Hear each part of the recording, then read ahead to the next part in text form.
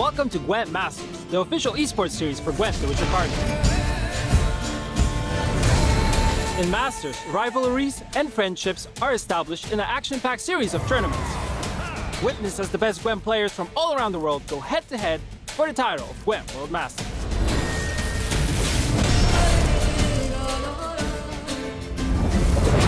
GWENT Standard Rank Play is the entry point for all players wishing to join the world of GWENT esports. Each rank season lasts 1 calendar month, and its highest achievable rank is the Pro rank.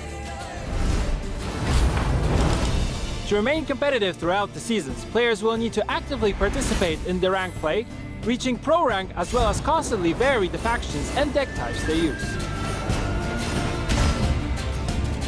Every ranked season players will be rewarded with crown points accounting to their achievements during GWENT Masters and its events.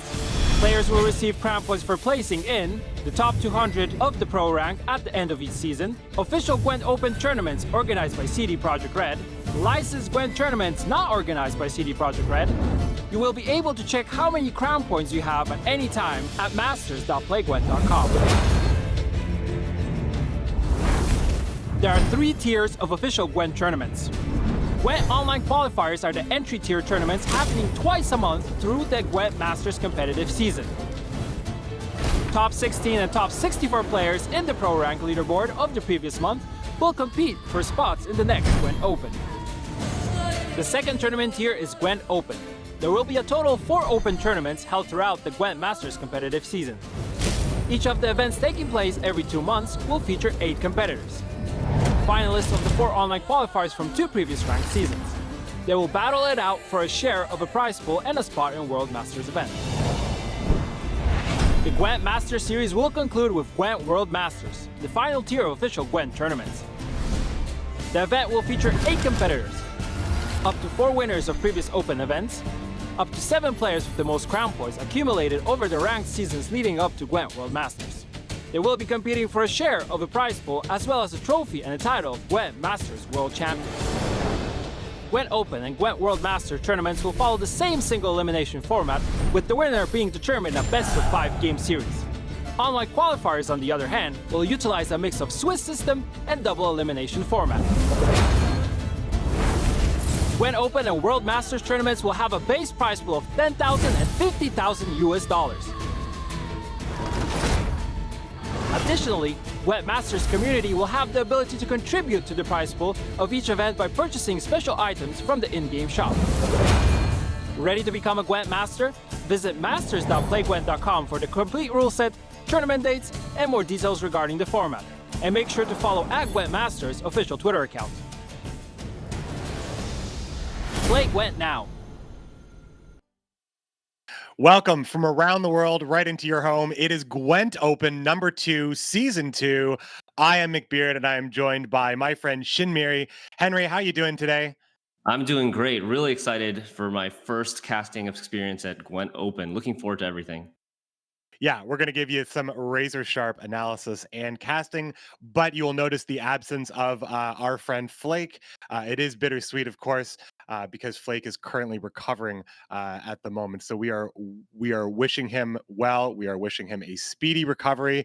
All of the GWENT community is waiting to hear from you, Flake. We love you, and we hope you get well soon. Yeah, our thoughts are definitely with Flake, and I've got pretty big shoes to fill this time around. But I'm very excited to see what's in store for us this weekend.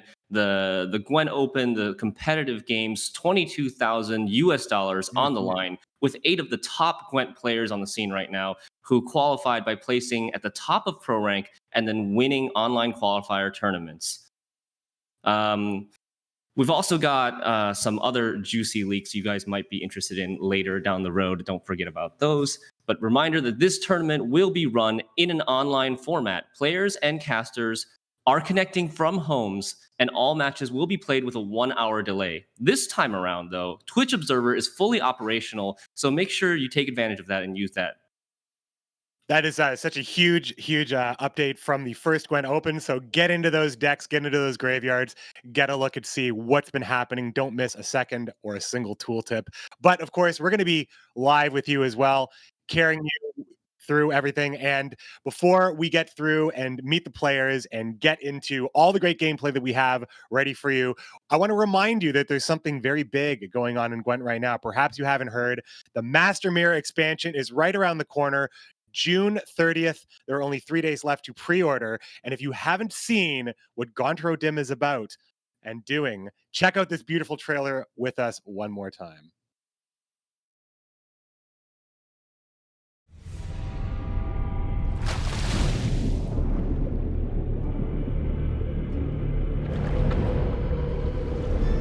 Ah, hello. No, I fear this is no dream, my friend. Didn't actually think I would forget about you, did you? Me, who with but a whisper can swell a wave. Start a chain of events with consequences momentous. No, I never forget. And it's high time to pay the piper.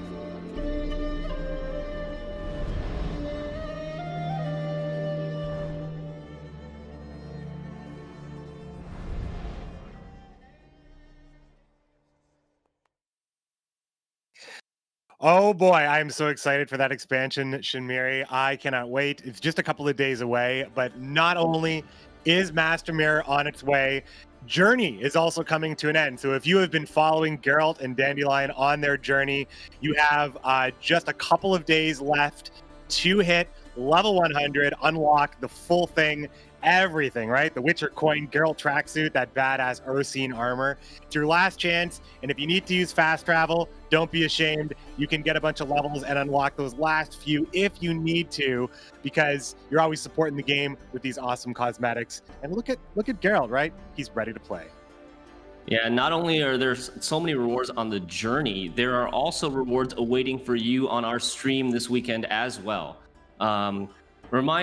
Let us remind you that you can get Twitch drops for watching the stream. In addition to the standard Twitch drops with kegs and premium powder, you can also get exclusive Twitch drops this weekend for watching. If you watch 4 hours of the tournament, you can get the Germain Piquant avatar. And 8 hours, if you watch 8 hours in total, you'll get a Master Mirror keg all ready to open on Tuesday when the Master Mirror expansion drops June 30th. And there, of course, is a little bit more to share with you as well, not just the Gwent tournament, but we've prepared the juicy leaks. And let's be fully transparent. You're going to see a lot of artwork today, and then you're going to see all the cards tomorrow. That's it. It's good what you're going to expect. Paul Berja, Jason Slama, we're going to be talking right before the finals, and we're going to be seeing some brand new stuff. But here's a little preview. Get ready to see some artwork today. What does this look like, Shinmiri? It looks like some kind of phantom, some kind of monstrous A thing. monster card, right? Like it looks like a giant wild hunt hound of some sort.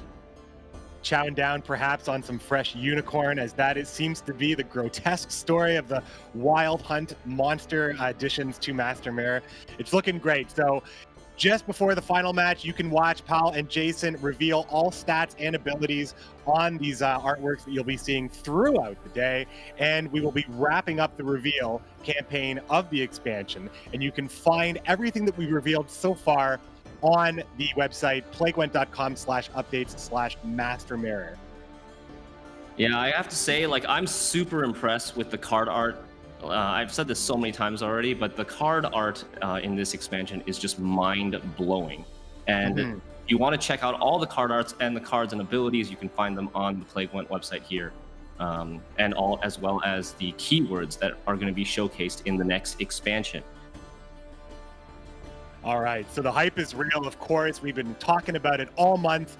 June 30th is the day for the expansion, but let's kick off and let's say celebrate the end of the pre-Master Mirror era and get into some Gwent Open #2. We have 8 players that have come. Well, they haven't come anywhere. They're still at home because we are still doing this online, but we have 8 of the best players around the world.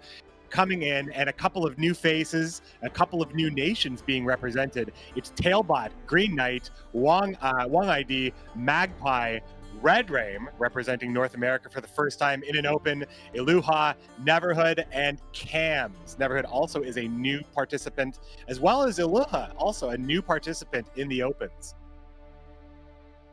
Now, if you want to talk about the, sorry about that. If you want to talk about the event, because we have a lot of matchups.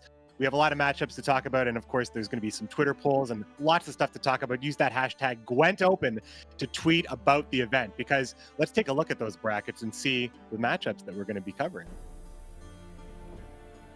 Yeah, the brackets today, we've got some really good matches for you.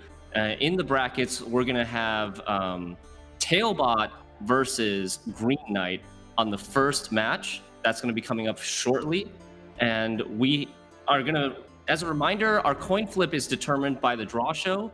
And you can see here on your screen here, Tailbot versus Green Knight. The first player in the matchup is going to be blue coin. And the second player is going to be red coin, meaning these are best of fives. So the first player, the blue coin player, will play blue coin 3 times out of 5, and the red coin player will play red coin 3 times out of 5. And second up, we have Wong ID Magpie. Third, we'll have Red Dream versus Iluha. And last but not least, we'll have Neverhood versus Cams. So getting things started off with Tailbot versus Green Knight. Now that's a great way to start off a four match weekend. So we'll be doing games 1 and 3. Our friends Jaggers and Impetuous Panda will be doing games 2 and 4.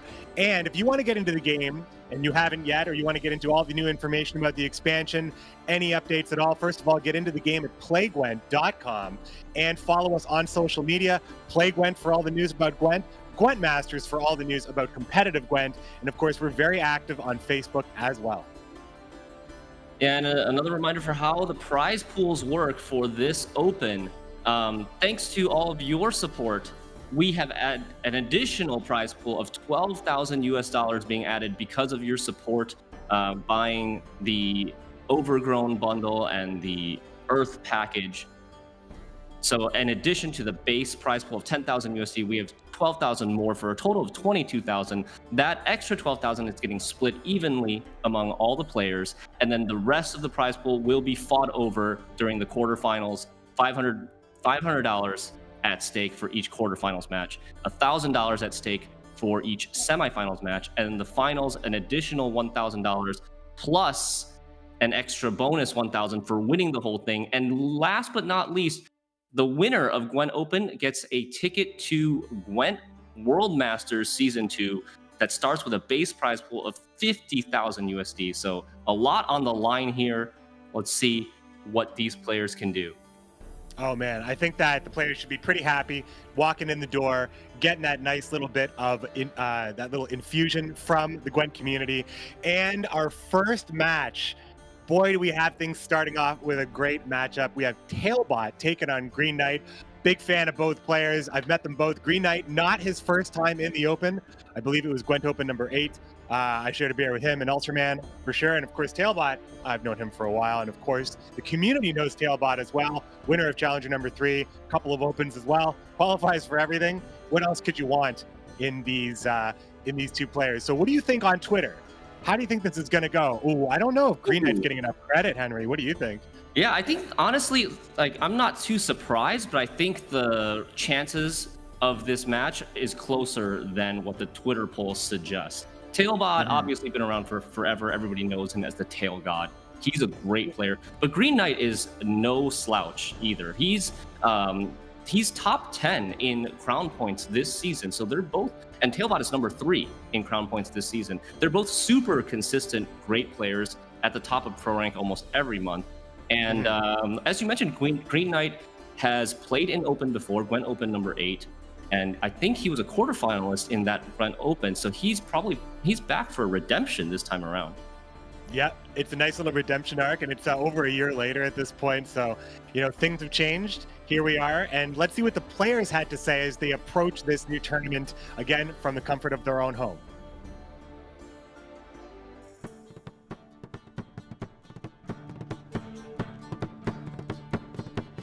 All right, I am here with Tailbot. You again. Are you actually still nervous after playing in so many official tournaments? Do you ever get nervous, Tailbot?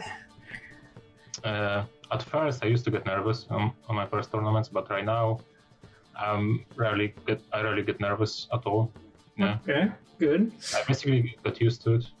Yeah, you get used to dealing with the stress pretty much.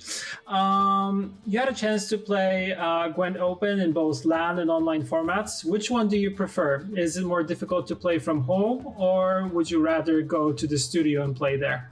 What's your preference? It's definitely more comfy to play at my place, but I still prefer to play at the studio. Okay, first of all, I don't have to worry that I will lose my internet connection. That's true. That's the most important thing. Yeah, and overall, I like the atmosphere there, and yeah, I also like hanging out with the people involved in the tournament. Yeah. Yeah. Yeah, it's actually better. Plus, you can stare in the face of your opponent, and maybe Yeah, I you can scare them. exactly intimidate. Exactly, intimidate. Regarding the last Open, the first one in this season, do you recall losing in the quarterfinals before? Did this ever happen to you? Did something go wrong, or simply did demarcation play perfectly, or maybe has Dex countered yours? What's your take on that? Yeah, I dropped out in quarterfinals before in tournaments. I mean, it happens if you play versus best players. You have decent chance to lose. I mean, even if you are like the best player in the game, you still are not gonna have that big of an edge over the other player. And yeah, I also think that demarcation played really, really well. You could tell that he was very well prepared for this, probably better than me, and yeah, that's why he won. But I still could have done some things better, and maybe I could have won the whole series if I played a little bit better. So it's also a bit on me.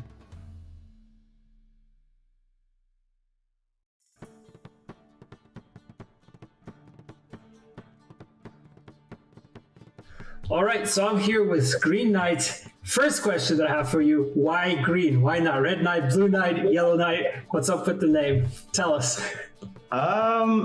That's a bit of a weird one. I don't know why the color green. I really don't know. But I used to, I still do play chess.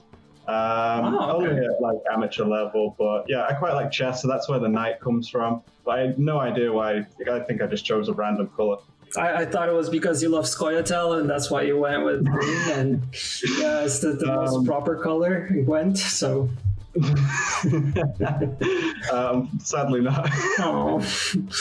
All right then. Next question. What faction are you most comfortable playing against, and why? Most comfortable playing against? Yeah.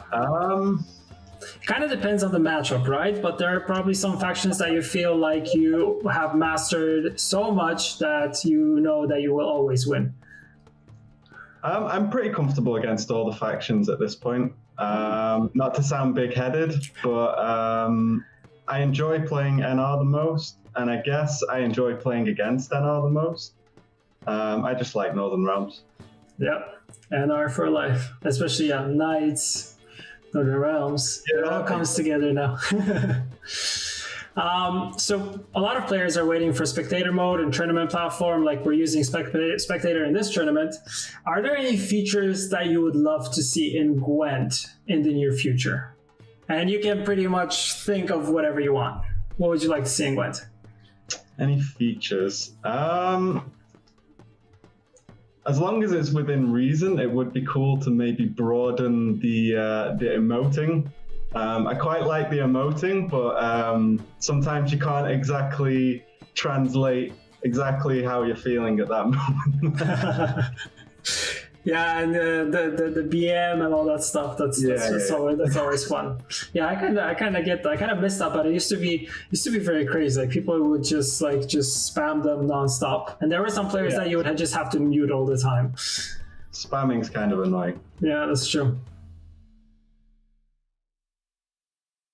All right, that's Green Knight and Tailbot. So we have seen the players, we have seen how they feel, we've seen the records. They're obviously great players, and now we get to see the weapons they've chosen to bring into this battle. So I think the first list we should look at is probably Tailbot because he has some pretty interesting stuff to see.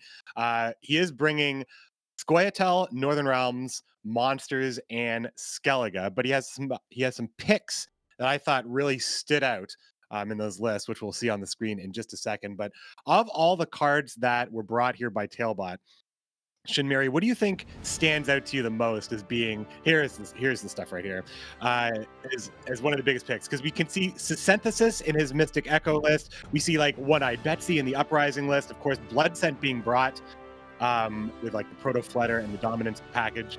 And Second Wind here with Hemdall, Wild Boar of the Sea. Yeah, like you said, Synthesis and Mystic Echo is a very new development. We saw Danurai win the last qualifier this past weekend with it, and so people are trying this out. Synthesis is a dragon tag. She's being played for her unique dragon tag, and actually people are cutting Great Oak for her, which is something that I never thought I would ever say. Great Oak has been such a huge staple in Scoia'tael decks for so long, and here we have Green Knight bringing Mystic Echo, Imperial Formation, Uprising Draug, and Second Wind mid-range as well. And Green Knight taking a little bit more of a traditional approach with the Mystic Echo here with Great Oak. Exactly, yeah, a more conservative approach. Less surprises, you might say. Looks like a lot of people have their bomb heavers loaded up, at least for... Oh, I would say that no bomb heavers are loaded up for Green Knight, whereas Tailbot was already. And Green Knight, yeah, pretty traditional. Knight's movement package and Mystic Echo. Really strong package, of course, utilizing stuff like Wild Boar of the Sea and Hemdall with a bit of a discard package in Second Wind. Draug being chosen. And you have some choices, I think, with Northern Realms when it comes to how to build your Uprising deck. And Imperial Formation, of course, has shown that it just has so many options to get those points and get those points back with cards like Damien. So it's going to be interesting. Now, last Open, Shinmiri, we saw mostly Scoia'tael banned. We're not sure how it's going to look exactly this time, but do you think that the meta has shifted in a certain way that we might see it a little bit differently? Well, here we go. We see the ban screen right here, and Tailbot's Uprising is getting banned, while Green Knight's Imperial Formation Nilfgaard is getting banned. Neither player actually choosing to ban Scoia'tael Harmony. I'm actually personally pretty surprised by this.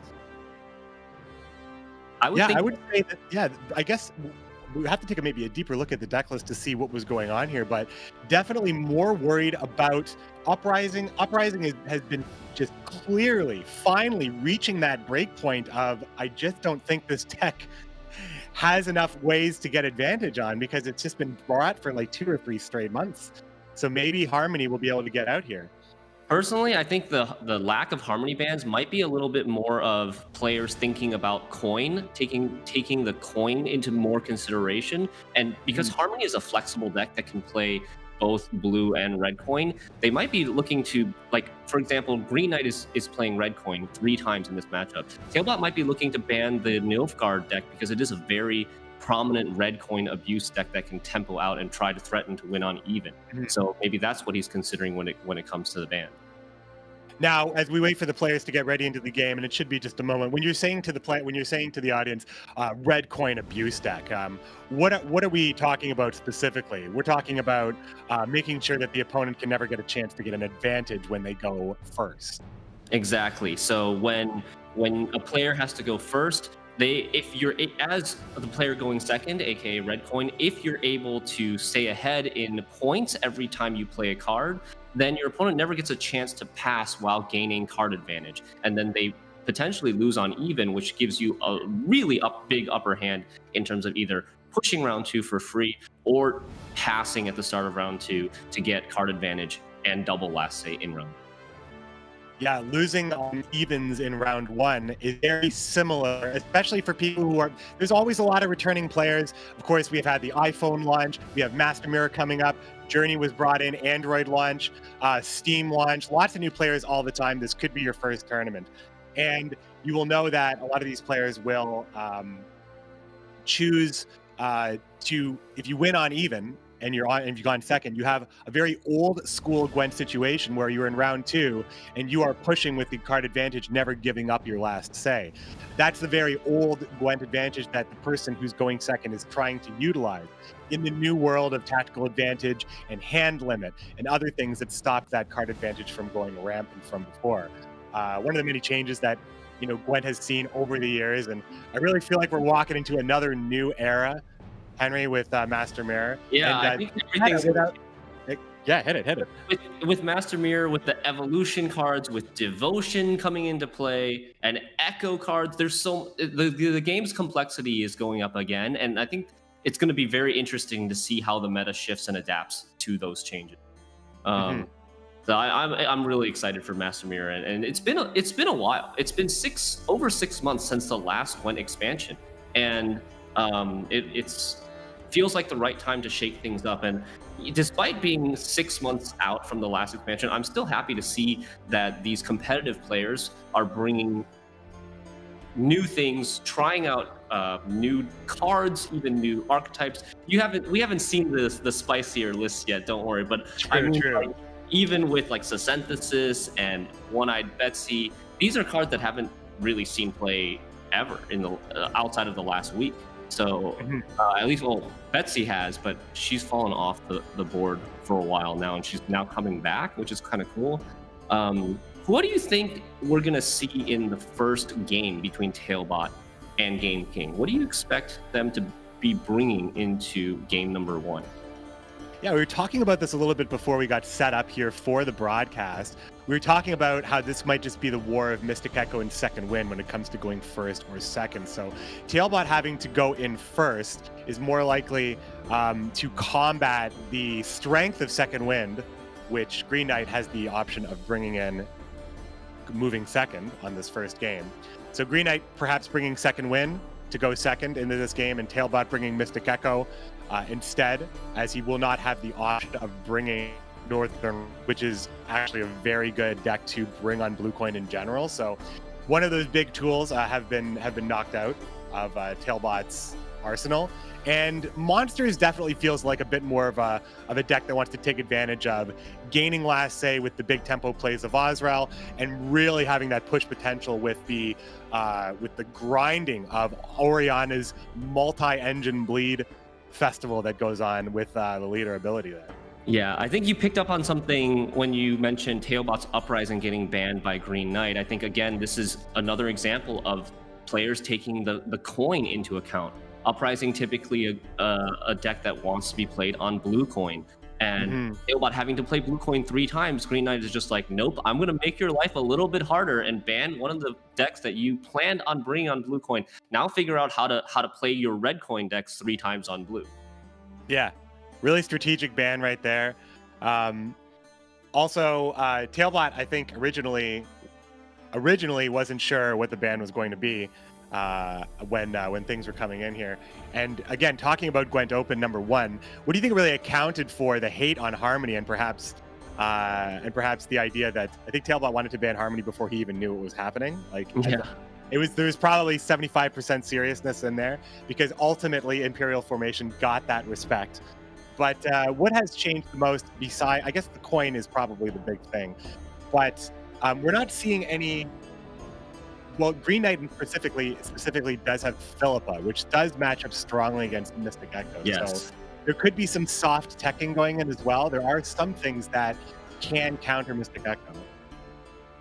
I do think Green Knight, he specifically tailored that Drow deck with the Philippa. The reason you would include Philippa is if you expected to maybe have a Harmony matchup. So the fact that we see Philippa in his Drow list leads me to think that he was planning on leaving Harmony open the entire time. And when it comes to Tailbot, he's got the Blood Scent deck, like you mentioned, is a Red Coin deck. Second Wind is also kind of a Red Coin deck. It wants to set up the Bloodthirst and then threaten that big swing with Hemdall, with Wild Lord of the Sea, after the opponent passes to catch up and win the round. Otherwise, it can just keep throwing out these low provision, non-committal bronzes and keep bleeding the opponent out of better and better cards over time.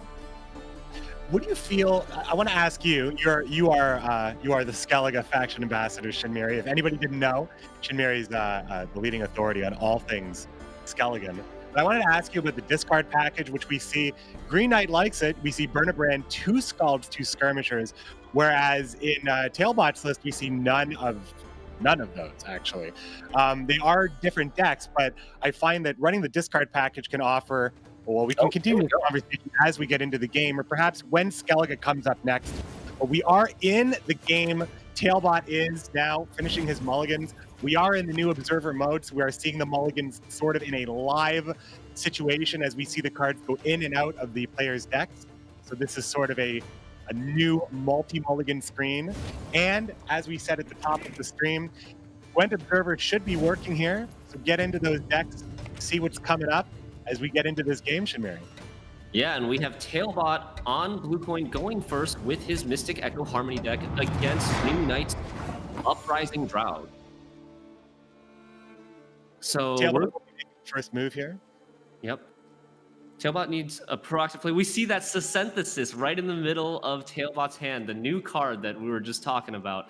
This is an immune dragon. She recently got buffed from 10 provisions down to 9. So people are trying her out, seeing if that unique dragon tag helps Harmony out enough, procs enough Harmony tags to be worth it.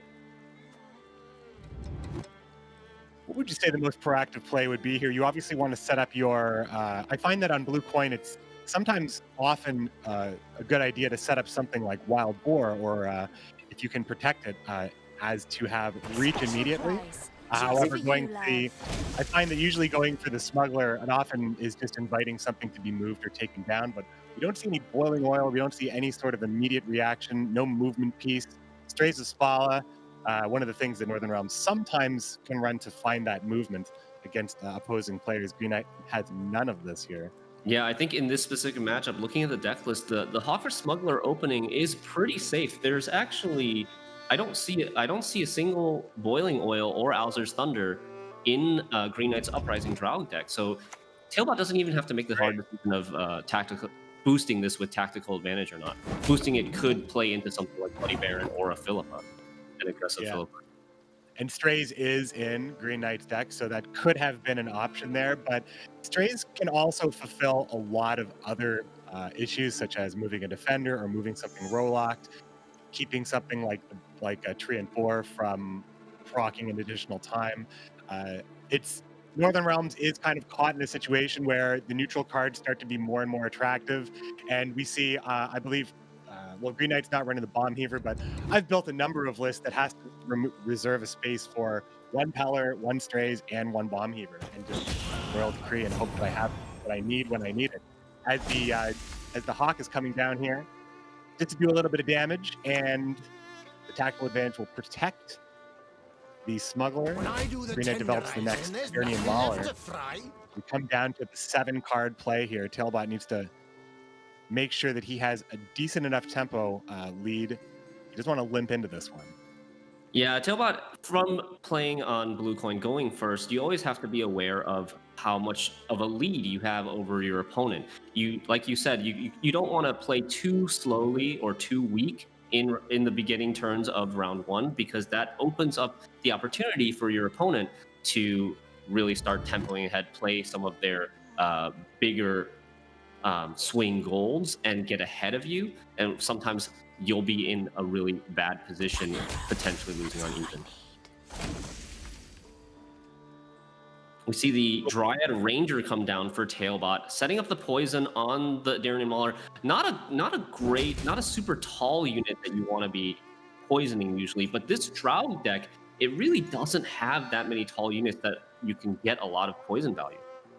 Yeah, Tailbot's not expecting to see Falibor or Drog anytime soon, and he does need to play the cards in his deck, and he has many good ones. Isengrim's Council, I think, is one of the most interesting cards to run these days in Scoia'tael, because you can really build to know what you can access.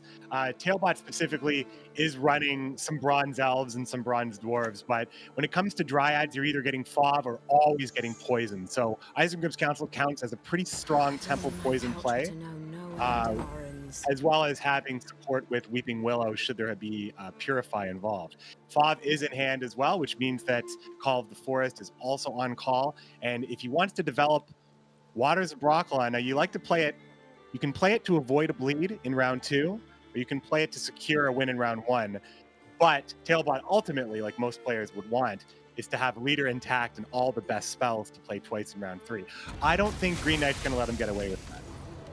Yeah, so Tailbot ends up playing the second poison here, completing the poison on the Dirnan Mauler. Again, not a huge poison target, but Weeping Willow and Dryad Ranger, the 2 poisons that he played, are also Harmony engines. So he has 3 engines on the board right now. One that's getting him carryover from the Hawker Smuggler, buffing the units in his hand, and then the 2 Harmony engines in the range row that will continue to grow if he plays more unique Scoia'tael tags.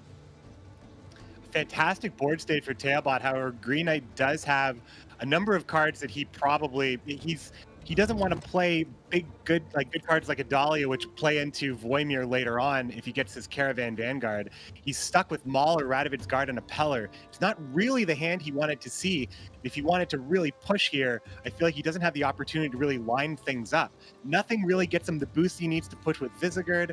Nothing really gets him the humans he needs to push with Drog, and he doesn't want to do any of that in round 1. I think he's got to go. Yeah, he doesn't look to take the early pass here after just playing 3 cards. And giving Tailbot the option to push against him in round 2, but he wants a long round 2. He wants as long as a round 2 as possible in order to have this time to set up his humans, swarm the board, and maybe transform all of those humans into revenants with his Drow. Yeah, Shamiri, correct me if I'm wrong, but Northern Realms doesn't mind passing in that state in that early in the game because Northern Realms tends to be very strong against the bleed. It has had a number of, in most of its different Uprising configurations, it's been able to do this. Drog has now taken the forefront. But what makes Northern Realms so good at avoiding getting all of their best resources bled out of them when their opponent has control of the game like this? I think one thing that really helps is the big impact reactive golds that Northern Realms runs in Falibor, Philippa, Anseus, and Bloody Baron. These cards are super strong in answering any threat that your opponent might put on the board in the start of round 2. For example, if Tailbot wants to go with Water of Broccolon here and set up 2 4-point Dryad Fledglings, he has to be worried about that Philippa coming down. Even though we don't see the Philippa in hand right now, he's got to be worried about that, and he has to respect it. Yeah, Scoia'tael always has to respect it. That's why you might want to set up extra bodies. So it's possibly the Tailbot is now protecting his position and looking like he's going to do. This is a commitment already. No need to push this hard if you're just trying to throw cards away in the round. Tailbot is committing big stuff already. Figus is one of the best things to protect against some of the aggressive control that Northern Realms can run. However, Philippa can sometimes get behind those lines anyway, so the more bodies, the more chances it's going to miss. Yeah, Tailbot with an extremely powerful pushing hand here in round 2. Look at that. Every card he had was a gold card in round 2. He has both of his big engines, which in Treant Boar and Pavko Gale, and he has the Malena to help protect the Pavko Gale from like a Strayzla Spala movement and to move that Treant Boar back to the range row every turn so that he can get that 2 damage every turn instead of every other. Now, this doesn't necessarily mean that Tailbot wants to fully commit leader and an incredible amount of pressure right here. As Green Knight finally makes the choice to get things started. One of many, many, many plays Green Knight is going to make at 9 points. Dahlia at 9, every future Caravan Guard at 9. As well, we don't see any reinforcement, but there's a lot of these plays are at 9 based around the Caravan Guard at the moment. So Voimir will also have potentially a lot of great targets to get ahead. You can protect them. You can protect the Revenants as well. A lot of options, but Green Knight basically has to prepare. And Tailbot, he's committed a lot right now, but he still hasn't put his foot on the gas yet. This is just making Green Knight respect him. If he can get the pressure on without developing something like Waters right away, this could be very hard for Green Knight. Maybe not just in this round, but to win the next round in which Waters may still be available. Yeah, Green Knight a bit on the back foot now, having to defend with a mediocre hand, I would say. A couple of bronzes you see there in the Radovid's Royal Guard, Pellar, and Enchantress. And he's going to want to develop humans, swarm the board quickly, and then probably threaten with Draug. And this is why Tailbot is electing to choose to play Pavko Gale first before the Water of Broccolon. He's foregoing the Harmony procs on the human tag and just going to set up his damage so that he can kill as many of these humans as possible before they can become Revenants. If Green Knight does not choose to purify the defender here with the Pellar, would you say that he's missing the opportunity to do it, or would you say it's not as important? Although the choice is going to have to get made. It is going to be the Pellar. Okay, I wasn't sure if this was a must-do situation or not, but Green Knight now respecting the push, knowing that he's going to have to dig in, boost up some stuff, maybe get Visigored digging in on some of these units. Falibor is going to have to chop something down, but Tailbot's going to now make sure that he stays in this game with more engines, 2 more developed on the board with the Waters of Broccolon, 2 fledglings with Harmony. We already see dwarves and humans on the board, elves and dragons and trees still to come to proc these Harmony engines. Yeah, and potentially a gnome. So we can see the Pellar comes down. Green Knight knows that he needs to get past the defender in order to answer this Pavko Gale. Otherwise, this 2 points per turn in the form of damage is just going to wreck his entire human board, and he's going to lose a lot of his potential Revenant threats.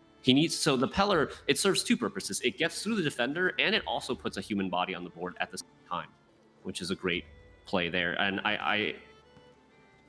I think it makes a lot of sense, again, for Tailbot to play that Pavko first, because 1 turn earlier Pavko means 2 more points of damage. If he had played the Water of Broccolon first, he would have gotten 2 points in terms of growing the fledglings. But in this case, against the threat of humans and Revenants, the 2 points of damage from the Pavko is much more valuable than the 2 points of boost that you. Yeah, setting up with an engine is always good. Northern Realms knows this very well, but Squayatel more recently playing things like Pavko and Treant Boar in more lists, being able to set up, especially in a Mystic Echo Mirror, very strong to actually get an engine set up before your opponent that can deal damage. And here comes the Boar. Now Pavko and the Boar will be able to do 2 damage. 2 damage every 2 turns. Sorry, 4 damage every 2 turns. But if Milena gets added to the mix, she can end up reloading the Boar, so the Boar can actually attack every turn, just like Pavko. So if Tailbot feels it, if Tailbot feels like he can put on the pressure, he's going to, he has all the tools, and right now he's almost he's over doubling up his opponent in points. Green Knight's got to get out of this, and he's got to play huge power plays. He may have to use his leader very soon, find a way to protect his humans, perhaps with Voimir. It's decent value, but I don't think Tailbot has any reason to let up. Yeah, this is a super threatening board right now. Tailbot with the 2 engines down, and Green Knight deciding to protect his humans early, committing the Voimir, getting some armor on the board, making it a little bit harder for Tailbot to kill the humans here with the pings. But I expect Tailbot to drop Milena here. Milena getting the elf tag, boosting the fledglings, but more importantly, being able to move that Treant Boar back every turn, getting extra damage every turn. It's like reloading a shotgun. Exactly. Right? Exactly. Pulls it back, boom. That's a great analogy. Green Knight, how is he gonna defend from this position? I think he needs to drop the Draug soon, just to threaten the fact that Revenants can start reproducing themselves. The Draug, typically Draug's strategy in round 2 to defend a bleed is to play humans, swarm the board with a Dahlia, and then play the Draug relatively early in the round, and then just scare the opponent into passing. Because if you don't pass against the Draug once it comes down, then the Draug player has a lot of ways to just overcome your point total, get the card advantage back, and then you're in trouble. I feel like Green Knight might want to commit one of his leader charges to drop Visigored and kill Milena, stop some of this bleeding. Also, he could use further pings from Visigored if he wanted to shape a board for a future Falibor. Now that there's no defender, but he is continuously down by a number of points. Here comes 2 boosts, 3 boosts. He's going to get the extra boost on the Lyrian Sideman for 1 more bullet in the chamber for Visigored. He's going to touch down. He's going to start shooting. He's going to start blasting. I think the target of choice is going to be the Pavko here. Pavko doing 2 damage per turn, and then he starts working on the Milena. I think that's pretty good. Milena representing 1 point a turn here, moving that 4 back. And also, killing the Milena could be bad here over killing something like the boar, but it does set up the Falibor on the Milena to get extra value, but killing the Milena removes all elf tags from Tailbot's side of the board, and when that Teruvial comes down, that'll reactivate the Harmony tags. That is a huge, yeah, I mean, the choice is not an easy one, right? You know, Milena's providing his board with constant value, but even in death, she will provide value. Squirtel's race is all working together. Yeah, this is the power of Harmony. This is the sort of risk reward that you have to evaluate as a good player, and how desperate you are in certain situations, whether you go for, you know, whether you hope that was the only elf in Tailbot's hand, or if there might be more coming. Look at this block on Falibor as well. Nothing able to get the death blow of 3, and there's no reach on the board for Green Knight, meaning that he's going to have to probably commit. He's probably going to have to commit Drog or go slow and just hope that Tailbot backs out. By like he does have a Sintered Enchantress and a Radovid's Royal Guard in his hand, which is not what you want to see when you are getting bled to the extreme tempo, extreme strength that Tailbot has been. Don't like to see that. You got to play them when you got to play them. More humans, more power. Green Knight is in a really rough position now because he's already expended his leader. Tailbot's still holding on to his Mystic Echo leader, which is an explosive leader ability, and in even a short round 3 on Water of Brocklon, just getting the bodies on the Dryads, getting potentially 2 more Harmony engines, and Green Knight has used up his leader, and he's probably not going to be able to get his card back. When this drought comes down, it only plays for 7 tempo. Quite slow. Here comes the play here. Another shot from the boar. Looks like Teruvial might come down here just to clip a Dahlia and hit Visegard. Get rid of that extra vitality point. And you can just hear every time the Milena moves the boar back to the range row, you can just hear the that cocking the cocking of the shotgun. You can just hear it. Yeah, she's nasty, Milena. It's funny because, well, here comes the big play. Enter the fray, baby. To your banners. Now, that's a lot of angry specters. Green Knight now has a lot of extra reach on the board, 7 additional damage to take the round. However, Tailbot, still with a massive point advantage, just going to say, okay, do what you got to do. Now, can Green Knight get away with just playing the Royal Guard here? Probably. He needs, 14 points? Royal Guard will play for 5 if we play it in the front row with Zeal. He's got 7 more points on the Revenants. Otherwise, he's going to have to go for it. He gets to 7 more points just from the pings alone, and then that's not even counting the replication, spawning new Revenants. Definitely good. Definitely going to be good. To get out of here. Green does manage to get out of round 2 without losing card advantage, but he is out of a leader. No leader versus Tailbot's full leader ready for another second Water of Brocklon. This is going to be an uphill climb for Green Knight in round 3, but he does have 2 of his most powerful cards in Falibor and Baron. That is true. Yeah, the 2 most powerful cards. He picked up Ensays here as well. Caravan Vanguard is going to probably have to do. The first mulligan is going to be the Mauler. Down on Tailbot's side, a little sweet and low, a lot of 4P cards in hand. And he's going to see more of them, but he does have that Bonded Marauder.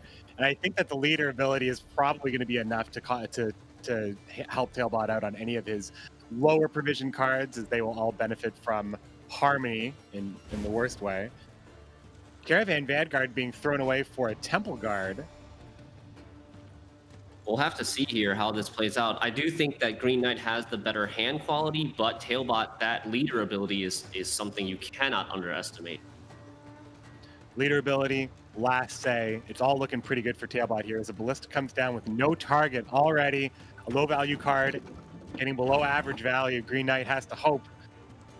I mean, yeah, Green Knight sacrificing that 1 point of damage on that Ballista because he doesn't want to play like an Onseus or a Baron in the back row, potentially risking them getting damaged or removed. Although it looks like Tailbot doesn't run anything that would remove the card, which is interesting. There is no Nature's Tailbot Rebuke. has a nature's. He does have a Nature's Rebuke. I am looking at Green Knight's list. My mistake. I was looking at Green Knight's list. In his deck, so it's a little bit. It's too much of a risk for Green Knight to play that on Seius in the back row. But with no leader charges left, Seius can't actually duel anything. If you It's don't, true. I mean, if Green Knight is playing to get maximum value, he has to formation everything. He has to line it all up for the Temple Guard. He has to get a Death Blow and Foul Board just to hope to have a chance. The leader itself might just be enough here. Green Knight could just. I mean, it is Tailbot's cards are a little on the slow side. Green Knight's not going to be playing on the back row if he can help it, but if he wants the extra points, he might. This is a good engine takedown here. and I think now we see why Green Knight chose to lead off with the Ballista, because it gets that 2 damage onto the orders on the board, ready for that second Water of Brothlon and the boost that comes with it, because he gets to play 2 cards in 1 turn. Boosting those fledglings to 5, and then it's the perfect setup for the 2 damage from the Ballista and the 3 damage Death Blow on the Foul Board to get extra value. I also encourage the Green Knight setup on the back row here, knowing that he might actually be able to take damage there. He does have a Baron for the reset, and it's possible that the reset on Foul Board for damage might be better than the reset on the Fledgling. Green Knight doesn't know how many Harmony procs there are going to actually be.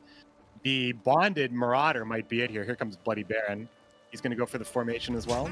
Yeah, he's got to get greedy now. Green Knight is in a little bit of a desperate spot, I think. I think he needs to get greedy and try to play these for formation to squeeze out as many points as possible. If only the Ballista was in the back row, the Temple Guard could be played for full value right now. Still had to play around the Double Temp Bowman, though, or it would just die to the Bowman. So he had to play it like that. Yeah, I imagine Green Knight's trying to do some math right now to see how greedy he needs to get if he needs to play the Unseius back row or not. This is when it comes down to really being able to keep track of what your opponent has played and what they're likely to have left in their hand. And we do see that, him slotting the Unseius right in the back there, in between the 2 other soldiers, boosting it by 5, and potentially forcing Green Knight to have an answer for this. He does find Bowman. It was the Bowman. Okay. It happened so fast there. That was Isengrim's counsel for the Bowman, but he does have the lineup. Doesn't get the duel, unfortunately, even with the Temple Guard. He can reset the Unseius first to 4. He can, yeah. And then boost it up with the Temple Guard if he wants to duel.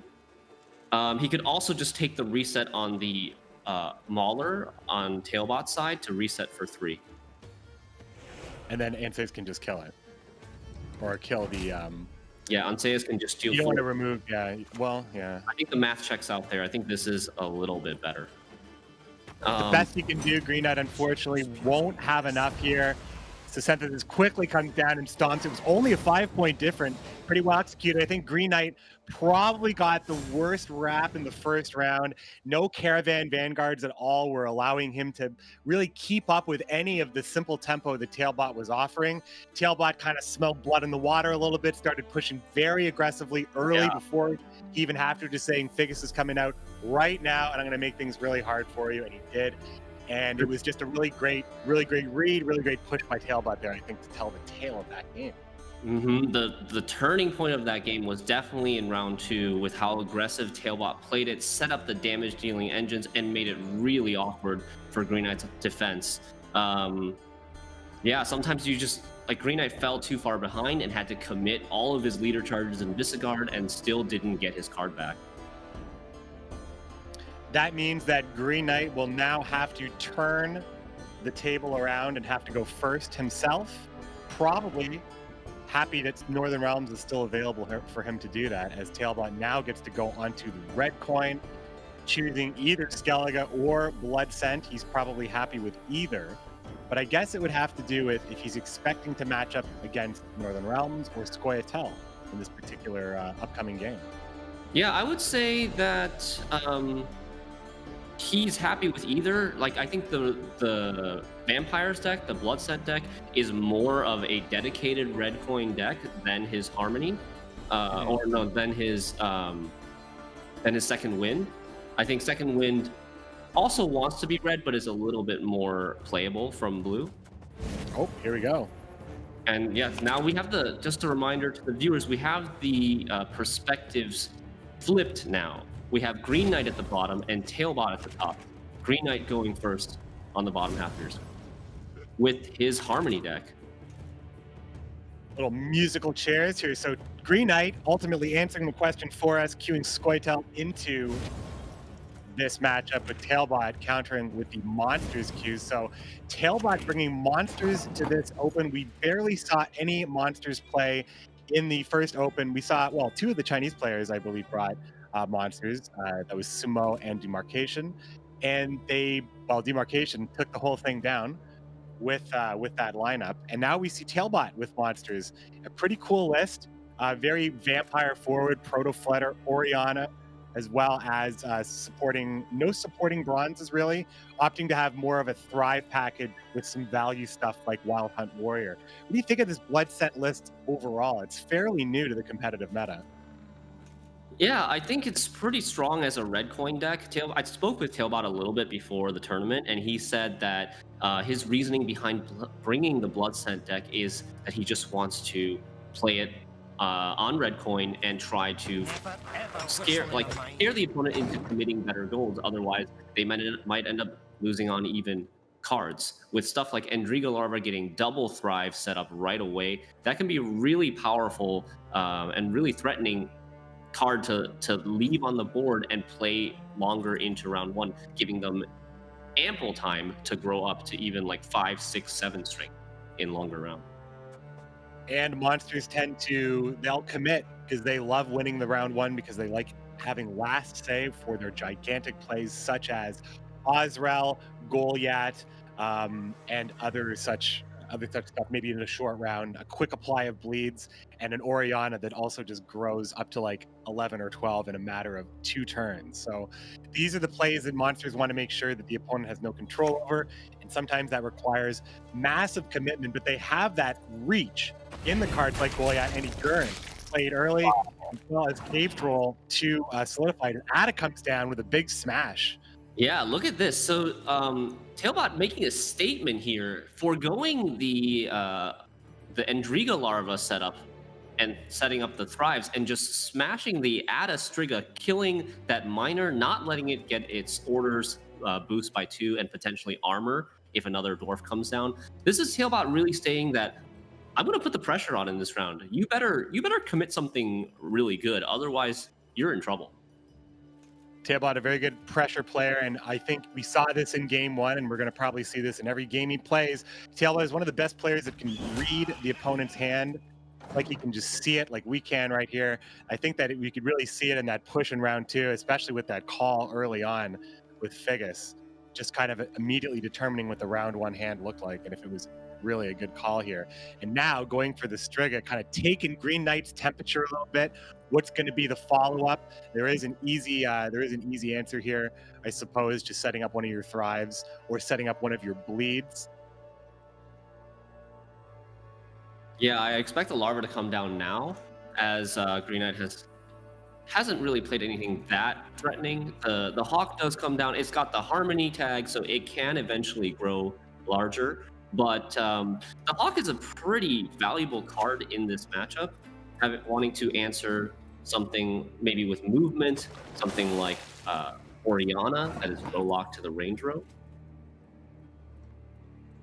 Hawk gets pushed back to the ranged row. Green Knight does have the opportunity here on, what are we at here? Eight cards here. So playing down to the 7th card. Doesn't have to be a large commitment. However, this could be the turn for tactical advantage. This is the turn where you would decide how much further you want to push in. It's hard when you're on the first point, you're on the blue coin. Going down to 5 sometimes can feel safe as a protection from bleed, as you can make it pretty scary early on if your opponent tries to get you. But passing any earlier than that, seeing what we saw in the last game, the 10 card opportunity, perhaps for the bleed. I don't think Green Knight wants to give that to Tailbot at all. Pavko Gale touches down. Not the first time we've seen him this tournament. And then he goes away. Wow, It's hot out there. It's hot out there. The respect that Tailbot gives to Pavko Gale here, heat waving it. I mean, that Drowner looks pretty good right now. I wish, like, Tailbot probably wishes that he still had that Drowner in hand. But if he hadn't played the Drowner, possibly Pavko doesn't come down yet from Green Knight. These are the things that, like, these players, this is an open deck list tournament, so these players get to have deck lists in front of them. They know exactly every single card that their opponent is playing, so they're matching up threats with potential answers. And Green Knight knows that this is the only Drowner in Tailbot's deck. This is the only movement that he has. So once he sees that come out, he knows that he can be safe with the Pavko Gale in terms of not trading it down to something like a Drowner, and instead trading it up to something like Hero. Play or pass. Green Knight is going to go ahead and say, Tailbot, play the card. Try to bleed me if you want. This is the second time we've seen Green Knight do this, sort of the early pass, confident that he won't be bled. So far, his confidence was a little larger than Tailbot's ability. But now he's playing Harmony. Harmony has a lot of ways to stay ahead, not necessarily committing, especially protecting early engines like Boar. Pavko can never be protected. Unfortunately, he's banished to the Shadow Realm. But still having stuff like Boar, as Tailbot just quickly picks this up with the Plumard to go into round 2. Yeah, Tailbot decides that's his weakest card. He doesn't care about having it for later. He'd rather have his Endriga Larvas, his Bruxa, both Thrive engines. Even that Noon Wraith, despite it being a 4 provision card, it has a big body at 6 power. So it does help your Thrives grow later on once they get bigger. But look at those draws. He draws 3 golds and says, okay, Noon Wraith, I don't need you. Let's look for something better. That is a powerful hand. It's going to get that Noon Wraith back. Noon Wraith back. You gotta love that. Well, I mean, Noon Wraith, especially you look at that new Devotion card coming out for monsters too, just these gigantic bodies at 4P, almost like the downside hardly matters because you're getting a Thrive on almost everything on the board and you're not spending a big card for it. You're just spending the Noon Wraith. So it is something that it's pretty good as far as a throwaway card could be. And you can use it later on as well as Tailbot now goes to develop the Endriga Larva. Do you think we're going to see a push with a hand like this? Do you think we're going to see a push from Tailbot here? I mean, committing the Endriga Larva, I think it signals that he wants to push. Despite Endriga Larva being only 5 provisions, one of the cheapest cards you can get, it is one of the biggest threats monsters has these days. Because it's so difficult to remove efficiently, and they just grow completely out of control if you don't answer them. I do like Dwarven Skirmisher's matchup here because the Dwarven Skirmisher can smash one of the larvas. It isn't, it's not a complete trade, but in a situation like this where you're just trying to defend above the danger level of cards, especially with a card up with Green Knight, being able to take one of the engines off right now without too much commitment, it is pretty huge because sometimes it's just hard to just efficiently get that damage in. Yeah, damage could be a good setup, and then follow up with perhaps. He decides not to go for that. Instead, tutor out the foe with Call the Force to get water block on out. I do think that there was an option to play the Skirmisher, but you do forego the Dwarf Harmony. Yeah, it's the Dwarf Harmony activation. I guess it's not like the Skirmisher isn't going to be able to connect with a 3-strength engine, as we see there's one still happily on the board here. Yes, the Bruxa also has Thrive, and that's a little bit easier to get rid of. 3 strength, no armor, compared to the Larvas, which are now 2 strength and 2 armor.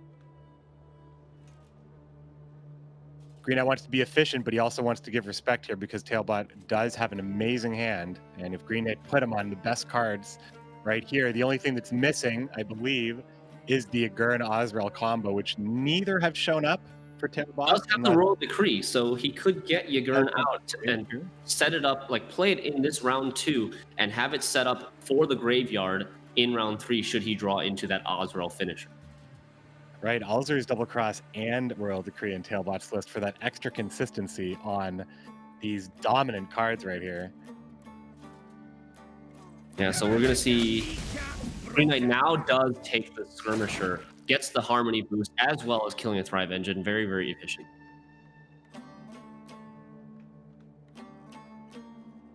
Probably Catacan if Tailbot wants to threaten. If he really wants to, I guess. If he really wants to push, it does give him pretty strong proactive play, triggers all his thrives, forces Green Knight to play a non-negligible amount of points. But Tailbot now being just down by 9, he has to really calculate this out. What does he want to see from Green Knight? Can he ever get Green Knight's leader out if Green Knight is getting solidified? It would only take one drop of Figus, one great board here for Barnabas, and I think Tailbot wouldn't have an opportunity to really bleed him out. That's a great question. So there is a possibility that Tailbot might go very deep in this round, if not all in. Looking at his hand, he doesn't have the Ozrel, which means that he doesn't have a card. Ozrel right now would be actually awkward in Tailbot's hand because he doesn't have a great tall unit to consume from the graveyard. So the fact that he has a lot of golds but not Ozrel increases the chances that he's going to go all in. He could use his leaders. He could use his Royal Decree to get Yagurn or Oriana. And Harmony can be put in an awkward position if they get all-in on in round 2, because their leader, most efficient use of their leader is for a second Water of Rockland. But you're trying to save it. Green Knight is trying to save his leader for round 3. But if he ends up being forced to use it in round 2, he won't be able to really use it for Water of Rockland, because by that time he'll have all these different tags on the board already, and there's probably only going to be like one new tag coming down at the end. So he would have to use it for one of his thinning cards, like Call of the Forest or Isengrim's Council, which is a significantly less efficient way of using it. That could Green Knight has had it with the abuse here. He's saying, Figus, protect these Dryads. No more. Playing Figus is such a great way of securing around. It is often answered with Purify and often answered, with movement in some cases. But when you're in a decisive position or a position where things are on the line, like round 1 and round 2 in a bleed, that Purify means a lot less to you now than it does in the decisive round where Tailbot needs to remove this to remove all your units. So this, I feel like, puts Tailbot. It's not a terribly slow play, but it's slow enough. Figus was able to actually put a lot more points on the board than Lady of the Night or Queen of the Night. And now we see Green Knight able to get up ahead in points, hold his own, now with 3 engines on the board.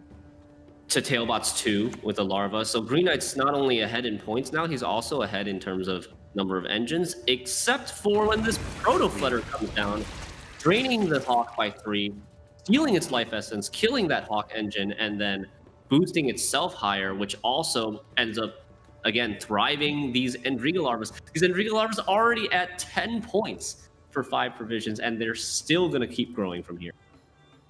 Definitely a good card. Both Endriga Larva and Proto Flutter. Proto Flutter we saw a lot of play when it came out, and now it's just sort of peeking out again, just seeing what's going on here. I think Green Knight has a great Barnabas board at the moment if he wants to just push ahead and make it that much more harder for Tailbot to commit. Although he does just have the Noon Wraith. The Noon Wraith represents 8 points just because of that Thrive one more time. So that's a pretty non-committal way for Tailbot to push a little bit further in here. I think that's why maybe Green Knight should start committing playing his best cards at all times. He also has the backup of the Poison, but unless he can play the Poison and stay ahead, it's too easy for Tailbot to get out, but he's going to do that. He's going to offer Tailbot the pass right here. Yeah, sometimes players will do this, and even when they have the opportunity to stay ahead and try to lock in the card advantage, they have to look ahead into the rest of the round and see, if I try to play my big cards here and lock in that card advantage, can I hold on to that? And Green Knight decides no, he's going to give him the pass, and he's still going to be fine if Tailbot does take the pass there. But Tailbot, very smartly, decides not to take the pass and play the defender now, which it makes Green Knight's life very difficult. He's got that 1 poison set up on that Proto Flutter, but now that's behind the defender, and he can't target the Proto Flutter anymore. The good news is that Malena can touch down proc all the Harmony on the board, move the defender.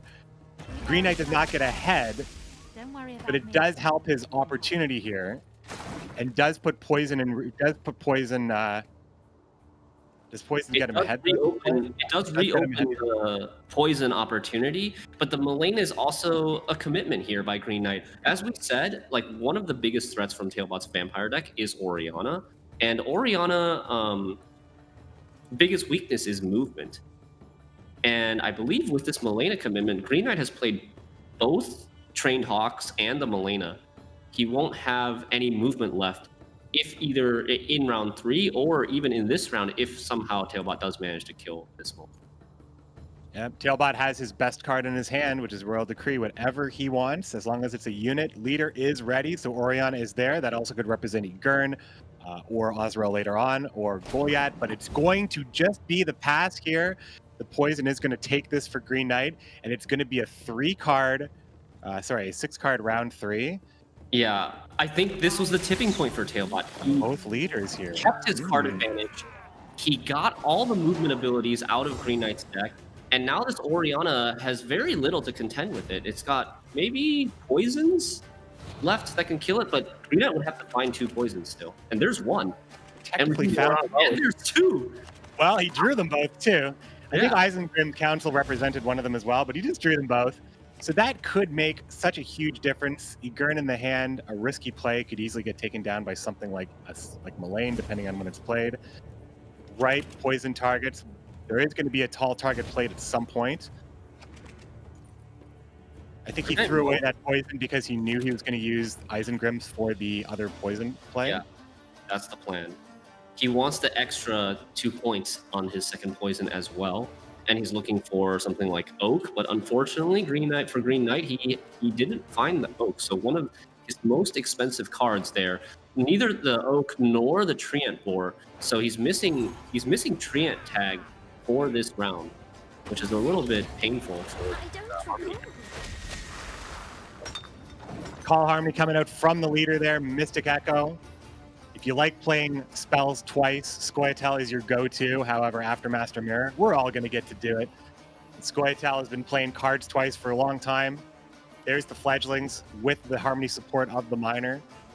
Tailbot now has a board to contend with, but now with his leader ability and Orianna in hand, Royal Decree getting Tailbot's best cards still, and now he has many of his best cards in his hand here. But Ozreal or Goliath, either one, depending on what's necessary.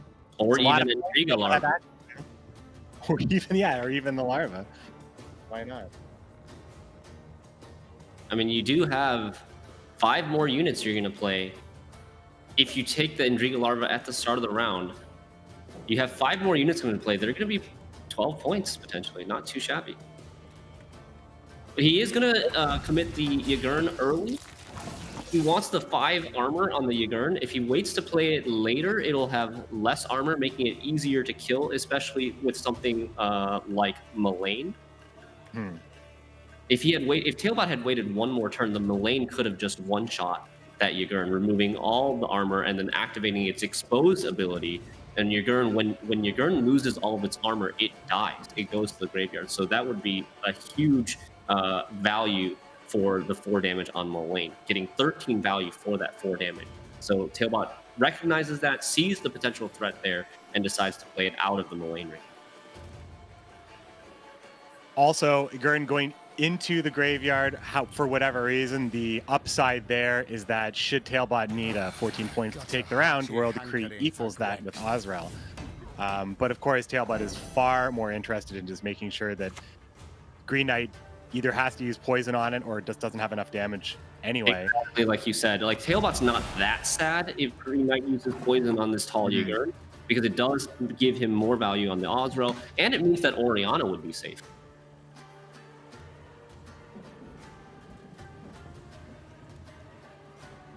Green Knight's got to figure out here where that poison is going to ultimately go. When it is going to go. Mullane only represents 4 damage no matter which way you look at it here.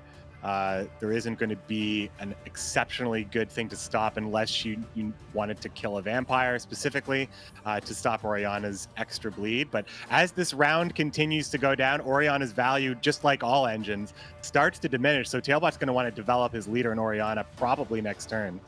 Yeah, next turn, Green Knight will only have 3 cards left in hand, and Tailbot will need to commit his leader if he wants to get full value from his leader, because it takes 3 turns, 3 Green Knight turns to get those bleed full effect.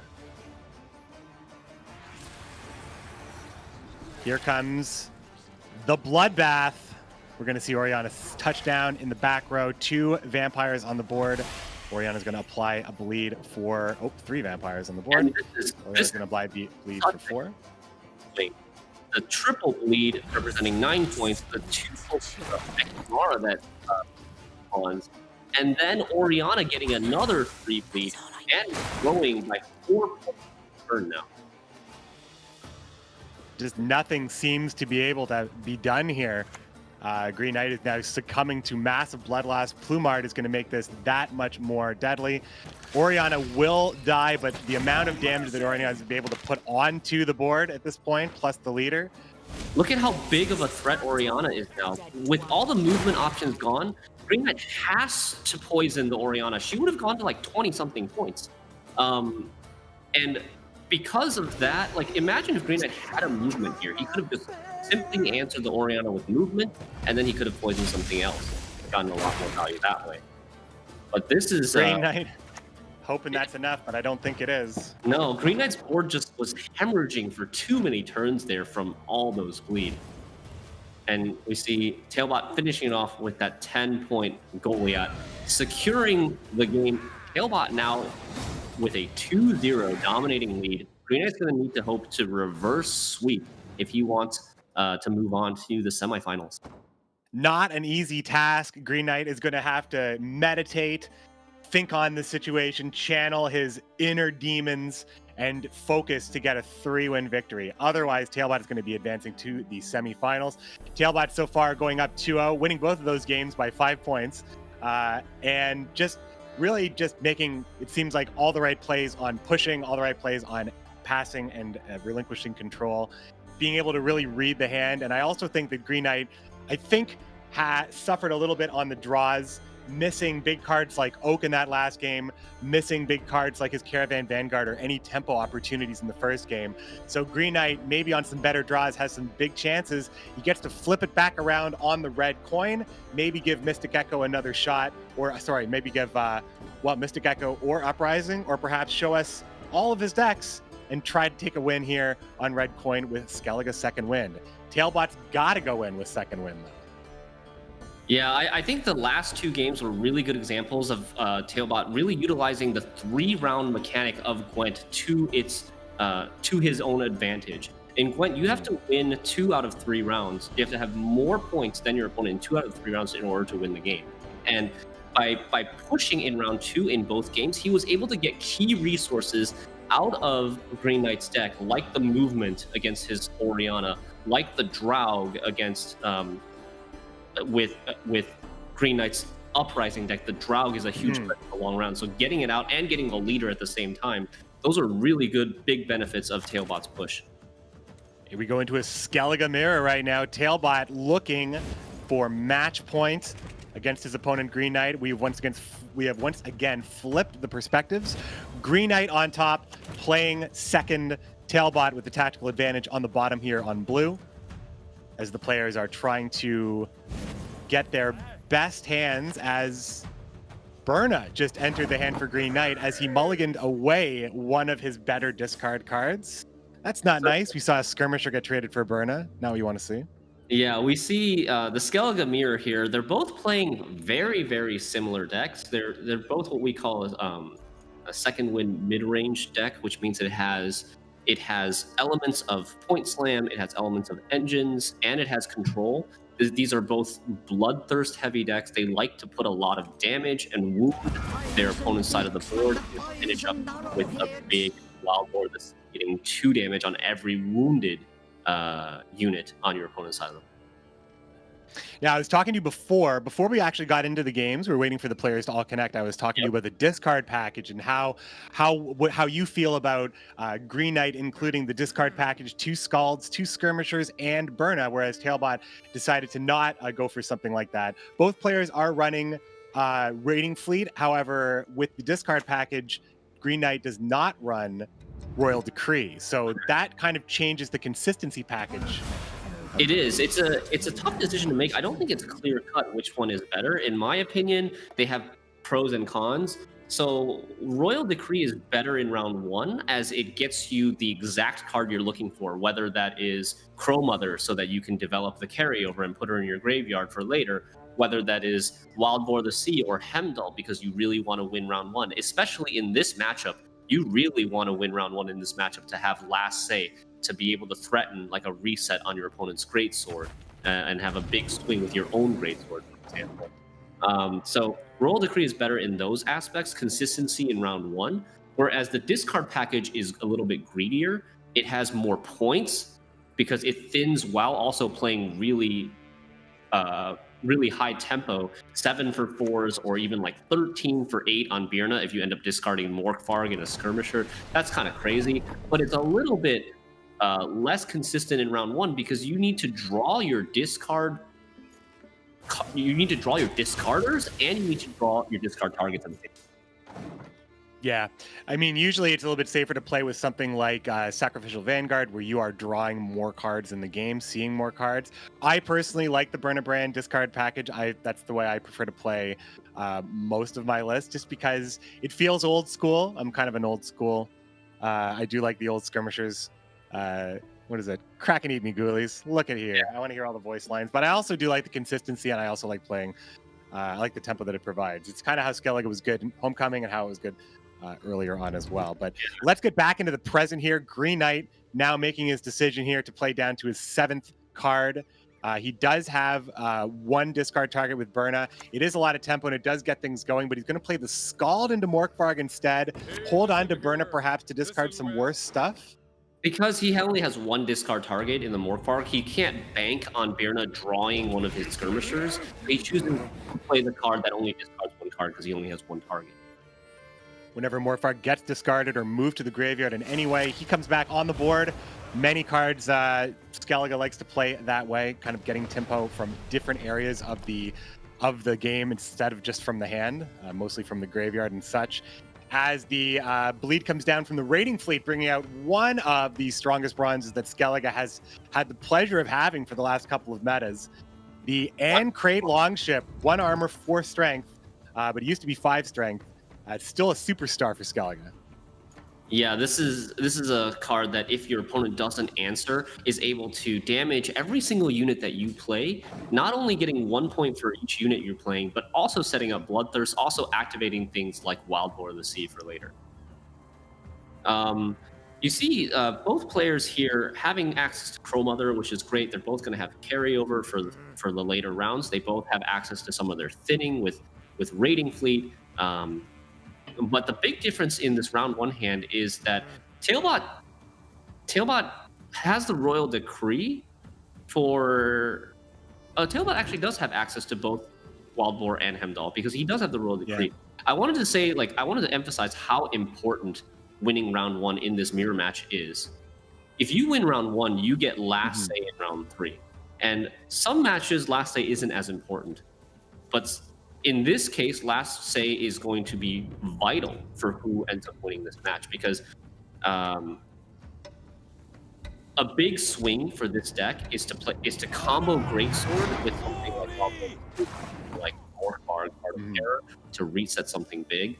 And if you're not going last, you can't actually take advantage of your Greatsword because if you boost your Greatsword really high, your opponent who has last say can just play their own Greatsword and then Morkvarg, Heart of Terror and steal all that boost onto their side of the board. They reset your Greatsword while boosting all their Greatsword by the same amount.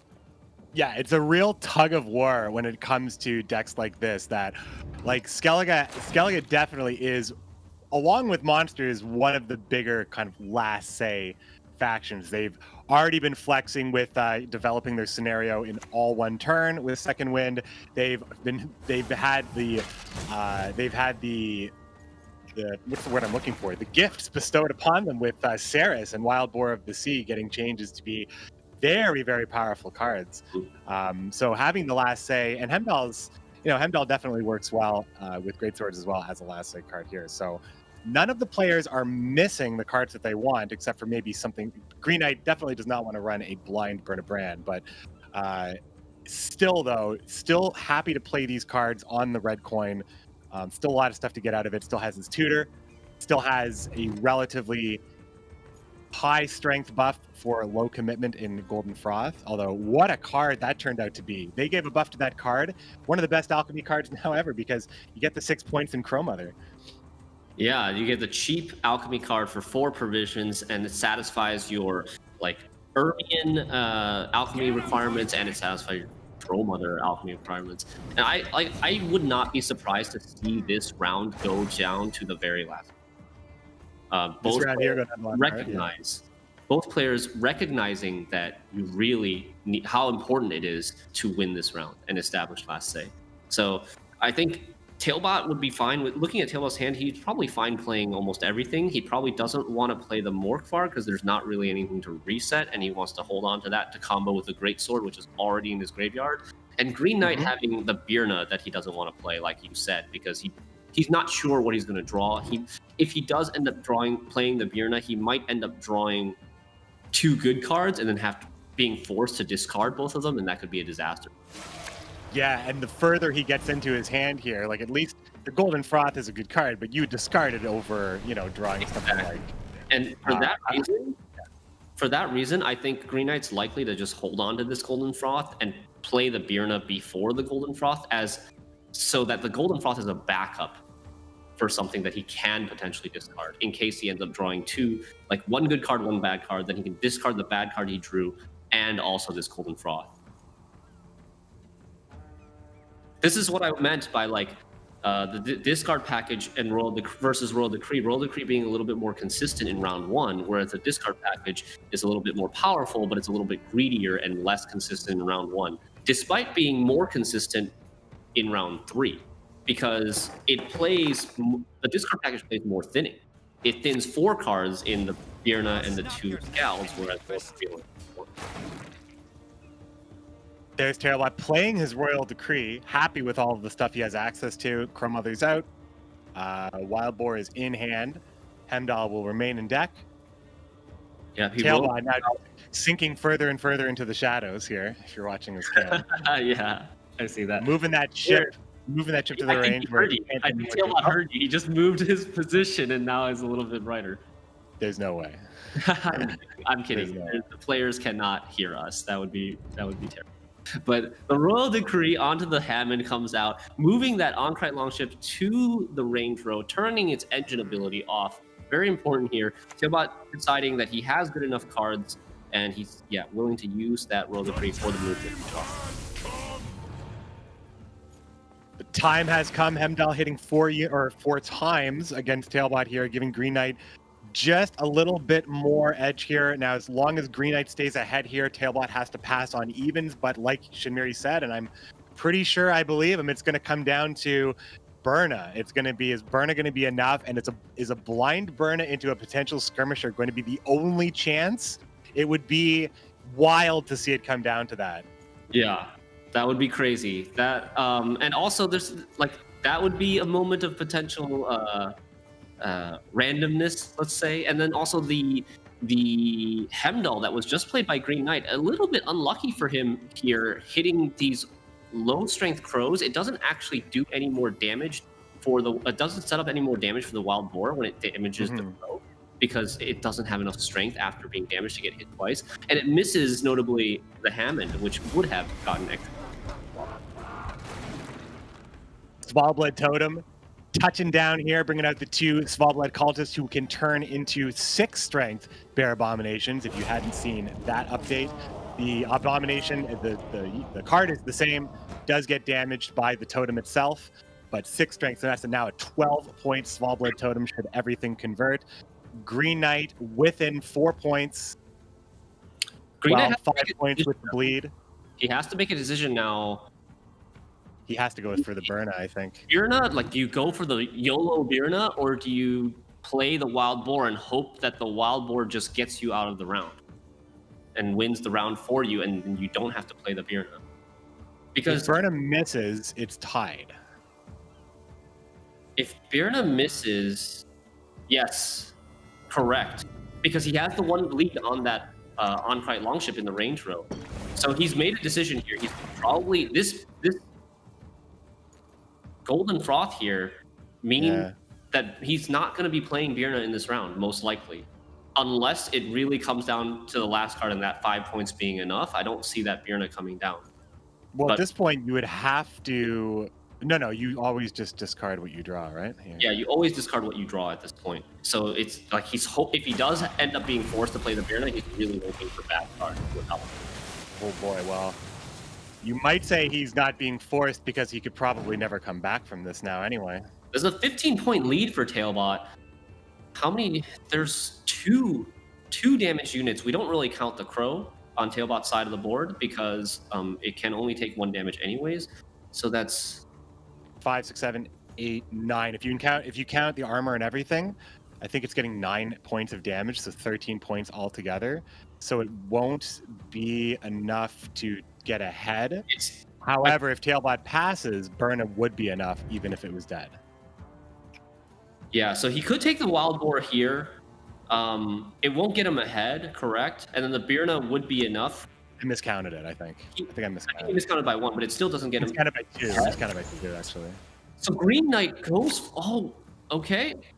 Oh, that's not too bad for him. Like this. Not too bad. No. It's not too bad. You're not happy about the scowl, but he didn't get skirmishers. He would have really liked to get skirmishers, right? Because those are another 3 points for him, and he doesn't have to discard the scowl, which could potentially end up playing for 10.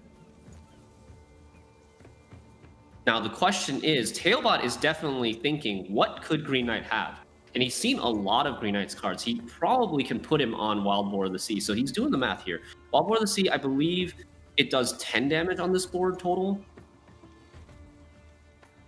On this board, yeah. I only counted the damage units, but I didn't count the fact that everything gets hit twice, right? So no, it's 5 on the damage units. 5 on the damage units, and then it misses the ship. Yeah, and then there's 7, 8, 9. It is 9. Yeah, it is 9. It's going to be the pass from Tailbot. He's going to say, "All right, play the ship. Play the ship, my man." I'm actually very surprised by this pass. I thought Tailbot being up 2-0, he wanted to just see maybe he doesn't have it. Maybe he's bluffing. Maybe he was bluffing. Maybe that's what Tailbot was thinking. But if Tailbot does put him on the Wild Boar of the Sea, Tailbot knows that he could win the round with the Morkvarg. The Morkvarg makes it so that the Wild Boar Sea is not enough, but maybe he was scared of Green Knight using something like Leader to win on even. That potentially could have scared Tailbot into passing there. Yeah, so this definitely changes the dynamic here. Now Green Knight's 100% won, but he is down a card. If he takes the pass, he has the last say. If he goes for a bleed, if he really wants to make sure that they go into the last round without Leader, he could go for a very aggressive approach to try to squeeze the Leader out and then take an advantageous pass. Lots of little things you can do in a mirror, but when there's only 3 cards in your hand, you kind of have to take what's given to you. Yeah, both players really taking their time thinking about their mulligans here. Nobody's moved a muscle yet, and they're finally with like second. There goes the Bomb Heaver. Bomb Heaver does represent 8 points in this matchup. It does. If Green Knight ends up drawing the totem like he did, it does represent 8 points. Look at these cards. Look at these cards. They're not bad. I don't think it's good for push unless you want to push with Ermion straight up or you want to push with Totem.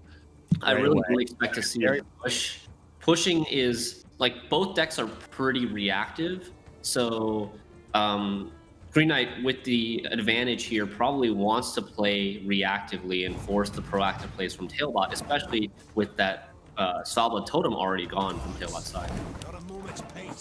Nothing really to worry about. No poisons, no bounties, no locks. Usually Grimace is just going to go into the graveyard. Savage Bear actually represents more points in this situation, unless you're specifically clearing a bleed. Nice draw from Ermion. There's that Bomb Heaver again. I wonder if Tailbot thinks it's at all worth it.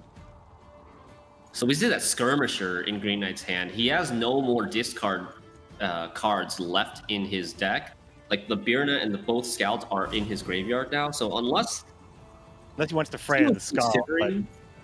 to resurrect one of those, he might end up discarding this.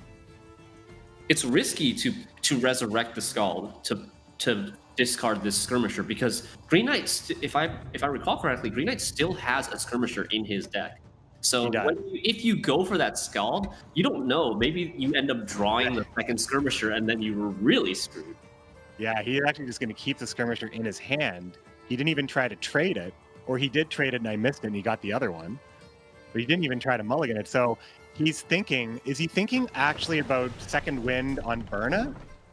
Because if he second wins Berna, he may actually get both Skirmishers. And if he plays Ermion to pull a card out, he knows that the two cards well, I don't know if it's 100%. I don't think there's a way to make sure it is.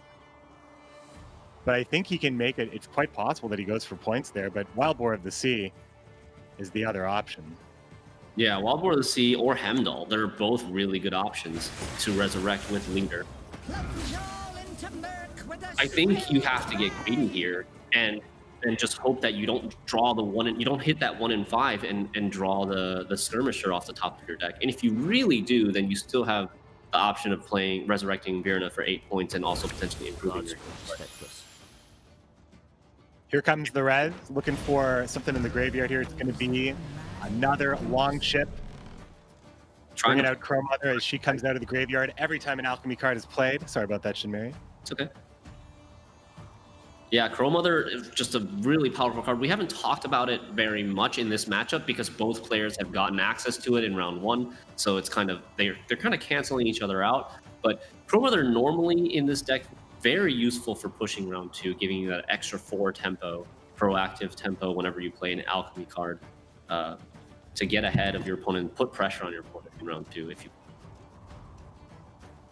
Yeah, because we were talking about earlier about how it's been a long time since an expansion, and Merchants of Ophir came out in last December, and but man, Merchants of Ophir came out with some great Skellige cards. Crow Mother has been in like almost an auto include ever since then. As the totem comes down here, Fanatics on the board, potentially 12 points. Tailbot taking that 8-point value.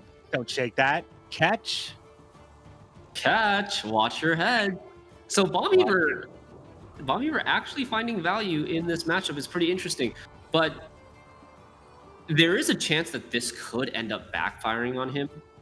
If the Hemdall ends up hitting one of these Fanatics twice, it could soak damage and then transform it up to a 6. So it's true. This and really a limited amount of targets for all of this stuff. Right now, Tailbot doesn't really have anything to target. Like he's got this double bleed on this Savage Bear that he can't target the Fanatics. He maybe doesn't want to target the Crow Mother because of if he wants to play Wild Boar of the Sea with his leader, then that'll end up killing the Crow Mother, potentially giving Green Knight Alchemy Resurrection again. Like this is a very reactive deck, like I said. Ermion is going to be resing the Scald here, yes, to throw away the Skirmisher. He might bring. Oh no! The Skirmisher. That's not what he wanted to see. That is not what he wanted to see. I think Green Knight got stuck with a couple of mean cards in all of his games. I think you could look at something that just really was unfortunate in very specific times here.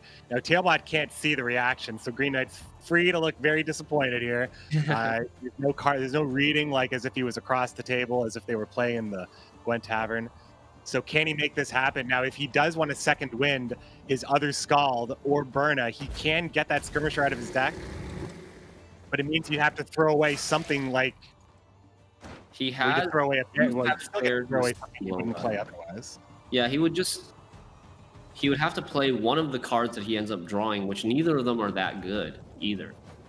So I don't know what he does here. He might end up just biting the bullet and playing the Skirmisher as a 3 so that he can resurrect something more useful, more impactful with his leader ability like Wild Boar of the Sea.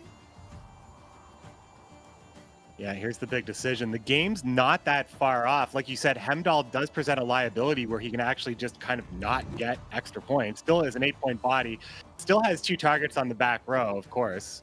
Yeah, Green Knight recognizing this, playing the Scald on the melee row, stacking the melee row a little bit so that if the Hemdall does come down, it increases, this encourages Tailbot to Hemdall the melee row, but it also means potentially more damage to activate those Fanatics.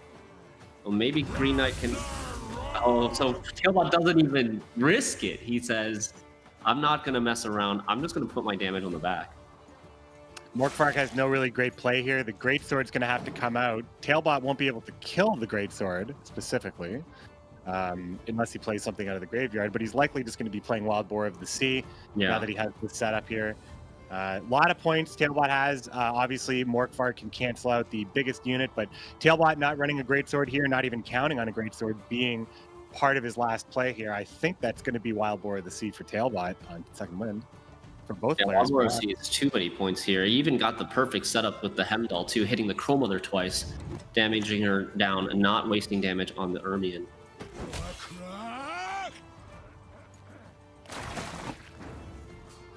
If Tailbot plays Morkvark on the Greatsword first and then plays Wild Boar of the Sea, That will kill it. Kills the Greatsword with the Wild Boar of the Sea. Morkvark does only 1 damage to the Greatsword because it is already damaged. And look at this, the board wipe. 30 Oh my points. god, that is 30 points man. different. We talked about last save being a big deal, but look how Tailbot made the best of a bad situation, and he gets the 3-0 on my poor friend Green Knight, but my other friend Tailbot, he's going to go into the semifinals with a dominant performance against UK's Green Knight. There he is in the shadows, looking like an anime villain, just having the light shine through his glasses. I love it. Yes. Yes. Congrats to Tailbot. 3-0. Very, very smooth victory over Green Knight in the quarterfinals. There we have it. Winning the Skellige mirror match on Blue Coin is no small feat. That's very impressive. Yeah, it's really good stuff. What would you say? Do you have any questions? I'm going to ask Tailbot a couple of questions about this victory in just a second. I'm definitely going to ask what he thinks the biggest contributor to his victory was. Yeah. What else should I touch on? I think that definitely knowing how to play the coin very well and queuing into his matchup seemed to also be very good for him. Yeah, I would also like to ask him about the Synthesis pick. Yeah. Because it's pretty unique, pretty interesting. This is the first time we've seen it in an official GWENT Open tournament. Yeah, for sure. I'm not going to miss an opportunity to ask him about that. But it was a really dominant performance. I mean, what could Green Knight have done differently? Do you think draws really played that much of a factor in the loss? Did he miss any opportunities? It seemed like he tried his best, but Tailbot just happened to have almost every advantage. It came down to the fact that Green Knight chose to play the discard package over the Royal Decree package. Like I said, it's a little bit greedier. It has more points, but it potentially is risky when you're forced to play your discarders separate from your discard targets, like he was forced to do in round 1 with that beer net at the end of the round. Definitely, yeah. And ultimately those were some of the bigger difference in Tailbot's list. Definitely seemed to give him the upper hand. It was too bad Green Knight couldn't get that tempo, and also missing the skirmisher and getting the skirmisher at the very end didn't help. But the domination that was left, the destruction left in the wake of that Wild Boar of the Sea was kind of hard not to notice. Yeah, I think Tailbot's ready here. Okay. I think Tailbot's ready on the other side here. So I'm going to talk to my buddy Tailbot. Tailbot, how are you? Congratulations on winning the first match here of GWENT Open number 2 in the quarterfinals. How are things? Can you hear me? Tailbot maybe can't hear me, or he's just emotionless. I would imagine that it's probably because he has no feelings at all. That seems to be on par for the course for Tailbot, unless you can hear me now. Tailbot, are you there? All right, looks like we're just going to wait for a second for Tailbot to get connected, but I'm pretty sure he could hear me. I'm pretty sure. I don't know. he's just messing with you in production. You know, I called him my friend like 3 times during the cast. He's probably like, I'm going to send him a message. We're not friends. Okay. Don't talk to me or my son ever again. Yeah, I think going back to that final match, I think it was important that despite losing round 1, Tailbot was able to save more resources, bigger stuff for round 3. With like, he still had the Hemdall in hand, he still had the Morkvark Heart of Terror. That clutch kill on the Greatsword with the Morkvark just doing that one tiny bit of damage to set up for like not only the Morkvark but everything contributed, right? It was the Onkrite Longship that got the first damage in, Morkvark getting the second damage in, and then the Wild Boar of the Sea finishing off the Greatsword. I love it when a deck has like these multiple pieces that come together to help you solve a threat. Yeah, and it's funny because like I saw it possible, but I called it out like I didn't know if that was even the best play. Like, was there a better play there? But no, I don't think there really was. Morkvarg was really just representing one or maybe a couple more pings, but just getting the Great Sword off the board completely. Just yeah, I mean, there is no coming back from that. No coming back from that. I found that now the Skelgamir was very interesting. However, we did get to see a lot of other really great matchups. We got to see Tailbot play Bloodscent. And I'm actually going to ask him about that as we have Tailbot on the line right now. So let's hop on over live from Poland. Tailbot, are you there, my man? Yes, I am. Are you there? Yes. Congratulations, my friend, on winning the first game here at Gwent Open 2. A lot to talk about in that matchup, a very dominant performance, 3-0. First of all, what would you say contributed the most to your victory overall? I think I just played well, to be honest. Yeah. I don't think that I did No argument. like something amazing that won me the series. I just played okay, and that was it. That's for sure. We were talking, Shinmiri and I were talking about how the bans seem to revolve more around the coin position, maybe than just around a deck's power. Did you ban more around the coin position, or did you honestly believe that that Imperial formation was just going to be the strongest deck you would face? Yeah, I banned Nilfgaard because, I mean, with this lineup, I would usually ban Harmony, but I decided that Nilfgaard actually has better matchups against my lineup, and so I decided to ban it instead. And also, yeah, like with 3 red coins, Nilfgaard can abuse red coin better than Harmony, so with 3 red coins, Nilfgaard might be better. And yeah, I feel like I have more experience playing against Harmony, so yeah. And also, I respect the deck actually. Nilfgaard Bears, I think the deck is actually pretty good. So, yeah. Nilfgaard Bears. Yeah, I know why you're calling it that. I also wanted to ask you one more question about your Mystic Echo list you brought to Synthesis. How has that card been working out for you, and what led to that inclusion to your Mystic Echo list? I saw Danny Rai bringing her to the tournament, and at first I was surprised, but I gave it a try on the ladder as well, and it was actually performing really well. And like, don't get me wrong, I don't like the card. But I also don't like playing Oak that much. And in tournament setting, cutting Oak might make even more sense, because like if someone is not banning Harmony, if someone bans Harmony, then it doesn't matter what you play, right? But if someone is not banning Harmony, there's like a decent chance he's prepared for Harmony, and he has like Crow punishes in his decks, and then Oak is bad. So then yeah, and like, yeah, I don't like her, but I think Oak might be even worse. So, but in the end, it doesn't really matter that much, to be honest, what you play on Harmony, because it's Harmony. We're talking about the cutting of Oak. Oh, sorry about that. The cutting of Oak definitely was very interesting. Anyway, Tailbot, thank you so much for your time. Congratulations. We'll see you tomorrow as you'll be taking on, well, we're going to find out who your opponent is going to be after the next quarterfinals match. But we'll see you tomorrow in the semifinals. Take care. And Shinmiri and I, we're going to have a little chat here as we move on to the rest of the tournament. Let's see here. What do we have coming up next, my friends?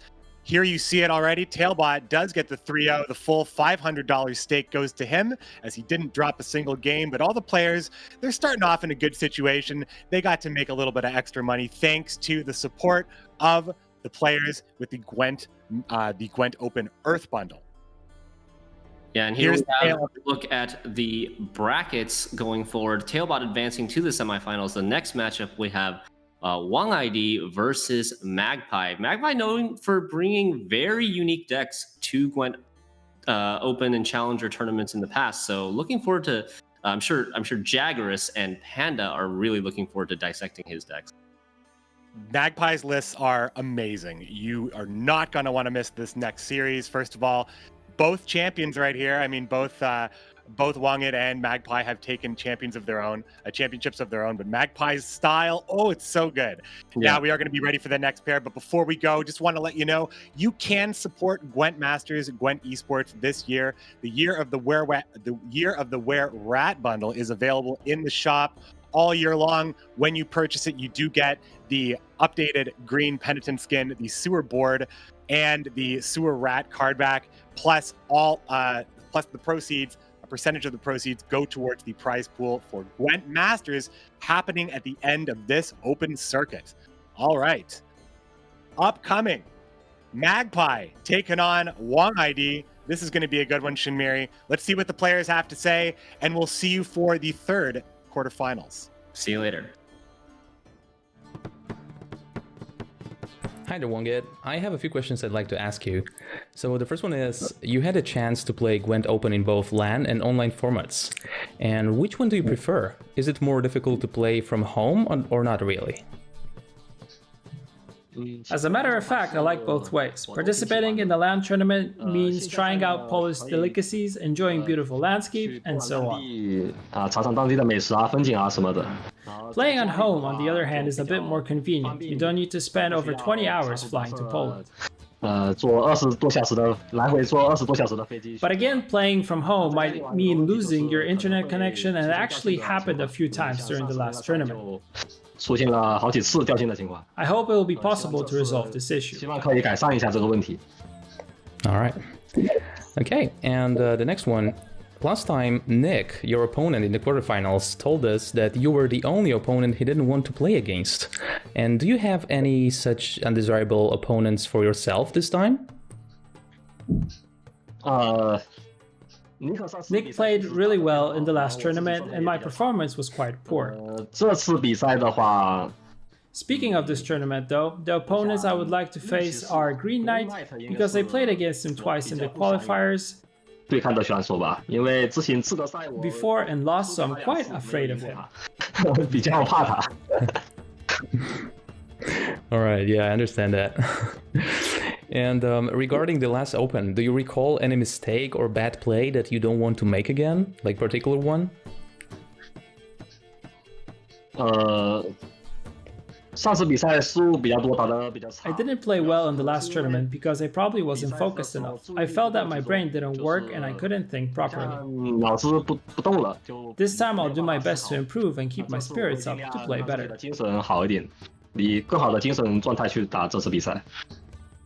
Alright, makes sense.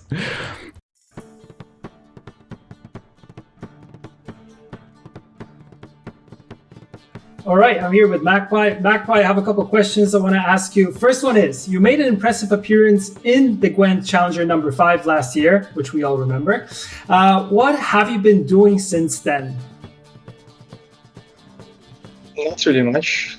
I was learning in university and playing Gwent. That's basically it.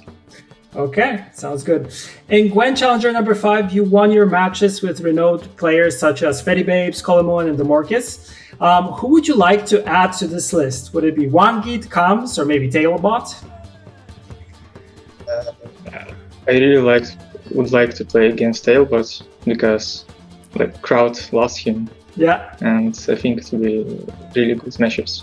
Yeah, I agree. Tailbot is well known in the community, and people, he's known for his muscles, but also for him being very, very consistent and kind of, the villain, let's say. But yeah, he would be a cool opponent. I agree with that one. So, as you know, the competitive system changed quite a lot this year. We have qualifiers, then we have open. So how do you like this, comparing it to Season 1, which you played in? I feel like the Season 2 provides more opportunities for a lot of new players. So, yeah, it's improved really well, and I like the match. Welcome back, all you cool cats and kittens, to Gwent Open number 2. My name is Jagras, and I'm joined, as always, by the illustrious, the impressive, impetuous Panda. Hello, Jaggers. It's great to be back. After only just 1 month, we've seen, sometimes some big breaks in Gwent esports, but this time we're on schedule, online, of course, due to the kind of the situation we have in the world right now. But we're still, an event once a month. You cannot complain. No, I'm not complaining. I think it's going to be a very spicy tournament, especially as I've seen some of the decks that we do have coming up. But before we get into all that, just a quick reminder for those of you guys watching at home.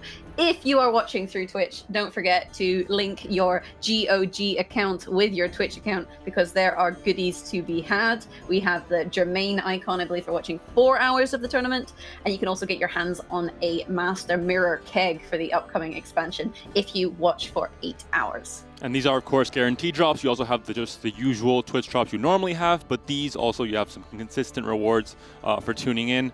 But some other rewards, not so much an actual drop, but some information, some leaks for you guys as well. As always, Master Mirror is around the corner. It's going to come out very soon, so we have a little bit more to reveal and to leak for you guys right here. So what are we seeing here, Jaggers? What is this? What could this be? So we have some new card art for you guys, and we'll be teasing some art throughout the tournament, but you will find out what these cards do later on in the tournament. But until then, this gives you an opportunity to speculate. And I'm thinking Skellige, right? We got purple, we got beards. I mean, what do you think, Panda? Skellige or Northern Realms, I think. But yeah, I think the fur armor definitely hints a bit more towards the wilder lands over in Skellige, I think. So that's a good guess. I think I'll go with that one as well.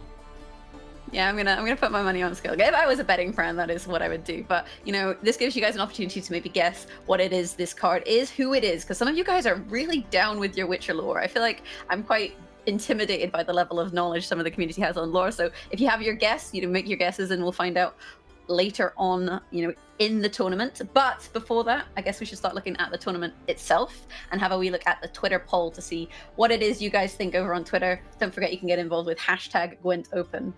And Magpie leading it by just a tiny bit. I'm not too surprised. He did only show up for one tournament, which was the tournament he won, Challenge number 5.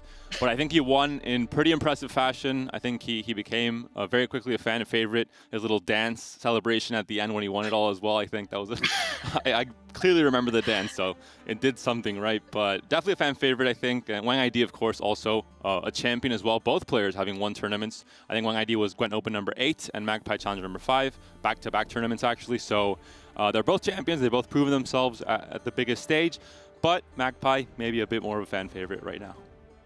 Yeah, pretty close though. Wang ID has qualified, I think, for every Open of the season. I believe he's also already qualified for Open number 3. You'll have to kind of check me on that. But let's have a look at these decks. What on earth is going on here, Panda? Let's have a very close look as well, because these are not your usual tournament decks. Magpie bringing in not just a little bit of spice. He brings the whole bucket of spice here. Second win with an armor-based deck with Draco Turtle and Irish Shade. So definitely I've never seen this before in a tournament setting, not even in qualifiers or anything like that. Overwhelming Hunger, also a leader ability and a list we don't normally see at all in tournaments, so also something new there. Imperial Formation, not too crazy, just the typical, Stefan Scallon, no Damien though, but the typical tactics list.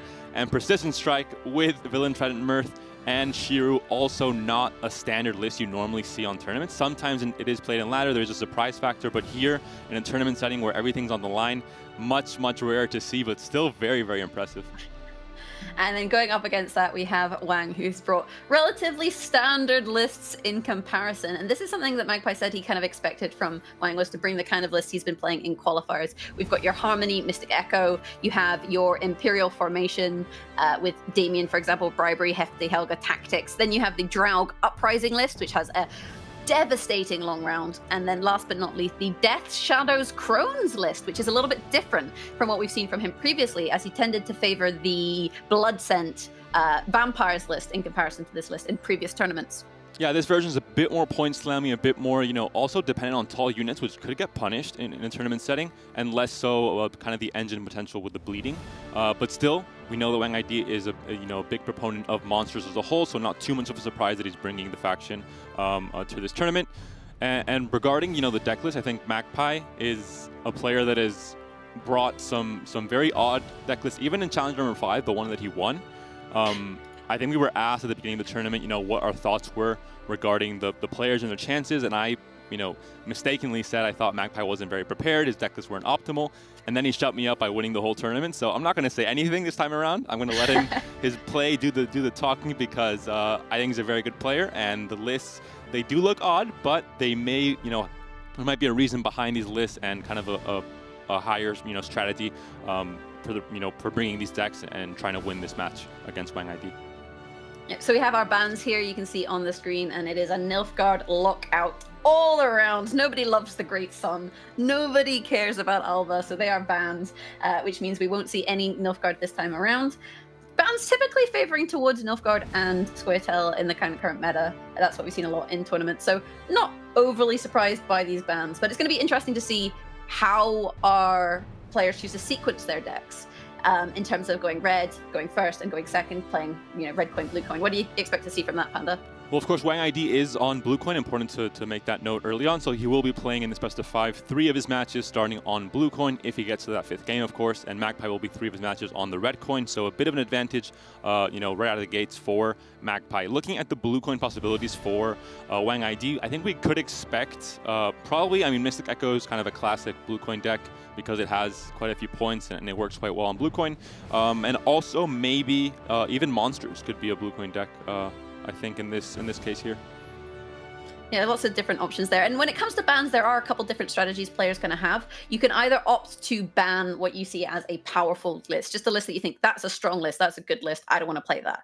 But when you have this going first versus going second, if you know your opponent is going to have to go first in the majority of the best of 5, then you can strategically ban one of their going first decks. And similarly, if you expect your opponent to be going second more, then you can strategically ban one of their going second lists to try and put them into an awkward situation in terms of the coin flip. So that is some of the banning strategy that you guys will see in tournaments. But in terms of the list, I am excited to see how these mag piles, as some people like to refer to them in the community, do play out. They are very unusual, and that can throw a bit of a curveball towards Wang, because if these aren't lists that he's familiar with playing against, he only found out about these lists yesterday, so he's only had a day in order to prep against some of these things that really we haven't seen at all.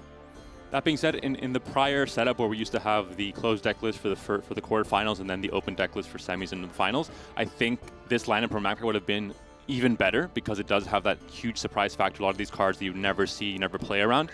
In this case, they are open deck lists, so you lose some of that surprise factor. But again, it is the preparation stuff. These players are playing hundreds of games a season, and when you're playing against, Mystic Echo, you're playing against Uprising, Draug, 100 times in a month, you get really comfortable playing against it. You know all the different lines to take, and in this case, even if you see the cards, you know what they do, and you know what the strategy is for your opponent. It might be harder to kind of play optimally against a new deck, like you're saying. So could be an advantage for Magpie still. That's true.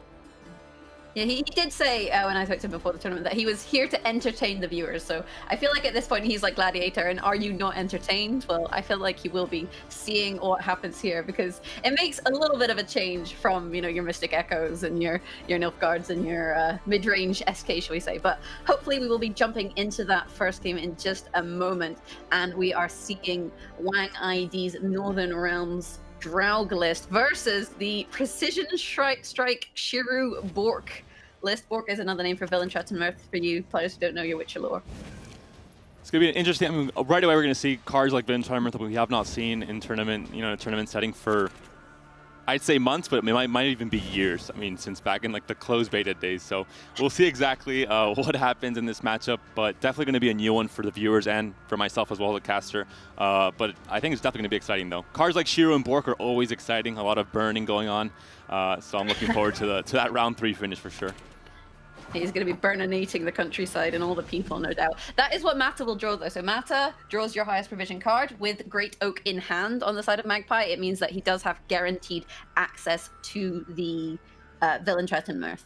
Now, in terms of Wang ID's deck, for those of you guys who are quite new, this is a Draug list. So the objective is to swarm the board with humans, and then you'll transform them into revenants or little dead things and shoot your opponent. So this list really likes a long round.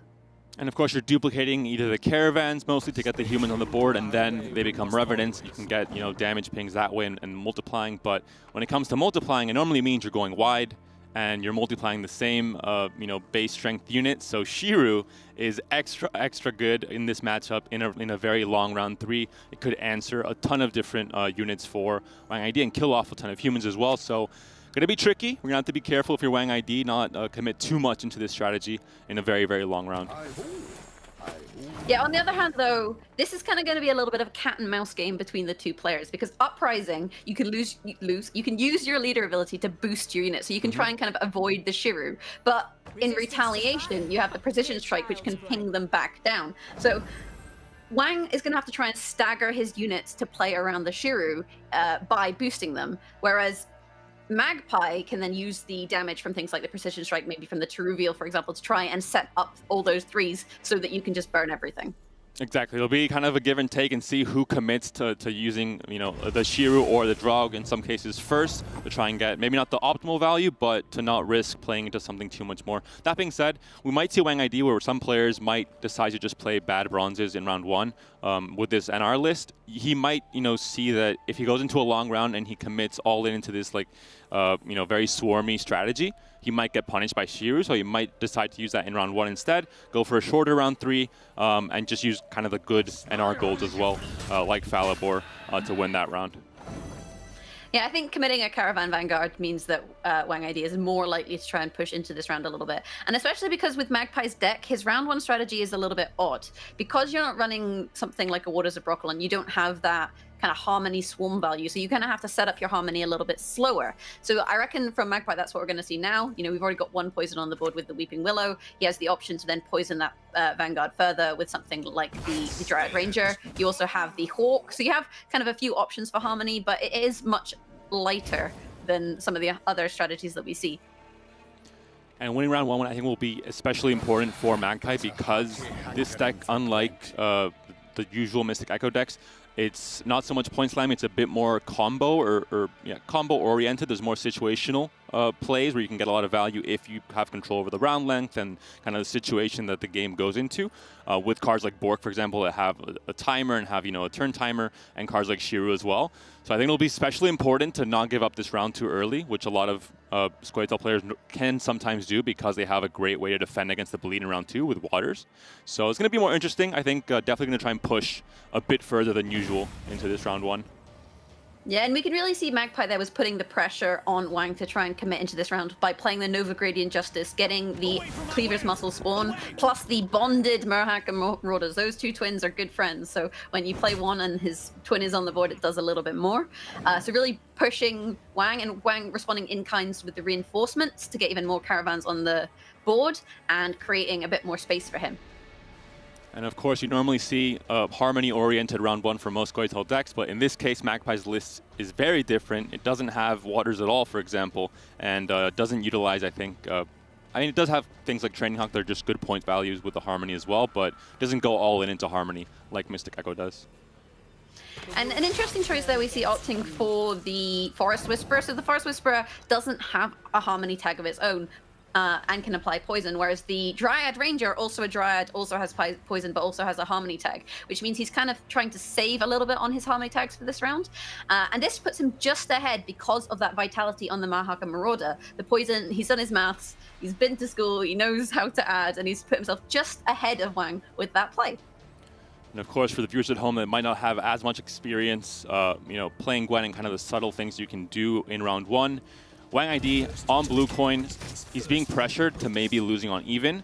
If you get to a situation where you are going to lose on even, you ideally want to pass at 5 because that way you have kind of that buffer zone in round 2 where you're at 8 cards instead of 7, and your opponent, if you pass, you can get your card back regardless. But once you go under 5, then it's all in. If you lose a card on round 1, you're kind of screwed for the rest of the game. So we'll see what Wang ID does here and if he can defend against this push from Magpie.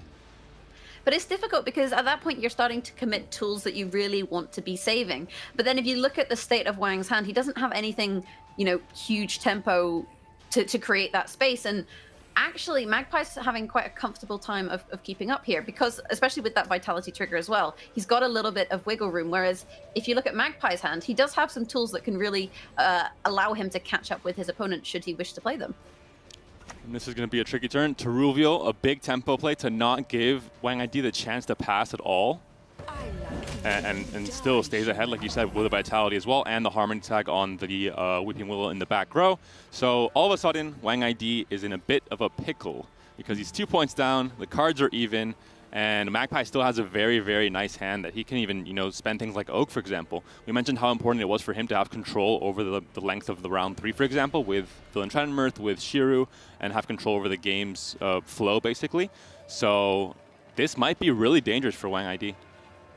And it's quite tricky because in terms of the bronzes that he has in hand, the Ballista is only a 4-point play. You have the 2 points, but you have to, play another card in order to get those. The Enchantress will give you Vitality for 4, which is ultimately 8 points, but that's over time, right? It's not just 8-point slam. So when you play that, you're not actually creating as much room as you would like. So it's a bit of a tricky play, and actually opting for the Baron here on the front row and resetting that Marauder. Wang is really respecting the fact that he needs his card.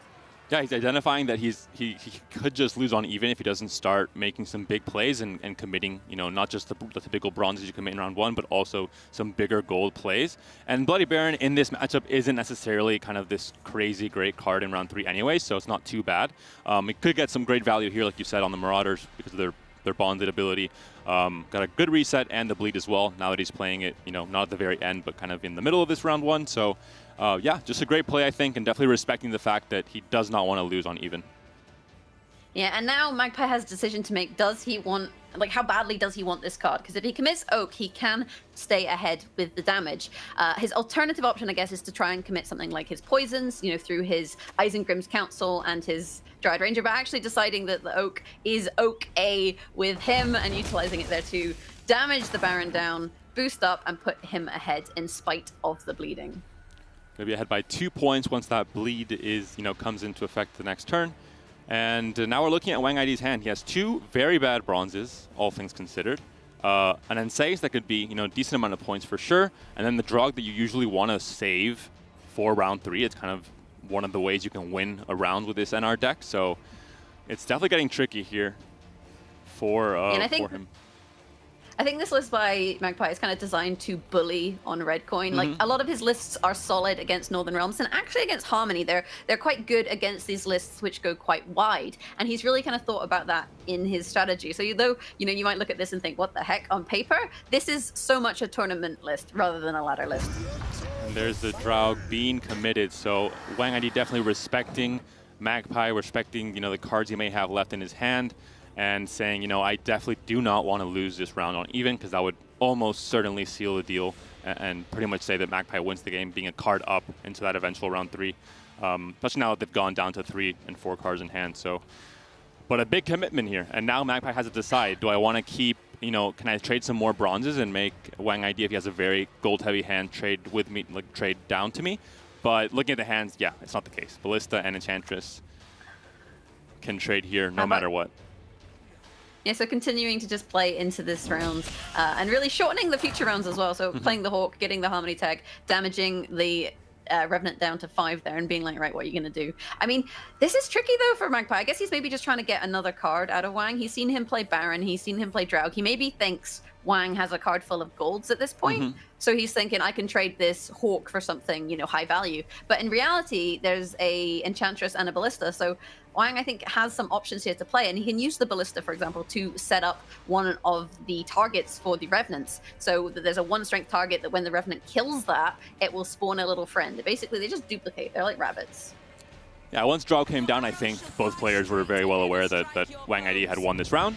But that still doesn't mean that Magpie can't continue playing, pretending he's going to play into the round, and hopefully, like you said, trading bronze cards for gold cards. But in this case, Wang ID does have a pretty bad hand, all things considered, and can just trade these Ballistas, these Enchantresses, and hold these golds, or hopefully draw into more golds for rounds 2 and 3. But it's kind of getting to the point where, the more cards that are played this round, the shorter the rounds are. So I think Magpie's quite comfortable in playing here.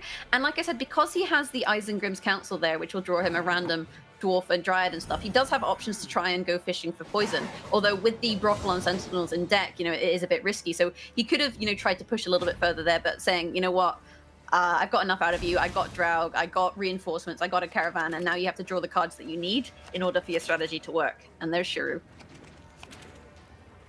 And there was a lot committed from Wang ID in round 1.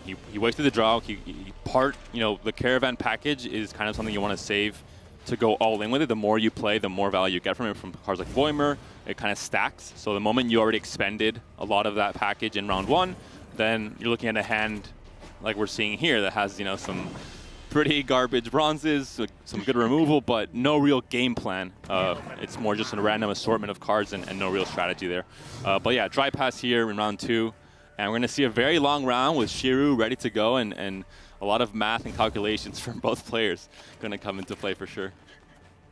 Yeah, and at this point, Magpie just doesn't want Sentinels. His leader ability is going to draw them, so he does know, I do not want Brockle and Sentinels. I will mulligan those. And there's Villain Tressenworth in hand, which makes the matter, I think it's morale at this point. So, he's got all of the golds that he needs there. I think he's pretty happy. Yep, whereas if you look at Wang's hand, he's got a Dahlia, he's got Caravan Vanguard, so lots of swarm potential, especially with Visigoth, for example, where you can kind of boost them, but no Philippa, so that's a little bit awkward. And it kind of comes down to this Shiru, like how many humans can Magpie burninate?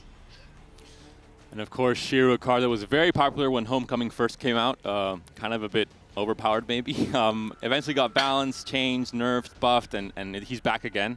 Not as popular as he was before, but still definitely a viable card if you have the right strategy and the right game plan for it.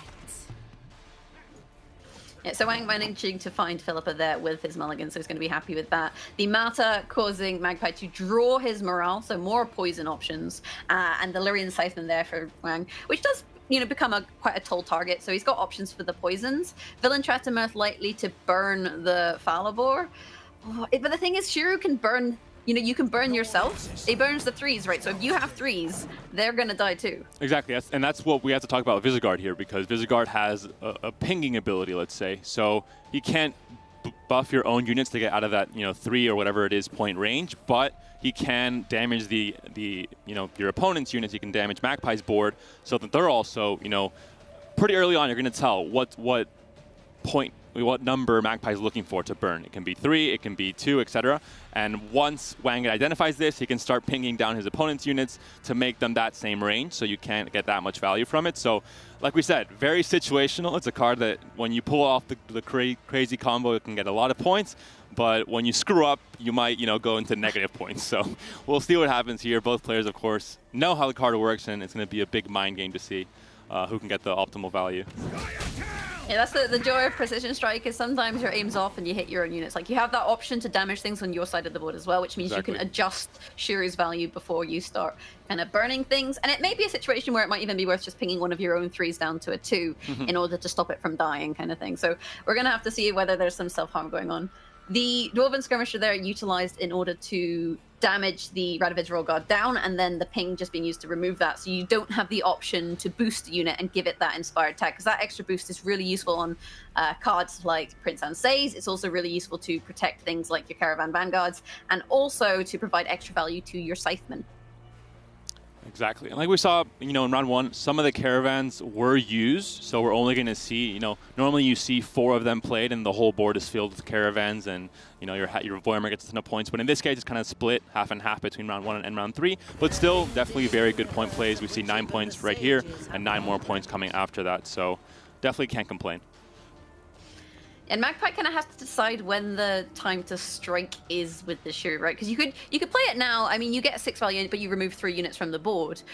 Or you could wait. You think, he's going to play more caravans. He's played a Dahlia, so I know he has one in hand. But as soon as he plays one in hand, one of them becomes a 6, and then there's another 3. But that gives him the option to start adjusting things. Ooh. And Magpie says, no, you don't get that opportunity. I don't have 3s on the board. I feel quite safe.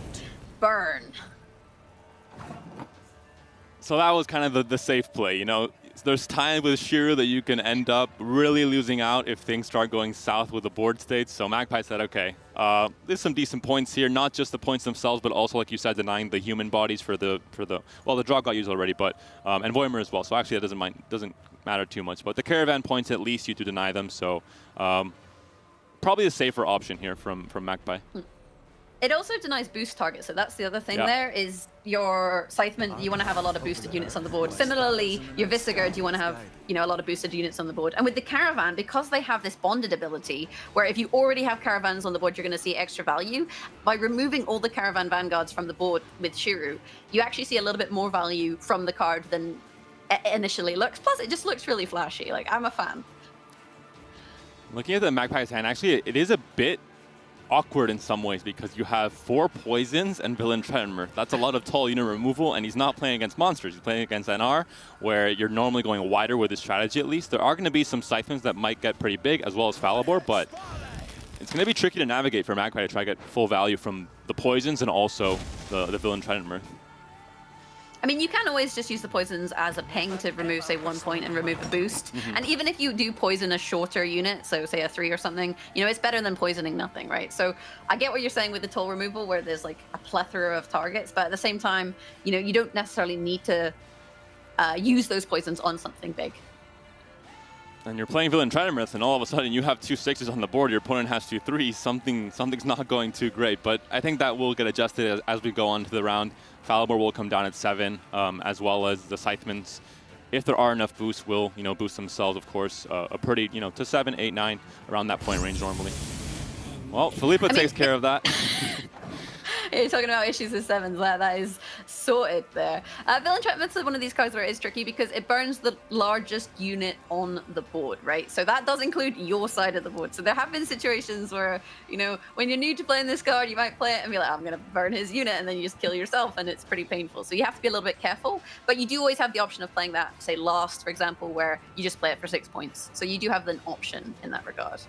Exactly, but once you play it, if there's enough time left, you can't stop it. It's, you know, unless, you know, they kill it, your opponent kills it, obviously. But so if the board state changes in those 2 turns, and all of a sudden you find out, you know, I'm about to burn 2 of my units, you can't do anything about it. That's just life. So we mentioned it being, you know, kind of situational, kind of a combo piece. Same with Shiru. It can be risky in certain board states, and it's not always the guaranteed points.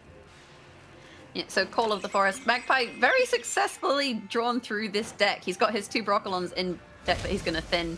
He's using this to get a Harmony unit on the board, and he can deal 2 damage here to a unit, and, you know, get some value there. And he's basically denying the option of boosting there. He still also has his Precision Strike, so he can kind of start to ping things down. And when he does play that, he'll get an extra 2 damage from the Broccolon Sentinel. And there's lots of small units on the board to thin those extra ones from the deck. So it's going to be very hard, I think, for Wanged to see value from the Scytheman, even with things like the Temple Guard in hand. That being said, I mean, I think Villain Treadmirth is definitely going to be the decider here, because everything else in Magpie's hand is not looking too fantastic. Both Dryad Rangers with, very small units on the opponent's board, so not ideal. And just a really good gold hand for Wang ID with just the classic NR golds that offer you a ton of points. I feel like it's unlikely we'd see Villain Treadmirth trigger, though, anyway, with Ansays in hand. Like, Magpie is really just trying to wait out this Ansays, because Ansays can be boosted by the leader ability and then dual Villain Treadmirth, and it turns out he is a high-quality Dragon Slayer extraordinaire. If you have a dragon issue, you know, at home, at work, phone up Ansays, because, you know, he's there to deal with it. And are we even going to see value from this Villain Treadmirth? Yeah, I think either Morale or Villain Treadmirth, one of the 2, will be getting killed here for sure. Of course, you have Visigourd as well, and you still have the chance to get a few boosts from the leader ability, so it's going to have a few pings. Not enough to outright kill Villain Treadmirth or Morale, but can help with Falibor, for example. Especially because Villain Treadmirth is a 2-turn ability, so you don't have to kill the turn it comes down. You can kind of maybe ping it with Visigourd and then kill it with Falibor, so there's a lot that Wang ID can do here in response.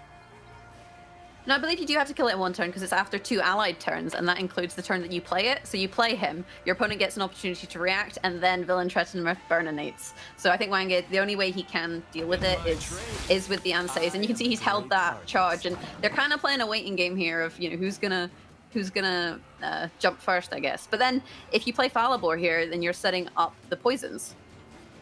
We'll see if Morale comes down, or if Ansays comes down to counter this Morale, or if Wang ID does not you know, care too much about it, and maybe he thinks the Bork is not in hand even for Magpie, so they have some information regarding the deck list, but obviously not full information regarding the hand, so they don't have every optimal play at every moment.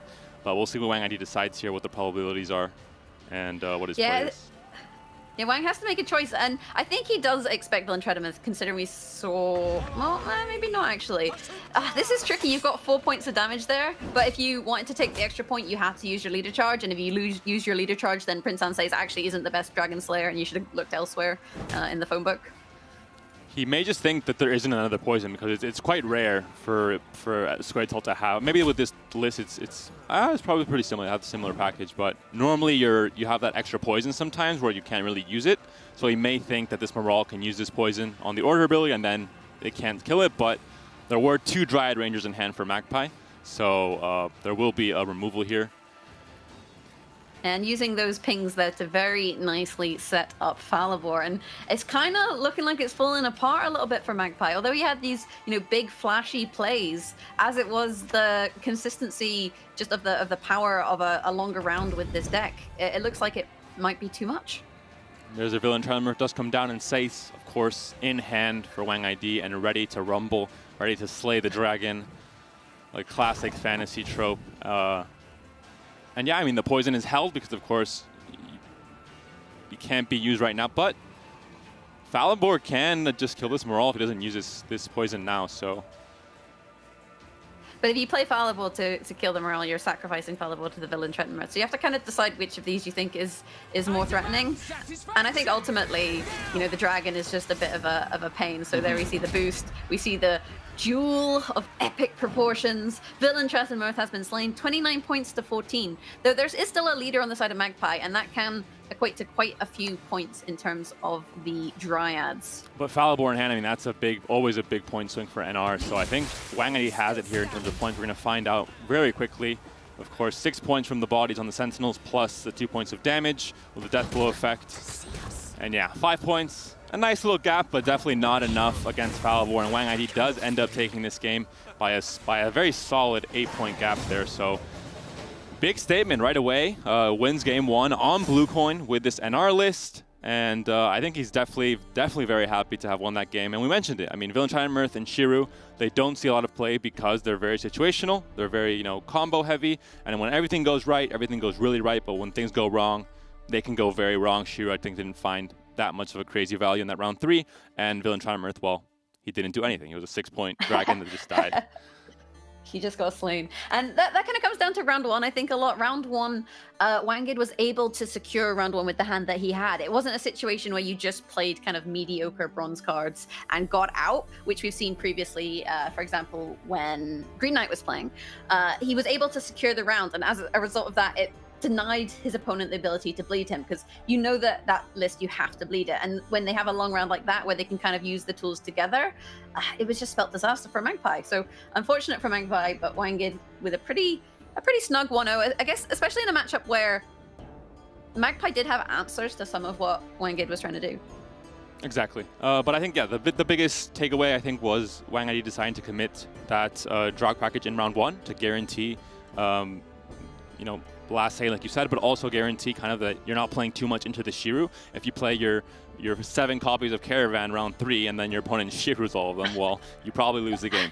So Wang ID identifying the weakness in that matchup and obviously adapting to the situation. He's not playing just a Mystic Echo Harmony list. He's playing something different, something that has maybe some more advantages against his list, and adapted, and I think did a really good job of winning that game 1 with the tools he had.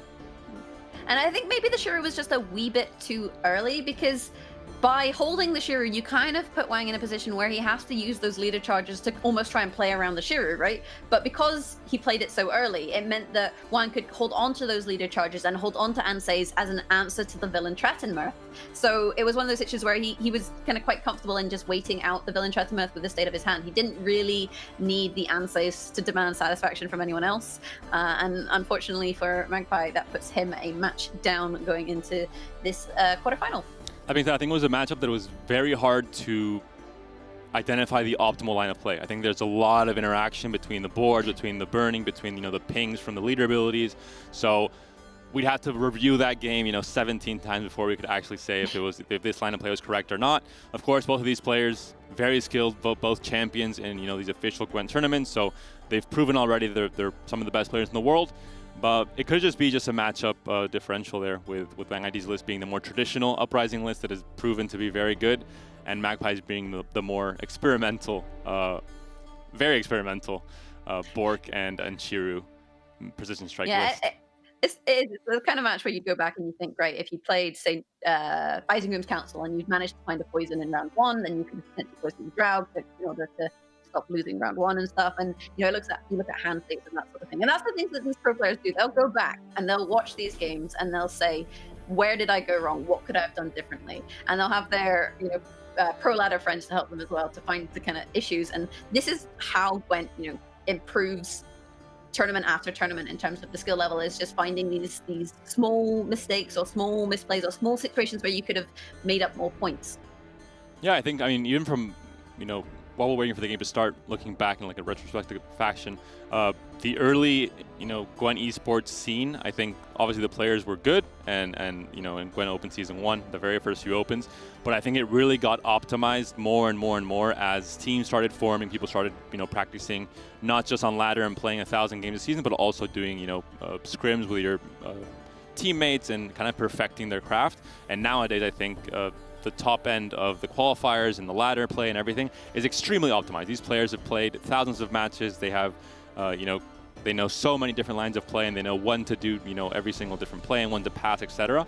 And yeah, more than ever, I think it comes down to min-maxing and like these very small details to see who ends up winning these matchups. But yeah, very exciting, I think, as a spectator as well, to see, you know, the best players perform. Yeah, and it looks like we will be getting into game 2. So current scoreline, Wang ID 1, Magpie 0. Magpie playing Monsters, Wang ID playing Scoia'tael Harmony. And Magpie is, of course, going first now. He's on blue coin. The coin is switched because he was a red coin player in game 1. So Monsters with blue coin, and this is also kind of a different list. It plays both tall and wide. You have the Plague Maiden Yennefer combo for a very explosive 2-point play. But then you also have kind of the usual Yigern and kind of the more standard Monsters finishers as well, going tall instead of wide. Yep, so just to give some of the newer players an overview, if you're not familiar with the strategies, the Monsters list is going to swarm the board, get lots of units on the board, and then boost them up. The Scoia'tael player is looking to trigger Harmony, so they're looking to play units with lots of different tags. Elves, Dwarves, Beasts, Trents, and by doing that, boosting each other, also with engines such as Pavko Gale, which damage your opponent. So there's just a quick overview for you, and this Hawk is very well trained, in case you're unsure. It can actually, it can damage bugs. And here we see Dragalava being, you know, one of the best bronzes in the game by far, because even if you can end up removing it, like we're seeing here maybe with these, you know, in over 2 turns, it's still, you're training two of those different removal pings to just kill half of the bronze that's being played. So it's not efficient. You know, it's kind of the inefficient removal, and that's where it really trades up and gets a lot of value. Yeah, and Dragalava, argued by some players as the best bronze card in the game, and I think I'm inclined to agree with that. It is very, very powerful. However, these Hawks, you know, they can be used to move units to another row, but in this matchup, Wang has kind of identified that that's not necessarily the best use of them, and he's just trying to kind of whittle down some of these Harmony cards in order to, or place down Harmony cards and whittle these Thrive cards in order to try and really push this round, because giving up round 1 to Monsters is not fun. There's a skirmisher coming down, could potentially, yeah, try and deal with the Brusha, of course. Kind of gives her that Thrive tag this next turn as well. Makes it a very easy, because it's at 1 point of power right now, but over 2 turns you can remove it, and of course that's 1 less engine you have to deal with over what could be a very long round 1. Yeah, I think that's pronunciation is similar to like how Eluha is Eluha, not Eluxa is Brusha. It means witch. Someone told me this. This is a fun fact. I'm probably getting my facts wrong, but an extra fun fact, it actually means witch in Spanish, so I know the word very well. It's bruja with a J in Spanish, but pretty similar. Looking at the hands as well, though, we haven't mentioned it. Harmony lists do have some engines, although they're normally just the Harmony is kind of the engines, but we have Pavko Gale and Treant 4, and we have 2 very efficient answers in Allsworth's Thunder and Parasite in hand already for Magpie, so he's definitely ready for those to come down. Defender could get in the way of that, but right now we don't see it in hand for Wang ID, so could be a very good trade for Magpie if those are played. Yeah, so Wang ID he's got a couple engines on the board in his Hawks, but in terms of the kind of rest of the board, not so great. But he has managed to deal with some of these engines from Magpie side of the board. You know, he's gotten rid of one of the Endregas, he's gotten rid of the Bruja there, and oh, well, there is a snap death to Hawk, so, you know, trading engines for engines kind of thing. I think because he has the Parasite also in hand, he's much more confident in using that. Because the Harmony, at the end of the day, you know, there's a limited amount of tags you can get on the board. It's not going to keep growing for every card played for the rest of the round. And also, it's only 1 point per turn if that were to happen, whereas Pavko, for example, is 2 points per turn. So definitely a bit more of a threat. But because he has Parasite, I think he's free to use one of his removals and still have that second removal in hand.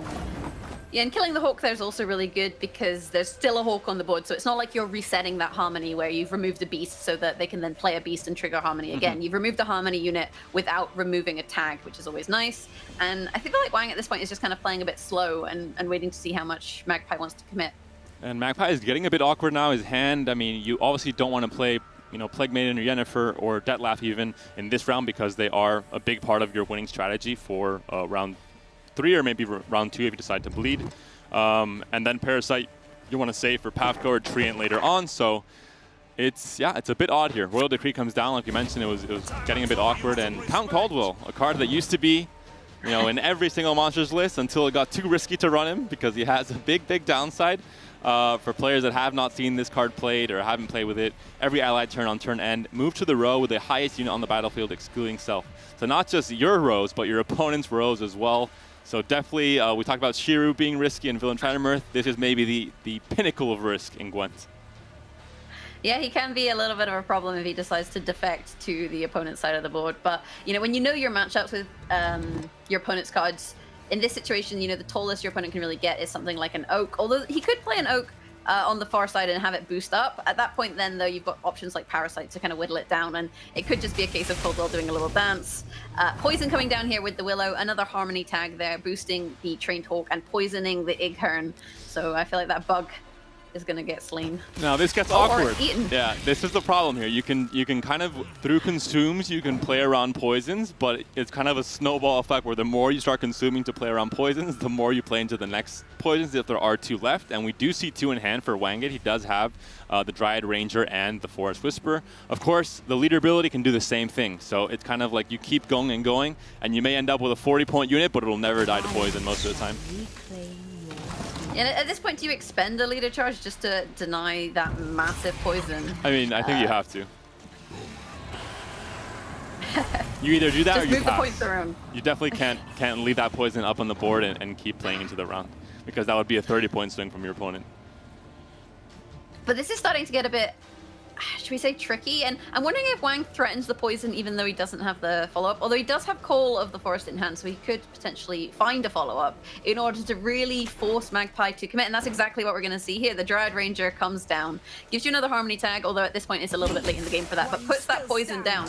And it makes life awkward for Magpie, because Magpie's now like, does Wang have a follow-up poison? And he does, right? He has Call of the Forest. But if he plays Call of the Forest, it may be the case that he doesn't actually draw his Valve or Waters of Brokilon, and it could spell disaster for his strategy. And Magpie, even if he does play his leader ability to play around this poison, he then has to play a card. You can't just play leader ability and not play a card, of course. So he has to play one of these committal gold cards, even though he's 20-something points ahead. So this is kind of the tricky thing with this matchup in particular, and this deck as well. You kind of have to keep playing and playing and playing because poison has so much reach over 2 turns. So when you're on blue coin, your opponent can react over 2 turns because of the red coin player, and then you just have to keep playing until the end. And we see it here. Dettlaff has to be played, even though his effect won't be used, and even though he's just being played for 5 points. And at this point, Wang ID obviously cannot play into this round anymore. Doesn't have to poison. I really like this, though. I really like the Dettlaff plus the leader, because typically the way you see value from Dettlaff is you use your leader to destroy him, right? And he comes back. So if you don't have leader charges, Dettlaff doesn't represent that much value. So by spending 2 leader charges here, Magpie's saying, actually, this isn't as valuable as it appears, so I'm okay to spend this. And then I have really good options to bleed my opponent with things like the Plague Maiden and the Yennefer. Exactly, and of course, if you were playing something like a K-Ran, for example, you could just play Dettlaff K-Ran as a combo piece in round 3, and you'd get all the triggers off that way. But he is not playing the K-Ran. This isn't an all-in Deathwish strategy. It's kind of like I mentioned at the beginning, you go wide with some cards and go tall with others, and you have some consume effects, but it's not all in, and with just one game plan, basically. But then you have to decide how much do you really want to commit into this round, because Magpie's missing a lot of important cards. He doesn't have the Ozreal, he doesn't have the Caranthir, and he doesn't have the Morvud. So, you know, if he plays Plague Megan here, he can only play her once. And like, yes, it does synergize really nicely with Yennefer, but then your opponent's going to play Waters, so they're going to get a few units on the board anyway, so it's not quite as good. And then you're left with what? A Noonwraith, a Barghast, and an Ada. It's not amazing. But if you don't bleed at all, then your opponent, you know, has double waters for round 3, and that is kind of, I think, the nightmare situation for any Gwent player in the past 8 months, facing a double waters round 3, because that's a lot of points, and it's very hard to deal with, even if you have a very greedy list, which isn't really the case for this. He discarded a card. Barghast. I'm confused. I think Wang ID's also confused. Magpie seems to not be confused, so I mean that's a good thing for him at least, because he just discarded a card instead of playing it. So it looks like he's trying to bleed here, and he already right away just does not care about points. So he's just discarding the card anyway. I suppose he doesn't want to fill up his board because he's going to fill it with rat. No, I'm still confused. I'm still confused.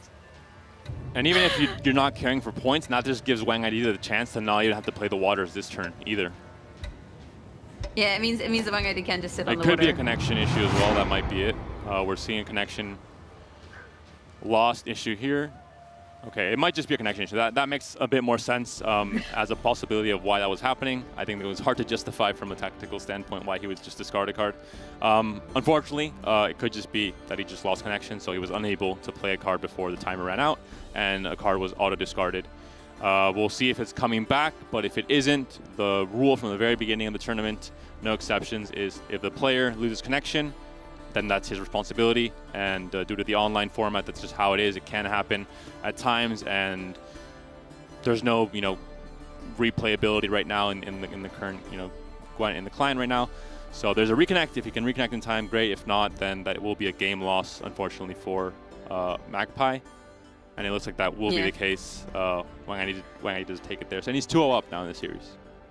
Yeah, it's very unfortunate. I was speaking to Magpie about his decks and whatnot before the tournament, and one of the things he did say was that he hoped that he could win if he wasn't defeated by his internet connection. So I think it is something that Magpie is aware of, isn't always the most stable, but it's always disappointing to see that happen, and it is, you know, just part of this online format. Unfortunately, with the global pandemic, it means that we have to have tournaments like this, and we have rules that apply, but unfortunate for Magpie. But then given the state of his hand in going into that round 2, you know, he was in a bit of a tight spot anyway. It looks like we're going to be going to game 3. Wang ID, of course, now is 2-0 up, so it could be another 3-0, another clean sweep if Wang ID is able to take it. His last available deck, of course, that did count as a win for his Squaretel deck. So the last deck he will have available is his Death's Shadow deck with monsters. Not Bloodset this time, but still brings monsters and brings a bit of a different strategy. Similar to Magpie, he does have some similar things like Caranthir, for example, and of course Yigger and Ozreal, etc. But he also has Living Armor, which is a pretty interesting card. Saw some play at the beginning when it originally came out, not so much, but now recently I think a few more decks are running that Caranthir Living Armor package for a very short and very explosive round 3. Yeah, and these monsters lists, they do have more removal, right? They have options with removal compared to vampires. Vampires has a lot of damage. You know, you have bleeding, you have damage, but you don't really have a lot of removal. So it's hard for you to disrupt your opponent's strategy. Whereas these lists that are running things like Parasite, like I always want to call it Dothraki Heatwave, but it's Karathi Heatwave. It's no Game of Thrones nonsense going on. Alzur's Thunder, for example, they give you more options to control your opponent's strategy a little bit at the same time. So they're a little bit more flexible in their matchups. Yeah, you have the Crone package, you know, add a Striga as well, natural selection even for a smaller removal, but still a removal option. And like you said, there's a lot of cards that may damage, that may have pings, that do 2-3 damage, but doesn't remove a card in one turn, which is what you want against a lot of the very powerful engines and very explosive order ability cards in the game. So there's a lot of that in this list for Wang ID. We see it there on the right, the Death Shadow. And then most of the other points are mostly coming from very tall units, which is kind of the monster strategy. But it may get punished. There are, you know, a certain matchup which we will be seeing here. Magpie bringing his Skellige list that has armor removing potential. And what does Living Armor say on its card? Well, if the armor is removed, the Living Armor is dead armor. So we'll see if that, you know, ends up happening in this game. We'll see. This is quite a fun matchup. Things like Irish Shade. Remove a unit's armor and boost self by that armor. So not only would you kill the living armor, you'd also boost yourself by 10. So it's not the greatest card ever in this matchup. And I think, this hopefully, would allow Magpie to get back into the competition a little bit. If he can find the targets. Acorn, another lovely armor target for you there. And when you decide to bring the Skellige list, I think it's definitely something you take into account that maybe someone decides to bring a living armor kind of deck with monsters. But to find the matchup and to find this exact matchup between these two decks is great for Magpie. He's it was a long range snipe, but he did hit it. And now we'll see if it ends up having some big consequences in the round 3. Obviously, open deck list, so Wang ID will not be surprised. But he definitely won't be happy if that does end up happening and his living armor gets killed by Irish Shade or even the Sappers as well. A bronze card. Yeah, and the thing with Cranthea is you spawn a copy, you don't play it, right? So you can't utilize cards that have deploy effects, like the Crones, for example, and you got to just play something big. I mean, you do have, there's not even good options really, other than the Cranthea, is there?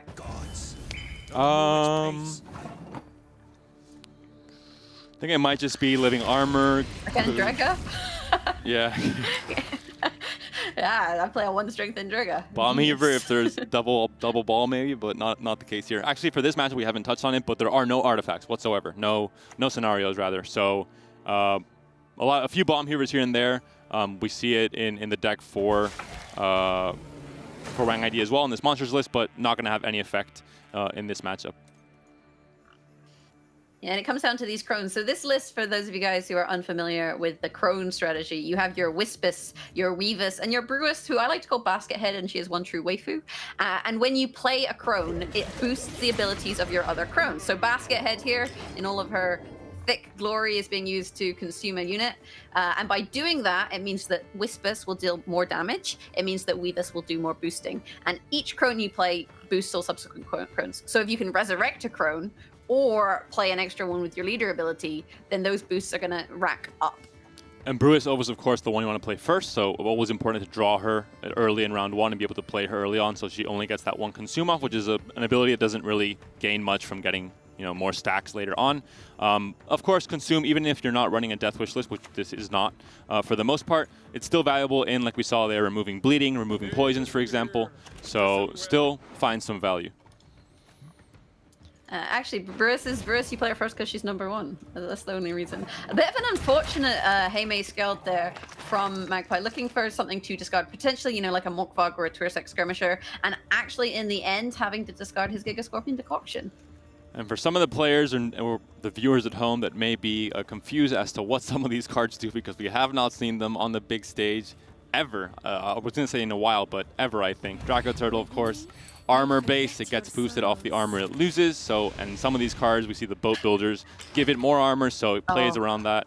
And Sappers removes armor, so it can kind of remove it all and then boost it, but can also be used, like we mentioned in this matchup, against living armor. So definitely a very strange Skellige list that you don't see very often. Irish Shade, also a card that I have never seen played before in my life, but it removes the unit armor, and you can boost self by that amount. So it could be a huge swing against living armor for sure.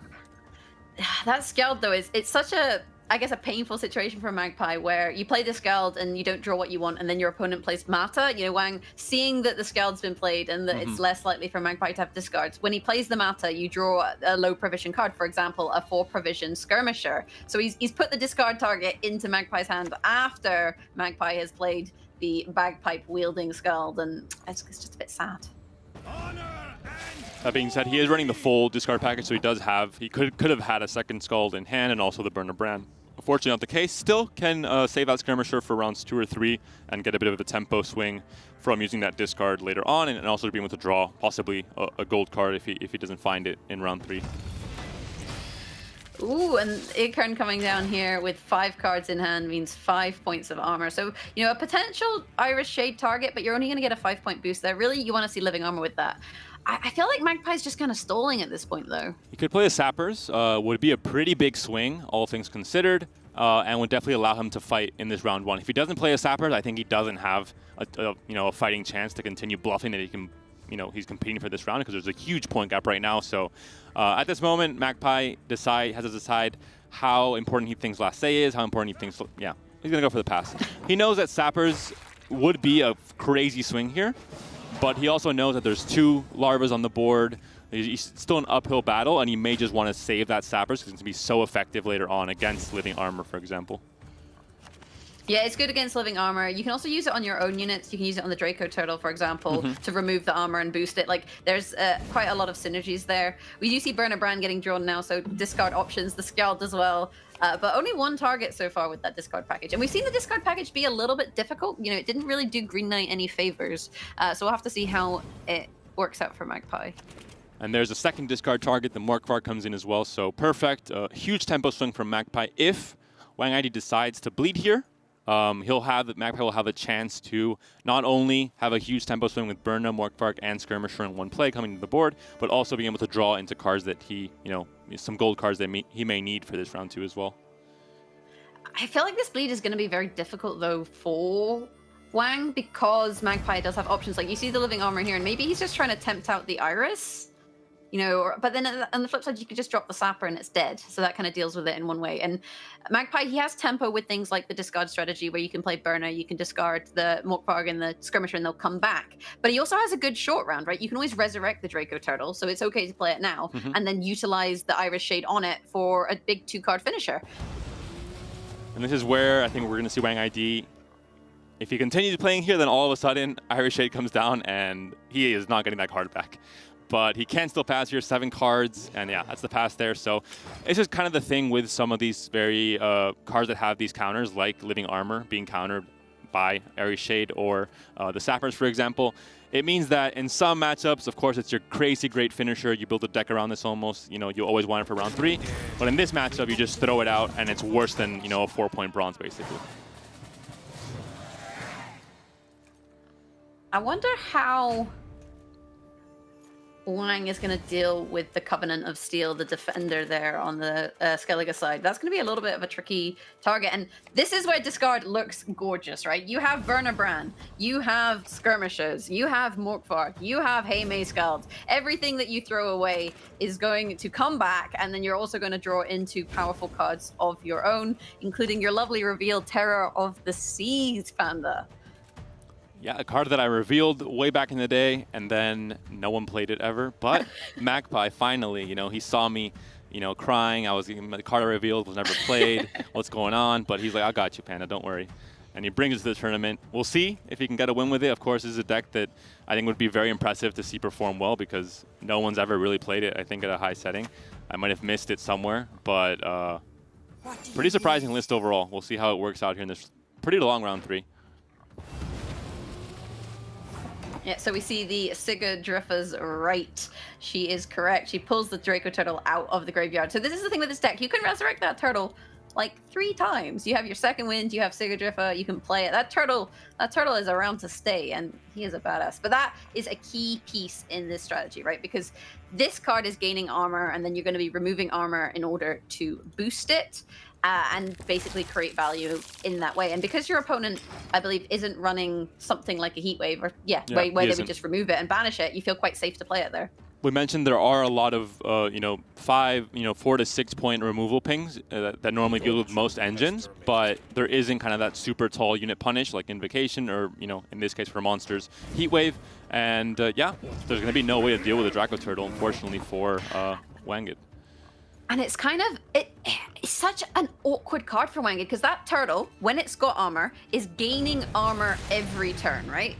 But then at the end of the round, you can play Iris's Shade, remove all of the armor, it boosts by all of that armor, Iris boosts by all of the armor, everyone is just getting a boost. It's like the Oprah Winfrey of armor, like you get a boost and you get a boost, and you can see here that Wang ID is really respecting that by playing the Whispess and the leader in order to just take that armor off that turtle. But then we have something like a Boat Builder's coming down that gives us some more armor. So it might be the stickiest unit in Gwent when it comes to trying to remove it, if you can't just do it with something like a Heat Wave, for example, because it keeps going, basically. And that's Magpie's kind of, his whole idea with this deck, obviously, is building around, for the most part, Draco Turtle is kind of the star of the show, and trying to milk it for as many points as possible. And that boat builder, he builds turtles as well. He's not just a boat builder. Or maybe the turtle is secretly a boat. I'm not entirely sure. But this is really difficult now for Wanged, because Wanged doesn't have really good damage anymore, right? He's played the Whispers, but he doesn't have a way to get the Whispers into the graveyard in order to renew it. If we look at the Royal Decree, I mean, Striga gives you damage, but because you don't have that dominance, it only gives you 2. Similarly, the Drowner only gives you 2. And because you can't draw special cards with Royal Decree, it's not like a Neuromancy, for example, which is a Master Mirror card. It means that I don't think he has a good way of dealing with this armor at all. Yeah, it could get out of hand very quickly. Of course, Defender also in hand to stop any targeting going on at all to those cards, even if there were answers, for example. So Wang Yi facing a challenge here against a deck that we mentioned it when you're playing against new decks that you don't really know. You know what the cards do, of course, but you haven't had the experience to play against them many times, hundreds of times on ladder over the past few months. It gets tricky.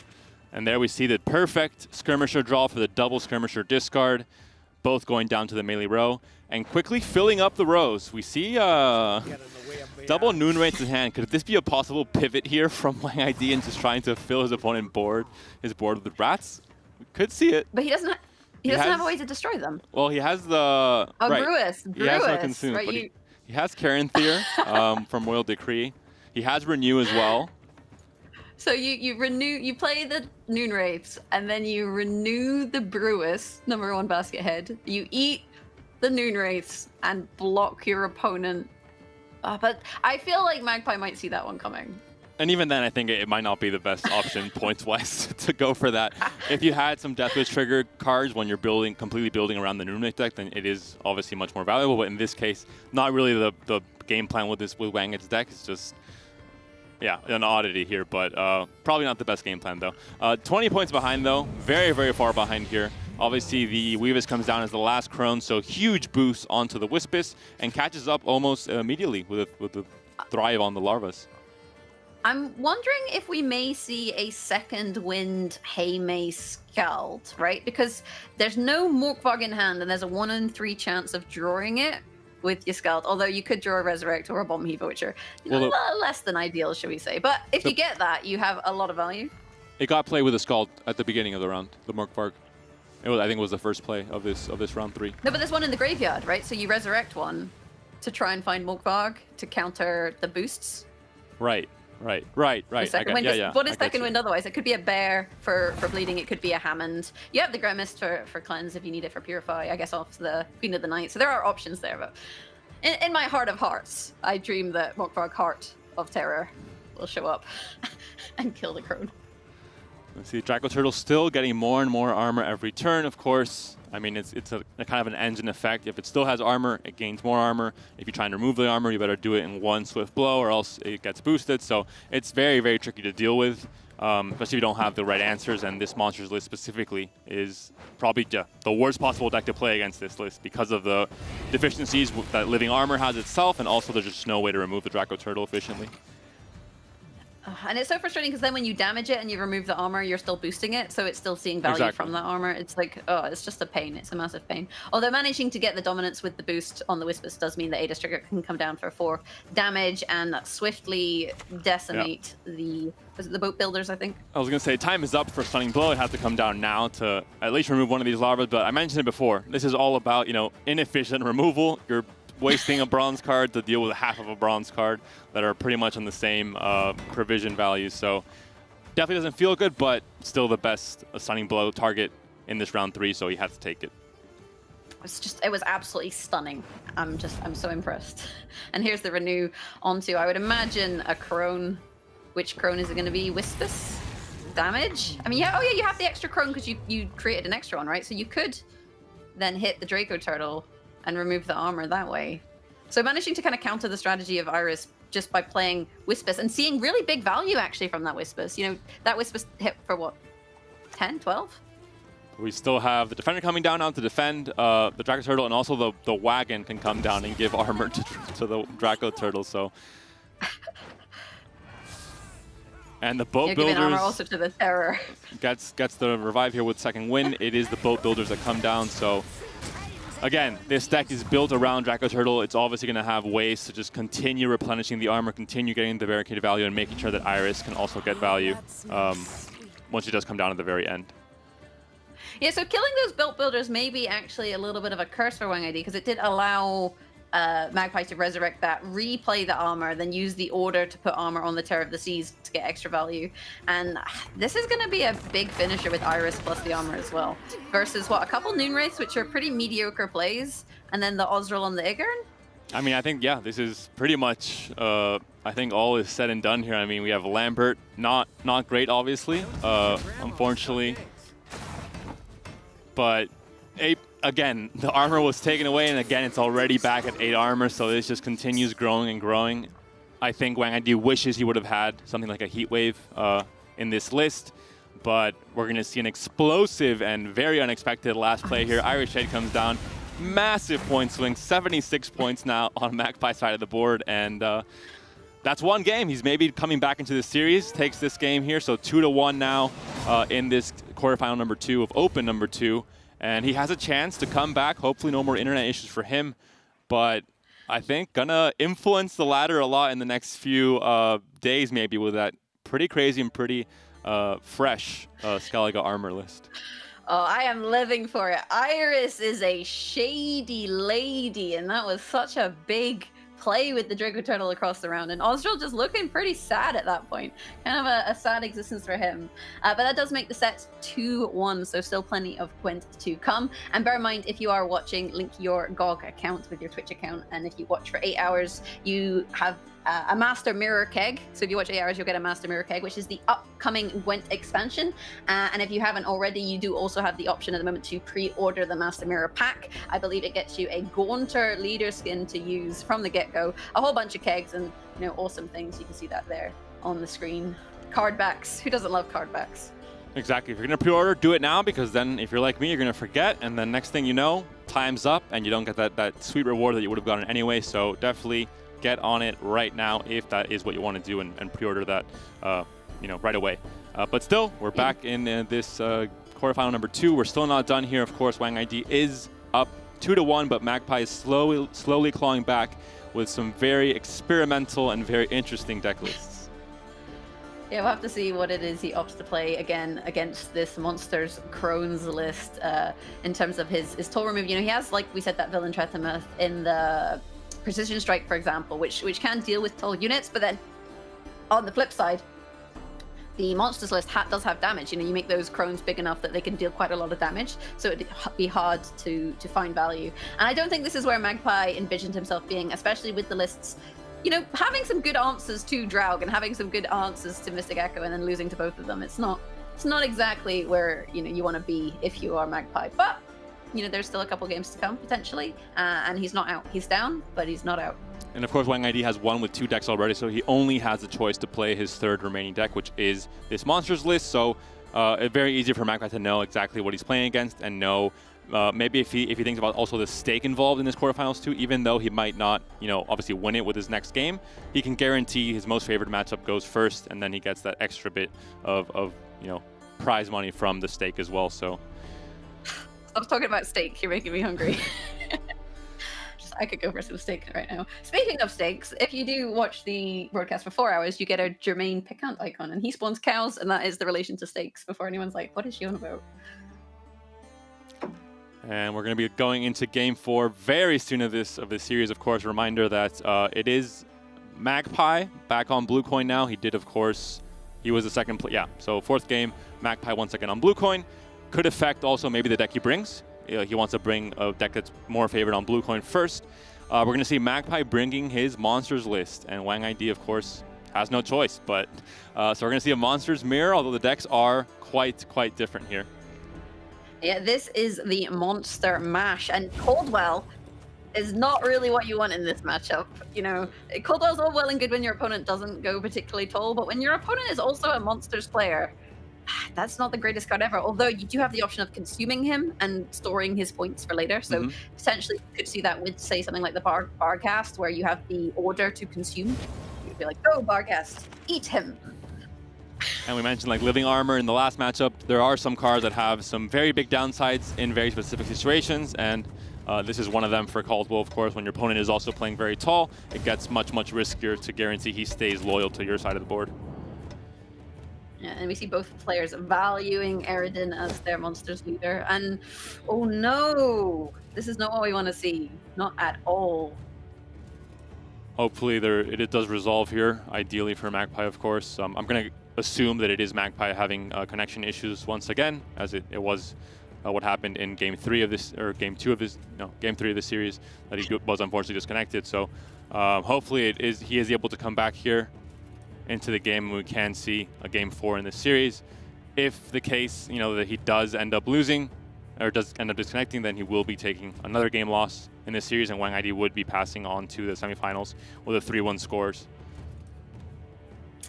Yeah, and the longer this goes on, the less positive it is looking for Magpie. So we'll have to wait and see exactly what the issue is, whether it was on his side. His webcam did look nice and clear. But with that said, we'll have to kind of wait and find out what the situation is. We know that he did disconnect in Game 2, like you said, so we have already seen one game unfortunately come down to connection issues, and it may just be that that's the case with this one. I'm away for confirmation from production, of course, before, having a final verdict as to what ended up happening in this Game 4. But it does seem like it might have been another disconnection, and if that were to be the case, of course, there are rules set up from the very beginning of the tournament that you have to follow no matter what the circumstances. That's kind of how the rules work, and you can make sure there's no exceptions and no weird situations. And if a player disconnects from the game, then it is his responsibility. So we'll find out from production soon enough. As soon as we have an official kind of saying, we'll let you guys know. But it would be very unfortunate for sure. We saw it last tournament as well with Andy, and it may happen again here. Yeah, it may also just have been an issue on the client side, for example, especially with using the new spectator. His camera did, like I said, it looked pretty clear, so not 100% sure what has happened there, and we'll get confirmation one way or the other as soon as we possibly can. But how are you feeling about that matchup with the Crohn's list versus the Swarm list? It's hard to predict, actually. I think there's a lot of similarities between both of them, and there aren't really any tall punishes, I think, in either deck list. I'd have to, review it now, but I'm pretty sure from my notes, there's no tall punish, there's no wide punish, so it's not they're not interactive lists, really. They kind of do their own thing and just point slam the big bodies that the monsters does so well with Gigern, with Osril, with Goliath, with Living Armor as well. So we'd have to see, and there's equal amount of points with the Caranthir combos, one with Living Armor, one with Detlef, for example. So it would be a close one. I think it would come down to maybe just the hand, what golds you draw, etc. So a little bit of a twist here. We thought that maybe Magpie had disconnected, but in fact it was a disconnect, very unfortunate, but it was on the side of Wang ID, which means that second Monsters game goes in favor of Magpie, creating the score 2-2. And it's gutting to see disconnects at all in tournaments, but I guess on the plus side it's been one disconnect apiece, so it's kind of evened itself out a little bit. So really unfortunate there for Wang ID disconnecting in that monster mirror. We do not get to see the monster mash, unfortunately, but that does mean that the final matchup will be Magpie's Northern Realms versus Wang ID's Monsters. Like you said, obviously not good news that Wang ID got disconnected, because it's not what you want to see, but there is a silver lining that both players each got disconnected once, so at least it kind of cancels each other out. They're playing a best of 3 instead of a best of 5, apparently. And we're going to Game 5, so it's going to be a close one. Of course, both players have no choice to what deck they have to bring. They only have one option, the third deck remaining for Magpie. It is his Precision Strike list. For Wang ID, it is his Monsters list. So we're going to see it unfold here. And we see Wang ID on the bottom, blue coin for this Game 5. Yeah, and that Shiro I actually quite like in this matchup, because it's such a good card to deal with Thrive. You can, they play the Endregas, they play the Brusha? I forget, but they play that, you burn them up. Here's the thing, as a caster, how do you know the pronunciation of the cards? Don't worry, someone will tell you. Without fail, if you get it wrong, someone will tell you. And we saw the Oak and the Shiru both getting mulligan, possibly having too strong of a hand here for Magpie, knowing he may, want to go into this round 3 pretty deep against monsters. But it is always very tricky against monsters when they're on blue coin, because they have just the Dreka Larvas kind of are the star of the show in round 1, and they can really allow you to push against any other deck, basically. Yeah, and we have, unfortunately, I was going to say lost a camera there for Wang ID in order to help stabilize his connection. So you just have to imagine him playing Gwent. Skirmisher, a really nice answer to the Dreger. They play an Dreger. It has the 2 armor. You play this Skirmisher, deals 3 damage, kills it. And although it doesn't look like you're getting value, you're actually getting more value than the Skirmisher would be just if you hit a 3, because those Dregers, they're big bugs.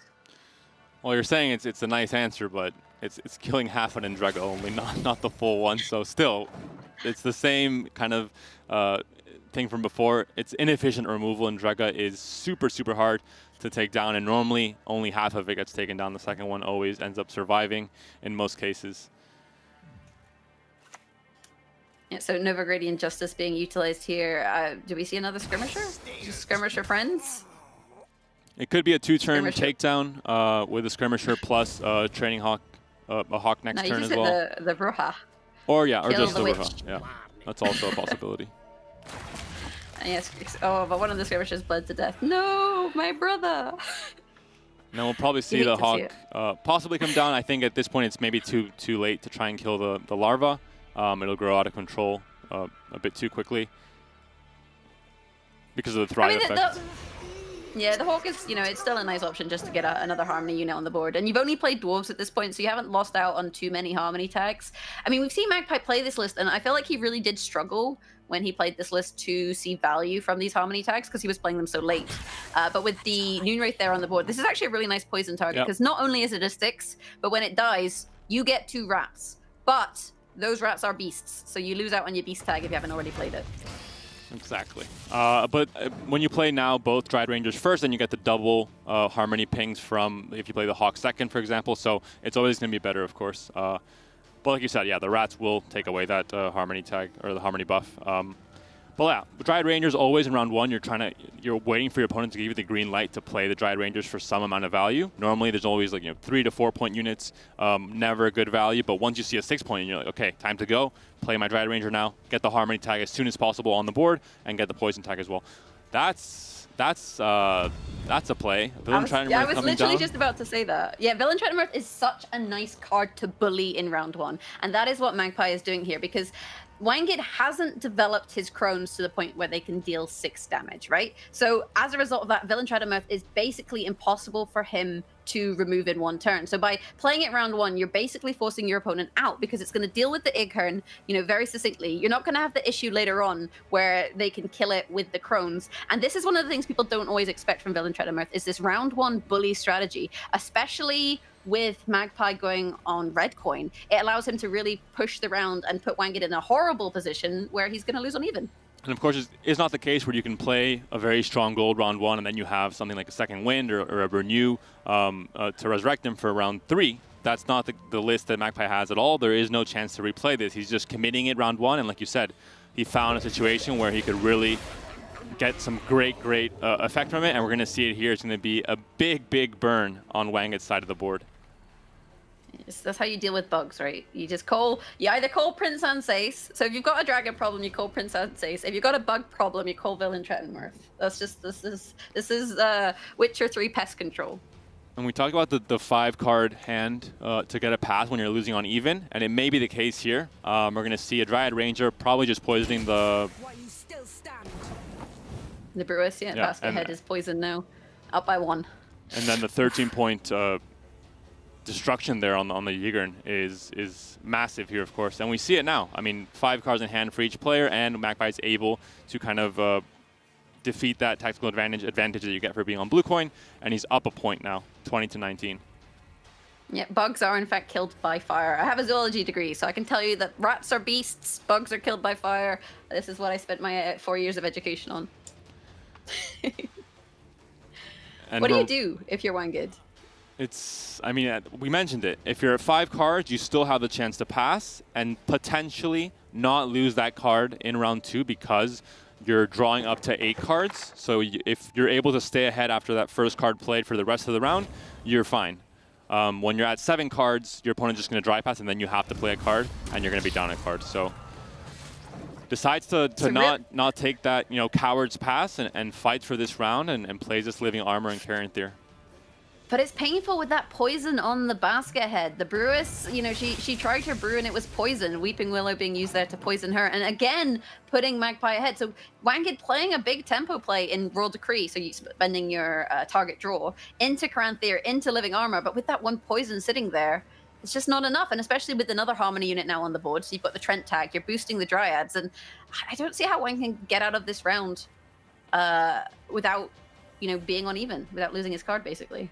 The key thing is going to have to be when Morale is played for Magpie to make sure he can get ahead on tempo, maybe with his leader ability, just so he can stay ahead while playing Morale and then have the poison to answer after. And we don't see any kind of answer in hand for, there's of course the Weavis, but that is boosting, it's not damaging, so there's no direct answer to deal with Morale right away. And here we see Wanged going up 7 points.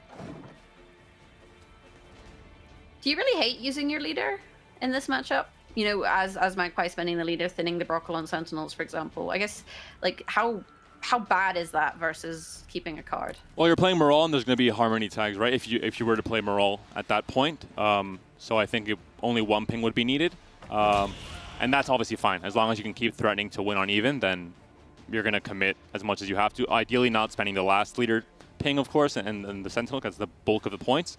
But 1 or 2 pings is definitely okay as long as you can keep pressuring and keep staying ahead to get that card. Yeah, in this situation, though, we would have had to play the pings just because of those rats. Like, these rats are actually just like rats. That's annoying because it means that the Trained Hawk didn't get those Harmony pings and only played for 5. So this has given Wang ID the space, should he want to escape. But then maybe it singles to Wang ID that actually Magpie doesn't have that strong of a hand and he may feel comfortable committing Goliath. Yeah, I think it might be a bit of a trap for Magpie even, but I'm sure that the moment he plays Morale, it's such a big commitment that he wants to make sure he stays ahead, so he will commit leader pings in that case.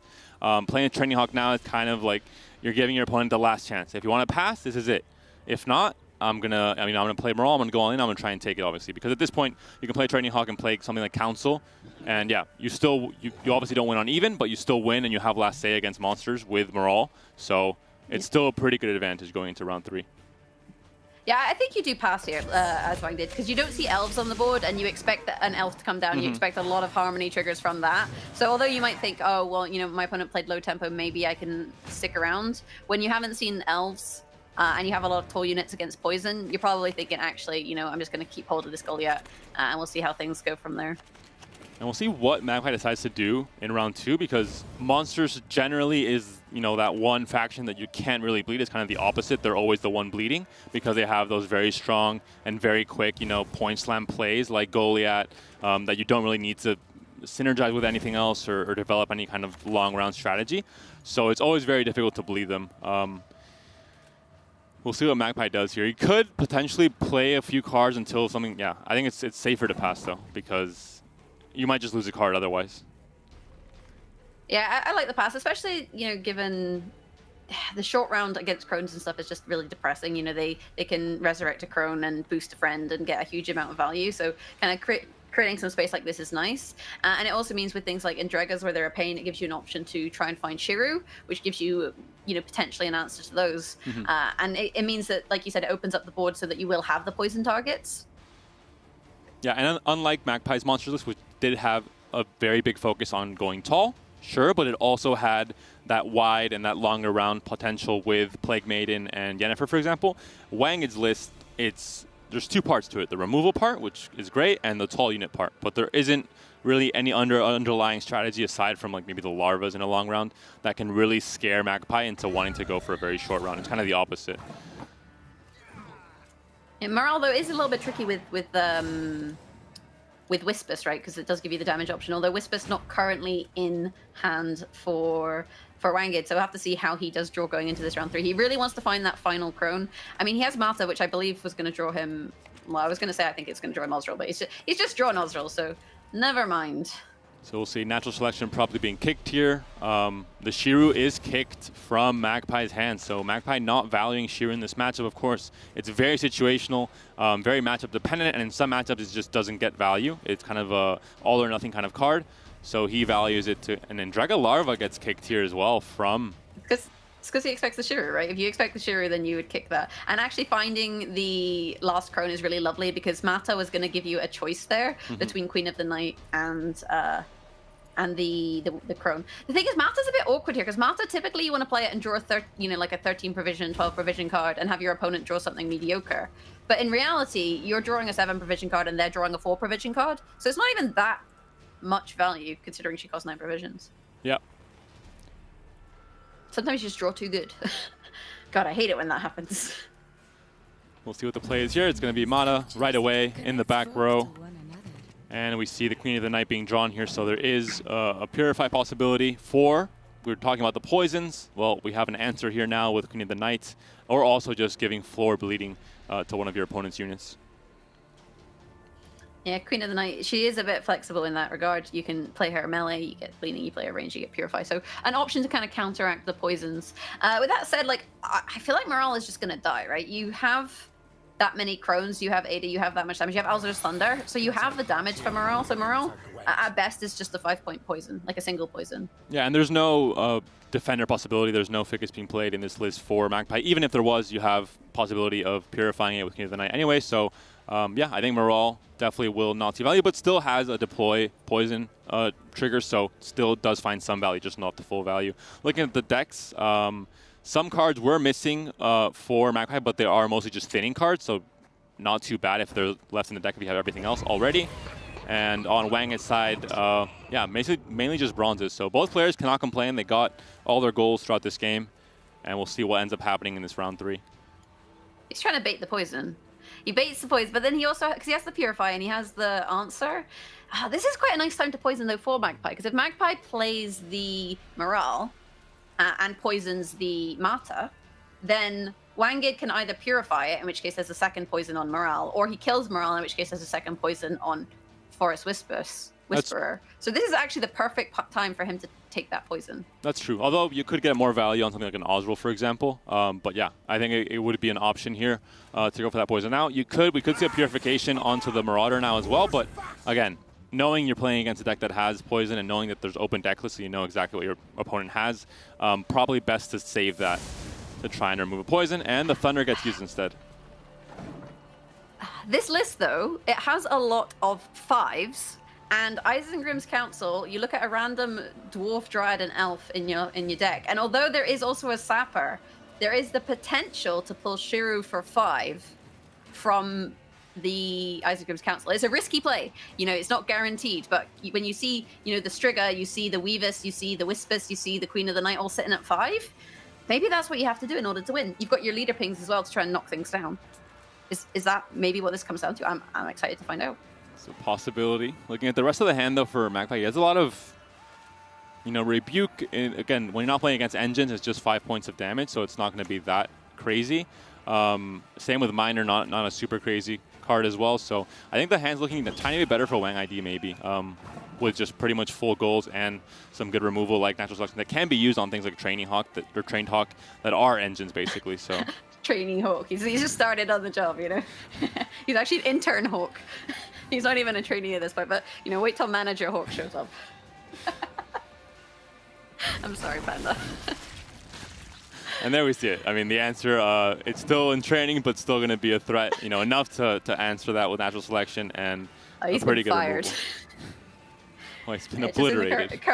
Current economic climate, he's not even furloughed. He's been sacked. He's gonna have to you know, sign on and get some government support at this time. What do you do now as Magpie?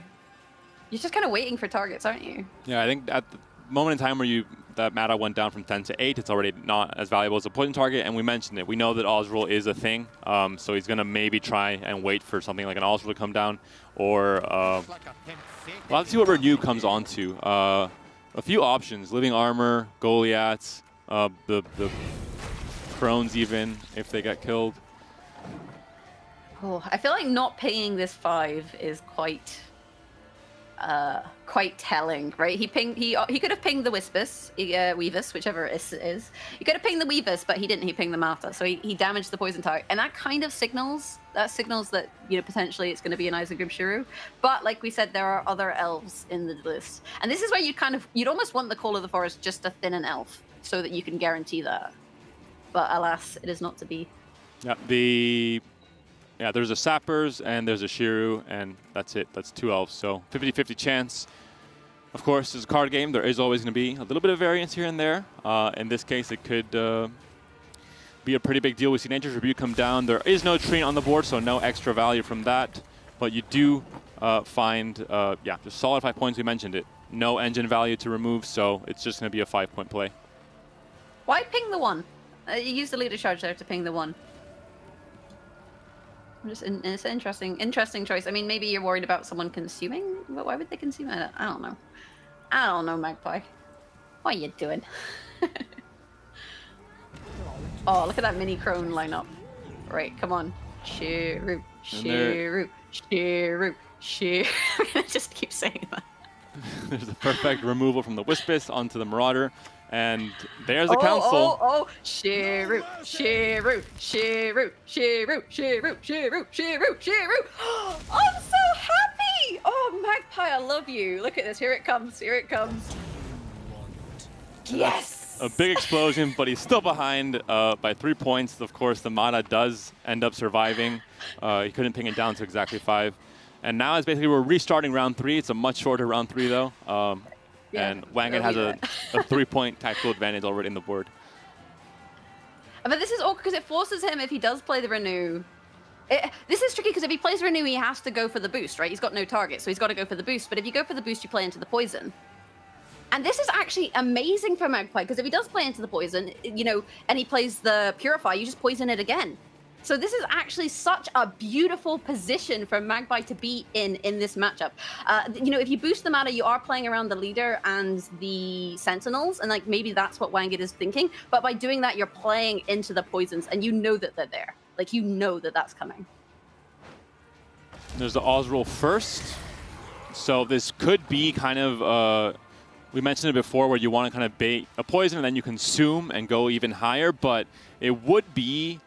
I mean, potentially kind of risky because, like you said before, Morale, even if you purify one, for example, he still has a second charge. So you can't do both things in one turn unless you do a double play with a leader ability, for example, in Gwent. So it's going to be tricky here for Wang ID to see what he decides. Yeah, this is where Magpie kind of has some choices as well. You know, he's got his leader charges there, so he can ping down that Mata, and he is going to want to do that at some point and set up the Sentinels. And in setting up the Sentinels like this, you're also stacking the row for the Great Oak. You're making that, you know, a lot more powerful. You've put poison on here, and you know, Wangit has to purify that. But in purifying that, he knows there's more poison coming, so it's almost not worth it. At that point, you may as well just take the bleeding, right?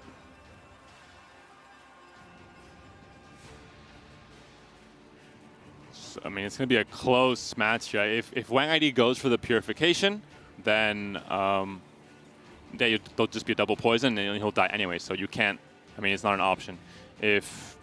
Yeah, we said it. You can't do 2 things in one turn. You can't purify and remove the Morale. Like, it's not a possibility. So he has to maybe just use the removal crone to deal with Morale and hope there's no other poison in hand, possibly. Of course, he doesn't have full information. He has to decide what there's higher odds of happening here and what could be left in Magpie's hand. And then he's got his leader. You know, he can try and cleanse the. Yeah, I don't think that's even worth it. Cleanse the poison with Death Shadow and spawn a base copy of Osrul, but that's not really good either. I think you have to go for the cleanse, but then that Renew is massive. Unless you play Oak, do you play Oak here and damage the Queen of the Night and sit on the poisons because you know that there's a boost? But then if that happens, he can. No, consume. You can't do that, right? Because then you can. Now. Yeah, because then you can just. Yeah, you have to because. You can consume the Osrul last turn. Yeah, and know or that res there's or res the Wispus. Like I think you have to do it like that. But it's quite close. It's gonna be a huge point swing, regardless. Now, Osrul will be dying here, of course, for 14 points. So massive swing, and then you still have Oak with potentially five points of damage as well.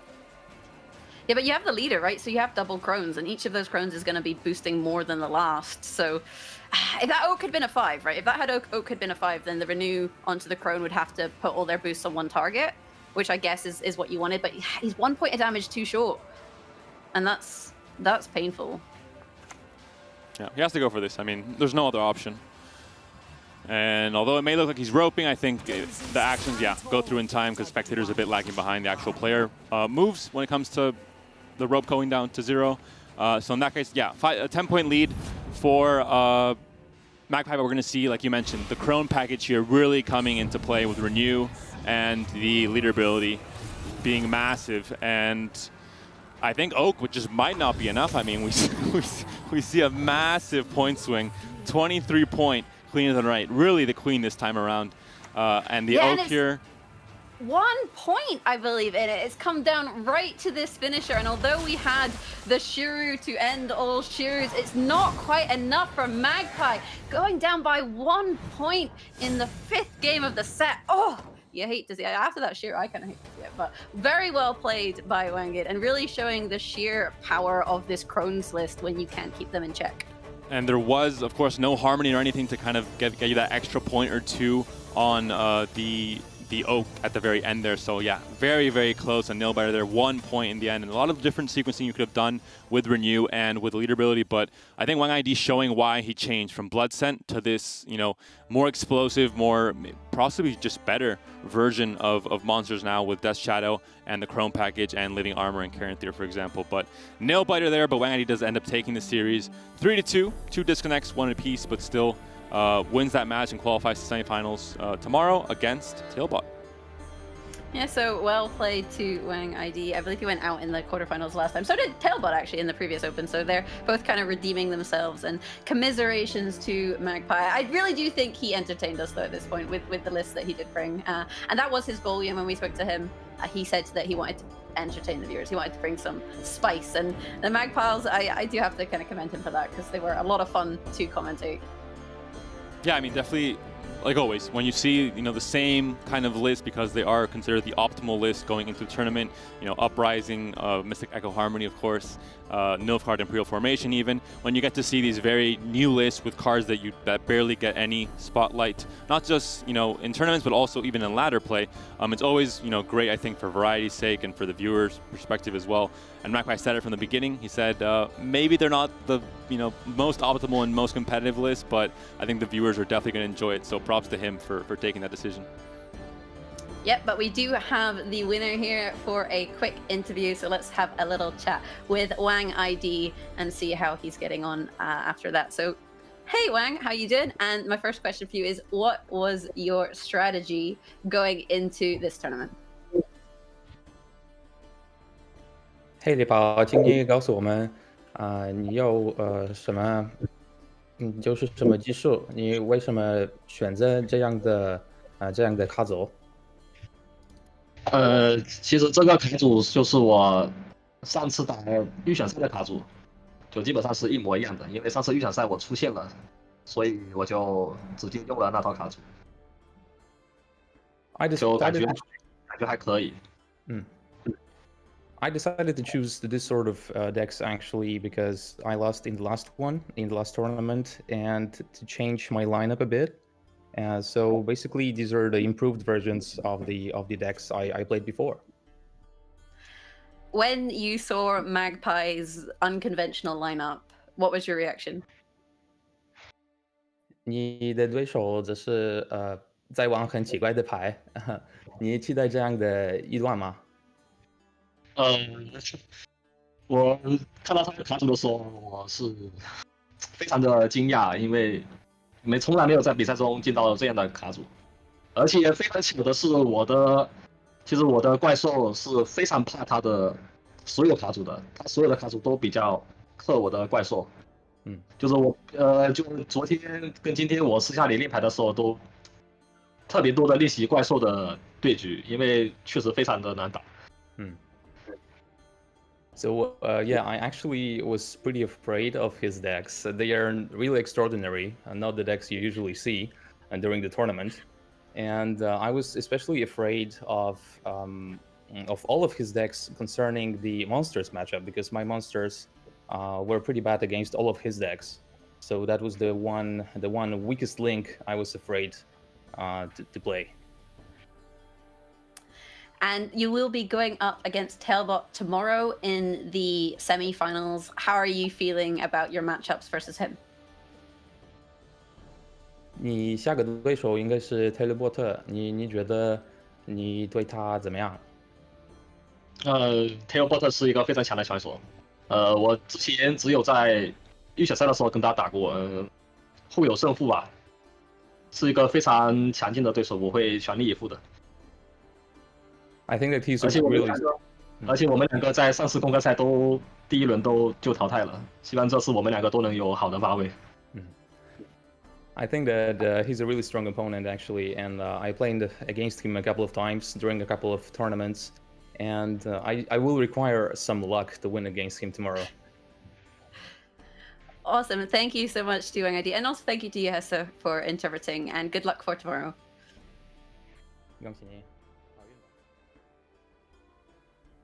So there we go, and this is how the current split in terms of the prize money looks. So you get $2,000 for showing up, courtesy of our crowd-funded Gwent Open 2 bundle, and then depending on your scoreline, you'll win more or less money depending on how well you do. Yeah, for the quarterfinals, every match that you are able to win, you get 100. Well, in this case for Wanged and Magpie, because it is a 3-2, but in Tailbot's case, when it's 3-0, you get all 500 basically. So always incentivized to try and win not only the series, but win as fast as possible to get the most cash as well. And we see there semifinal number 1 for tomorrow, day 2 of this Open, will be Tailbot against WangID. Tailbot, you know, the super veteran, was here from the very beginning, and WangID, he kind of started making a name for himself a bit at the end of Season 1, but still obviously a very recognizable name in Gwent Esports.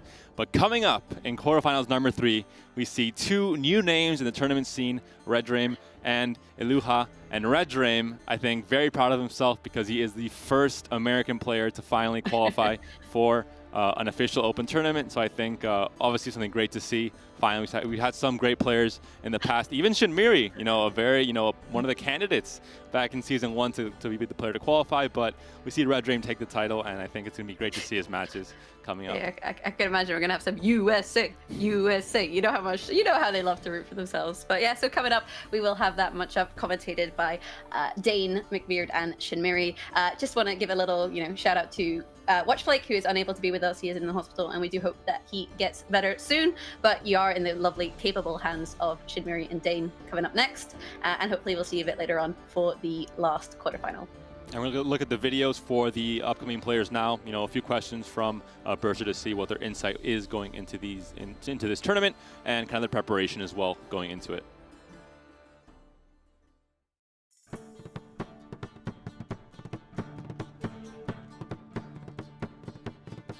All right, I am here with Redraim. You are probably the first NA representatives in Masters Season 2 for sure.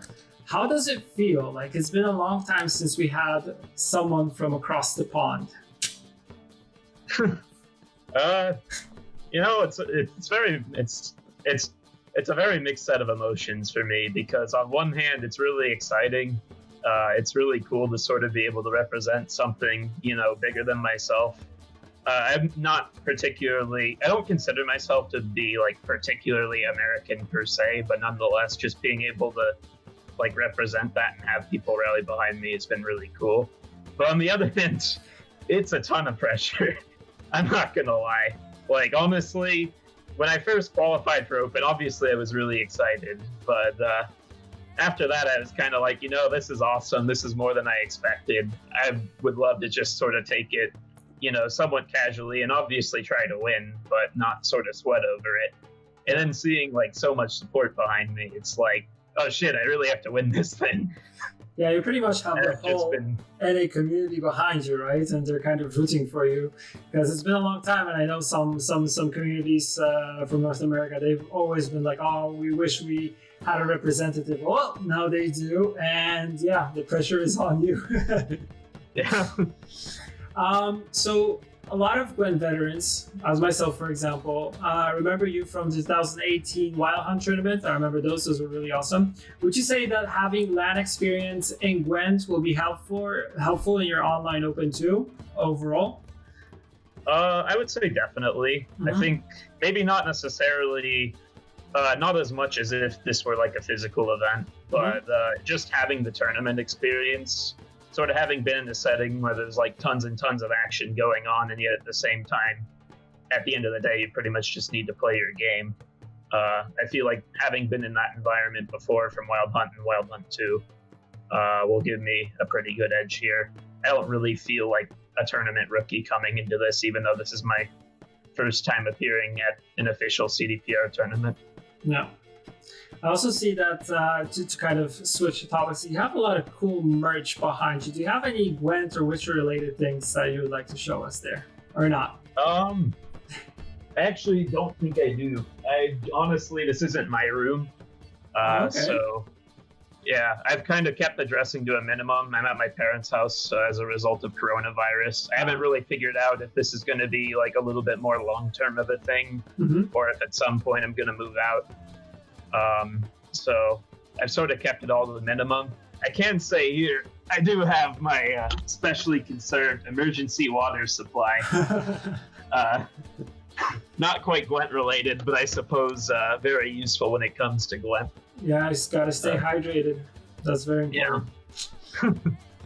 Yeah. Speaking of Gwent, how are you liking the Master Mirror reveal so far? Is there any cards that you liked from the ones that already show? Do you think that some cards maybe are OP or a little bit over the top? What's your take on this? Or have you not? Because I know some players don't follow the reveals. They were preparing for Open, so they only are kind of, tunnel vision on the cards that already exist and then just playing the games and getting ready for the tournament. Have you pretty much saw what we revealed, and what's your take on it? So for the most part, I've seen what y'all have revealed.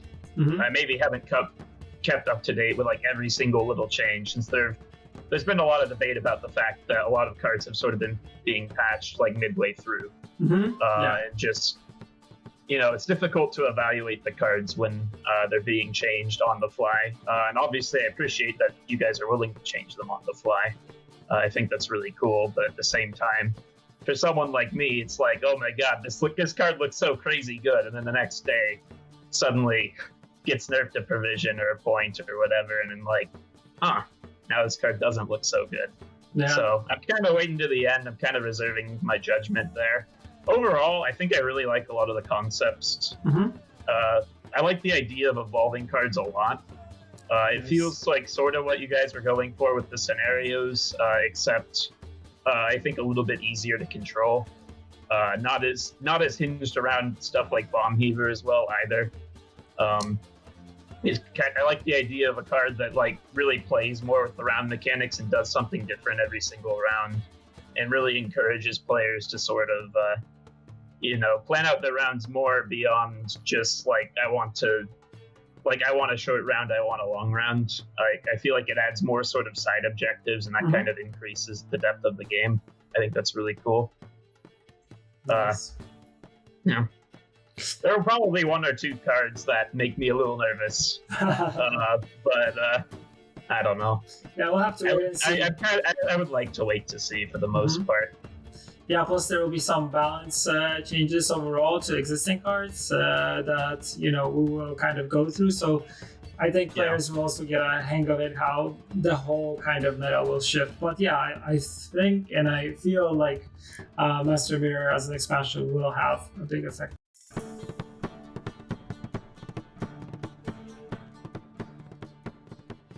Hi there, Ilyuha. So I have a few questions I'd like to ask you.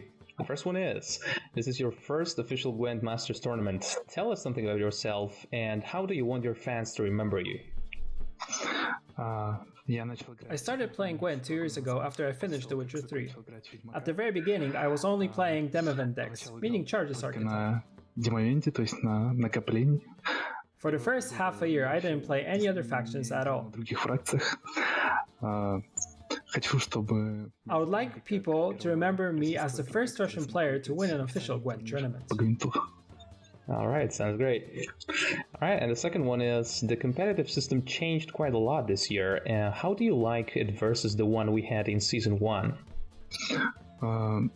The current system is significantly better than the previous one, because right now you don't need to spend a great amount of time to qualify for the tournament. Тебе не обязательно нужно тратить огромное количество времени, чтобы пробиться на турнир. So for me personally, 400 games is enough to get to the qualifiers, and there everyone is playing in the same conditions time-wise. Все находятся в разных условиях, точнее наоборот. Before, only those who have lots of time to spend on the game were qualifying for the tournaments. На турнир очень много попадало людей, у которых есть много времени, чтобы уделять игре. You could say that they could basically spam the game and qualify. Now, it's not like that anymore. Сейчас это не так. Но However, the current system is still not ideal, because in the loser's bracket, the winner is usually a player who's the least в winded. квалификациях чаще всего побеждает тот игрок, который, по сути, меньше выдохся. Mainly because qualifiers are quite long, up to 12 hours, and basically in the end, a player who manages to keep his mind fresh wins. Под конец уже выигрывает тот, у кого голова более свежая осталась. So maybe the qualifiers should be divided into even 3 days. Или на 3 даже. All right, yeah, that was the idea that some of the other players had as well. Welcome back, my friends, to GWENT Open number 2, Season 2. I really liked how Paul and Redraim had a little side conversation about the new expansion that's coming up. A little, kind of like a little interview right there. Almost. And there's some... What's that? What's that? Almost like they're having a little podcast right there in the middle of the tournament. It's awesome to see. Very casual. Yeah. Intimate. Speaking of awesome to see and the expansion, maybe we can do another little bit of an art reveal. Maybe you guys can take a look and speculate who or what this might represent here. Now, I don't want to draw too many conclusions, but this does look like a Scoia'tael card of some kind, perhaps a love story that has not been told yet in the world of Gwent. This is pretty cool stuff. Yeah, wow, this art is amazing, super detailed. I really like the whole theme of it. I wonder what it'll do. Maybe we'll find out. It's interesting because we already know that the humans and the dryads are not friends in this expansion. So to see them looking like they are caring for each other, well, there's another side to war. Perhaps love can bloom on the battlefield. Shinmiri, that's a Metal Gear reference for anybody right there. And I think that also, just again, if you missed the information, we're showing all the artworks today, and tomorrow Jason and Paul are going to be together right before the finals to reveal everything. By the end of the tournament, all cards, all things will be revealed, and we can prepare our decks for Master Mirror on the 30th. Yeah, so, I know I will be doing a lot of theory crafting on either Monday or Tuesday, whenever the full patch notes go out. I'm going to be really excited to dive in and just think about what kind of crazy decks we can come up with. Speaking of the crazy decks that people can come up with, we have the decks that have been brought in from Redraim and Deluha, and we have a chance to go through these right now. Now, they may not be as... but before we do that, of course, let's talk about what you guys think. Before you actually see the decks, it's actually better. Redraim actually, we're seeing that support. He talked about having a whole nation of support behind him, right? And Shinmiri looks like he's going to have 2 North American casters cast in his game. What do you think about this? I know. I'm excited to see North America participating in official Gwent tournaments again. It's been a really long time, like Berja has said, and Redraim is actually the first American to qualify to a Gwent Open specifically, and looks like he's favored on Twitter as well. He's got the support of North America, but he's also got the burden of representing North America and not letting us all down. So let's go take a look at their decks and what they've brought. Heavy is the head that wears the North American crown. Here he comes in with the Mahakam Forge lineup. Shinmiri, what a pick. He also has Imperial Formation, Uprising, Drog, and finally Jackpot, which is an interesting pick, still running Madame Louisa. But, I mean, where do you start with this deck? Let's talk about Mahakam Forge. What do you think? Yeah, let's talk about Forge. I agree. This is a very controversial pick. I mean, maybe some people expected it from Redraim because he's been like the champion. This is his signature deck. This Mahakam Forge Herald Gord finisher with a bunch of specials to buff him up and a lot of dwarf synergy as well. And then he's got the Imperial Formation double Masquerade Ball. You know, this is the deck you guys all know and love on the ladder. Plays Masquerade Ball once, not just once, but then shuffles it back and plays it again. Twice the fun, twice the balls. And also the Triss Lacerate to get the wide strategy going. The Drog deck is a little bit more normal flavor, we'll say, what you might expect from Drog. And then there's Jackpot with the Madame Louisa still in play after being nerfed. Yeah, Jackpot this is the first Syndicate deck that we've seen in this whole tournament, and now all 6 factions have been represented. So it's really nice to see that, you know, with this tournament, that there's so much variety in the meta, and I feel like we haven't seen that many repeats of the same deck. Mm-hmm. And now we'll run it back. Same factions, but just a switch up here. The Jackpot is a little bit different from Aloha, not running the Madame Louisa combo. Mystic Echo taking on the Scoia'tael side. Lockdown with a little bit of Shoop Radia Singleton and the Triss Lacerate for the wide strategy, and a Drog list of his own. What do we think about these lists? Yeah, I think that these lists are also pretty interesting. This is the first lockdown that we've seen in the tournament. Goes for, rather than going for Imperial Formation, which seems to be more popular today, rather than buffing up and protecting your own threats, Iluha has chosen to disrupt his opponent's strategies, locking their leader. A lot of decks rely on their leader to combo with the rest of their strategy so that they can synergize and guarantee certain value, and lockdown puts a stop to that. Yeah, I think that the lockdown pick it changes the game, changes the pace of the game. There's just no more leader tempo to worry about. And of course, Shupradia has been able to make up a lot of points for the slim provision that lockdown offers. So these matchups are going to go head to head, and we're going to be seeing the bans as well. So on this situation here, Red Rain is going first, I believe. Yes, Red Rain is on blue coin and Iluha on red.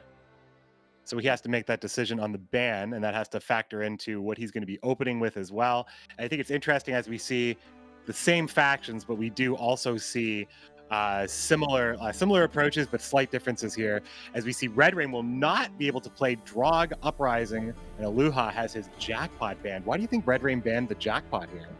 So if we got a quick glance at Red Rain's list, and I don't know if you noticed, but there's no Bomb Heaver in any of his lists. So he's not prepared to answer scenarios. And so because Iluha's Jackpot list has that Passiflora, that's the only list that has scenario for Iluha, I think that's why Red Rain banned it. And it's also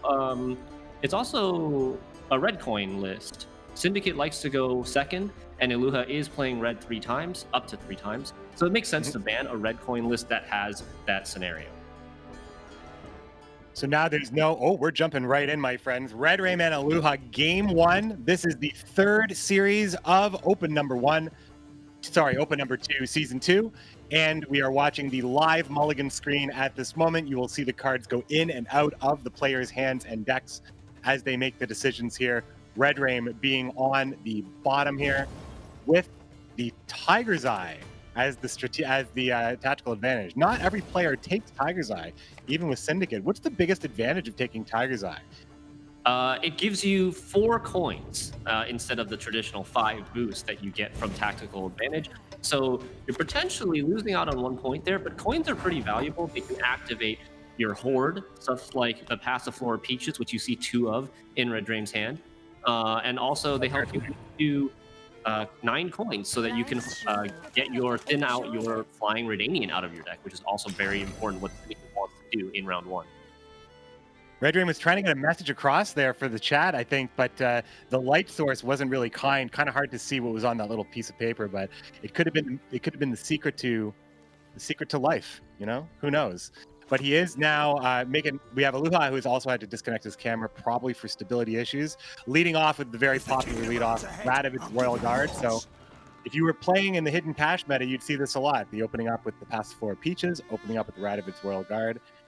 Now Red Rain's going to have to be making great use of his poisons here. So we have Red Rain queuing up Jackpot Syndicate on blue coin, and Iluha's starting with Draug on red coin. This is a little bit unexpected on Iluha's side. I think he's happy that he's getting this matchup, and it's probably why he did it, but I would have expected Iluha to want to play Lockdown on red instead of this Draug on red, but maybe he's really just on the next Yomi layer and really just predicting that Red Rain was going to play Syndicate, because Draug typically has a very good matchup. Red Rain just steady with these two Passiflora Peaches that are going to be growing over time here. A bonded Synthrid Enchantress going to be adding 4 vitality to her best friend, as the Radovit's Royal Guard represents 0 points as soon as a poison converts from the Fistek Trafficker, perhaps. Morale is also in here for that great push that can happen where your opponent has no way to answer either the poison or Morale. So having Morale in round 1 gives you that pressure position, although that's much more better on red coin. What's Red Rain's best opportunity to get out of this round favorably at this point? I think Red Rain, he does have the double Peaches engine going, which is going to help him a lot. Right now, Iluha doesn't have any engines or any real threats. He was able to get the bonded ability on the Enchantresses, but I expect to see one of these Enchantresses get poisoned, or he might finish off the poison on the Radovid's Royal Guard first. And it looks like Iluha just wants to pass. He just wanted to play 3 cards and get out, despite being second. I think he doesn't care that much about going first, going second, or having last say. He just wanted this matchup. He just wanted his Northern Realms to match up against the Syndicate. And passing on after playing 3 cards, passing with 7 cards in hand as Northern Realms is not unheard of. Northern Realms is a very well protected. They can put themselves in great positions, very protected positions, especially when they can set up.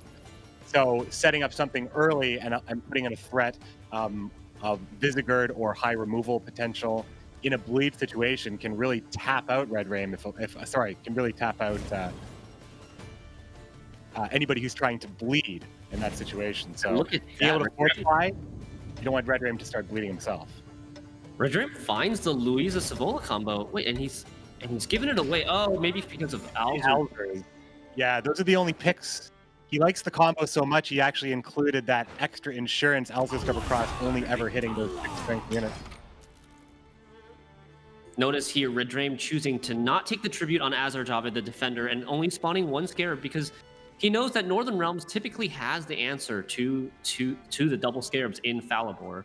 And so he'd rather just conserve his coins and potentially use the extra coins to get out the Flying Redanian for 3 tempo once he plays something like this Street Urchins in it. The Flying Redanian is likely on the way. Falibor's still being used here. Same value either way. Yeah, still the most efficient way to get past this small defender. Falibor, one of the strongest cards for Northern Realms coming down, helping Iluha to resist the bleed in this. Now threatening with an engine as he is going to maybe get his bullying on here. He does have the option of playing down to 7 cards. He's holding Morale and Fistek Trafficker. There's a nice target for poison there with Falibor on the board. Red Room is very interested in seeing. You want to get some of this stuff out of Iluha. He has the leader charges all lined up. He's got Drog. Northern Realms makes the easy pass, not expending any resources, so Red Rain's going to have to make him pay a little bit for this round or face the full wrath of Northern Realms in round 3. Yeah, Syndicate recently, since Luisa got nerfed and people have mostly stopped playing Luisa Savola combo, Syndicate has lost one of his major short round threat. But Red Rain choosing to include Luisa Savola anyways, if he can set it up so that he can protect his Luisa in round 3, then maybe he can go very deep in this round 2 to set up a short round where he can get that Luisa Savola massive combo. But he's gonna have to bleed out some really key resources like this Heat Wave, potentially like an Onseus. He also has the leader ability Jackpot to protect Luisa from damage. The Street Urchins coming down for that last little bit of profit. A second Street Urchins in hand means a lot of reach, as all of those coins can go then into that spender unit. 9 coins means the Redanian comes out. A Burning Hot Oil has knocked the armor off the doggo, but Red Rain leaning back with a little bit of a lead here, hoping that his opponent has to commit because a slow play just invites from either even higher tempo, something through Luisa perhaps. Savola in hand here, and here comes the Dahlia, likely grabbing that Caravan Vanguard. Yep, swarming humans on the board, stacking the back row, setting up, being ready for that Draug at any given moment. And right now, Iluha on Red Coin is looking for an opportunity to potentially play Draug and still keep his card advantage. Like right now would be a potential turn to do it. Big push here from Red Rain, dropping Saul on the back row. Now another engine that's threatening, and perhaps if the Dire Doggo ever gets armor back on it, a lot of passive point generation. Saul with the maximum amount of coins here. 3 points a turn, and further coins to come. Double poison still in hand with Luisa. Shamir, do you think Red Rain might be going for the 2-0 here? Is it possible? I mean, if he senses weakness from Iluha's hand, it's definitely possible. His hand is good enough. but I don't know if he'll go all the way. He's definitely going to test the waters. He's definitely going to try to get that Draug out, I believe. And with the Saul on the board, that's a really threatening engine, like you said, 3 points a turn. And Red Dream, next turn, he could potentially reactivate that Wounded Dog, put armor back on it for 4 coins and start making that into an engine as well. You see Aluha doing what Northern Realms does so well. This is why Northern Realms can sometimes take that pass on round 1, because they're happy playing 9 points a turn. Adalia's 9 points. Every future Caravan Vanguard's 9 points. Reinforcement is 9 points. Voimir then playing for far above that value. You just get better and better. Your setup is such high tempo, and then your payoff with Vizigurt and Draug and Voimir is such a good payoff, and you don't really have to be slow to do any of that setup. So Aluha is showing how easy it is to keep those points up and happy against Red Raim's Bleed right here. Oh, and look at this. He goes for the Alzur's double cross, gets the Louisa out, and chooses to leave her at a 6. Doesn't commit the leader. Knows that Heatwave is still out there. He's still holding on to 9 coins. Red Dream, by holding on to the 9 coins, he makes Saul grow at a faster rate. And now Aluha has to make a tough decision on what do you Heatwave here. Do you use Heatwave for the Louisa to potentially stop the Savola's tribute? Or do you have to commit the Heatwave? Like, if you do that, then you can't Heatwave the Saul. Yeah, it's a really tough position here because the Savola can always be paid off as well. Red Raim has the money. So by denying Louise, you're just kind of forcing Red Raim to pay the money. And you're not really solving the Saul problem, who is still growing here. So there's the royal decree into Ansays to solve that problem. And Red Raim's got to make the next follow-up decision here. He's got 2 poison options. He's got an Urchin that he'll have to adjust his coin purse for, but could still play to spend all of the coins and then perhaps try to get out here, but that doesn't really put him ahead enough to be worth it, especially if he assumes that Crappy Heatwave is still out there, which he should. Yeah, and this was a good play by Aluha. I like that a lot. Using the Royal Decree to find the Ansaeus as an answer to the Louisa, which can be killed by damage, and then reserving the Heatwave for the Saul afterwards, if that's even necessary. He's up by a good amount right now, although Red Raim still has the 9 coins in his purse to potentially spend. There's that coin adjustment there, putting a little bit of armor back on the Dire Mutated Hound, who will now continue to grow. Still 7 coins in the pouch. Saul's growing by 2. A spender, 2 spenders on the board. Aluha can't answer both of them, so those coins are probably still representing full value, in addition to 7 coins being exactly what you need to pay off Savola so you can see the Frightener come out. Now Moral being a very threatening follow-up play to anything that Aluha plays, being able to cancel out Falibor's point and then immediately summon Frightener. Red Raim could get himself in a good position here. Aluha needs to really play a big play right now. Yeah, Red Dream is getting 4 points a turn right now between the Hound and his Saul. And as you mentioned, just sitting at that perfect 7 coins to tribute that Savola for a huge 17-point swing. Aluha needs to respect this, I think, and he might decide to slam the Draug here. He doesn't notice that he doesn't have Visagard. He doesn't have a good way of answering this Hound. It's 1 armor, it's 1 pesky armor. All he needs is 1 damage, but he doesn't have a way to do it immediately. It's too hot out here for Saul. Saul takes the heat wave, vanished to the Karathi Desert. There, Red Raim now has his final choice, or one of his final choices here. Pay off Savola for another huge push, force out the Draug, force out the Voimir, or just apply a poison, put Aluha into a difficult situation, and maybe take temperature on the round. Maybe he just doesn't have it, Red Raim could say. I think Aluha right now is trying to win this round and get out. That was Heatwave's force says, I'm up 13 points now. Are you going to continue? Do you have the threats to continue pushing? And Red Dream with a definitive yes here, slamming down the Savola, taking you back in the lead. No longer Saul's no longer on the board. Flying Redanian is also on the board, so those coins need to be converted to something. So it's just a really nice return right there for Savola. Morale, the double poison is a lot of control, but board state has to be good enough. Still does represent a good amount of points. Now this Hound is growing out of control with no answer. The Draug still doesn't come down. Iluha's still trying to stall here on the Draug. He does manage to get ahead by it says 3 now, but after Redrain passes, he's going to have 2 extra points from this Hound. So Iluha right now is staying ahead, is still locking in that card advantage for round 3 at the moment. Redrain might just really want to get his money's worth. He played the Hound and then he re-outfitted the Hound in that new in the new armor. And the longer the Hound's on the board, the more value it is. If he puts him on something that might not get a lot of play here, perhaps like the Bomb Heaver, we can see Voimir looks fantastic, and Draug obviously is going to get Iluha into killing distance here. But Redrain wants to see something. A little bit of an awkward situation here for Redrain, though, because if he does decide to commit a poison, very likely the Draug is going to come down and remove that poison, transform it. That would be the play, leaving Iluha to go into round 3 with Voimir and a Bomb Heaver. I feel like this could even be a bait on Redrain's side. So Redrain choosing to preserve the morale. Like, if you wanted to play the morale in this round, you would play it now, or you would have played it the turn before when he still had 2 cards in hand, because morale has an order ability. If he can't answer the morale or answer the poison, the morale can just activate the poison by itself.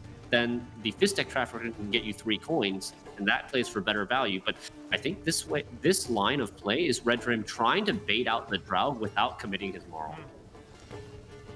So let's say that Iluha just plays Bomb Heaver to stay ahead, ignoring the poison completely. It wouldn't stay Redrain ahead.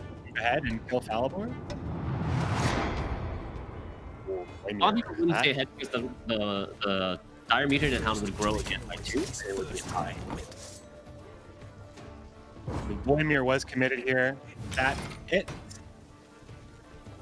Interesting. So Iluha manages to preserve the Draug and keep card advantage, but does commit the Voimir, which is a big commitment as well. It gets him a lot of green strength, a lot of boosted units that helps his Visagard, that helps his leader ability, which spawns a Scytheman, a Lyrian Scytheman. So Redrain doesn't get the Draug, but he gets a lot. Iluha's going to hope to find something that can be boosted up, something that's worth boosting for the Uprising to produce this Lyrian Scytheman, so Draug can at least convert 2 or 3 humans and get a little bit of extra value here. Iluha just taking his time, thinking about what the next play is. Maybe checking. And as an expert roper myself, I really respect that. Even though the round was over, Iluha had won it and could go on to round 3, he takes his extra time just to mentally prepare himself for what's to come in round 3 and set up a game plan, giving himself some extra time to think. The Bomb Heaver is now looking a little bit better here as the Passiflora enters Redrain's hand. He also has the Bank, Philippa, and Morale, so really access to the whole world if he has enough cash. The Bank would be looking, the problem I see with Redrain, though, is his hand has Passiflora, but he needs 2 Blind Eyes to fully activate the scenario. I guess in this case, it might not end up mattering because Iluha's hanging on to this Bomb Heaver, but yeah, if there was no Bomb Heaver, this Passiflora wouldn't get fully activated anyway. This Jackpot Philippa combo is really interesting. It allows Redrain to grab kind of out of nowhere, as long as he has a unit to boost. Yep. So that's an interesting combo that you would normally see in the wild card and hidden cache days. Journey and Mahler touching down here is the safe first play. Iluha with the benefit of first and last play here in this first match of quarterfinals 3. Passiflora open for business. Yep, as expected, establish the engine early. The Sly Seductress, which grows or boosts herself by 1 every time your opponent plays a unit. So that's definitely an engine you want to get early. I can't expect anything other than this Bomb Heaver to come down from Iluha's side, answering the scenario. And Redrain might actually be happy about that and not having to try to find a Blind Eye, and maybe he uses his Vivaldi Bank for something else a little bit more useful. I believe he still has Let's see. Just checking his list on. He's played a lot of the good cards. That played almost everything. He's had a lot of consistency. There's these Red Ram giving the old yep. He had it. I think what Red Drain will end up going for is probably a second poison on the Vivaldi Bank, because this Marl might get answered by the Draug. So Vivaldi Bank is a card that digs into your deck. Based on the number of coins is how deep you can look into your deck, and gives you a little bit of optionality of what you can get. My reason to travel, I mean. Red Ram committing the Morale first, though, because you never know. You may not need that poison. So Morale's coming down, demanding an answer, demanding a Purify, demanding a Transform, perhaps Drog. Here's a situation where Alua can use both his leader ability charges, make the Scytheman, and then convert the 2 humans on the front row with Drog, and then he would have a Scytheman followed right up again, although the Caravan Vanguard doesn't get quite the value.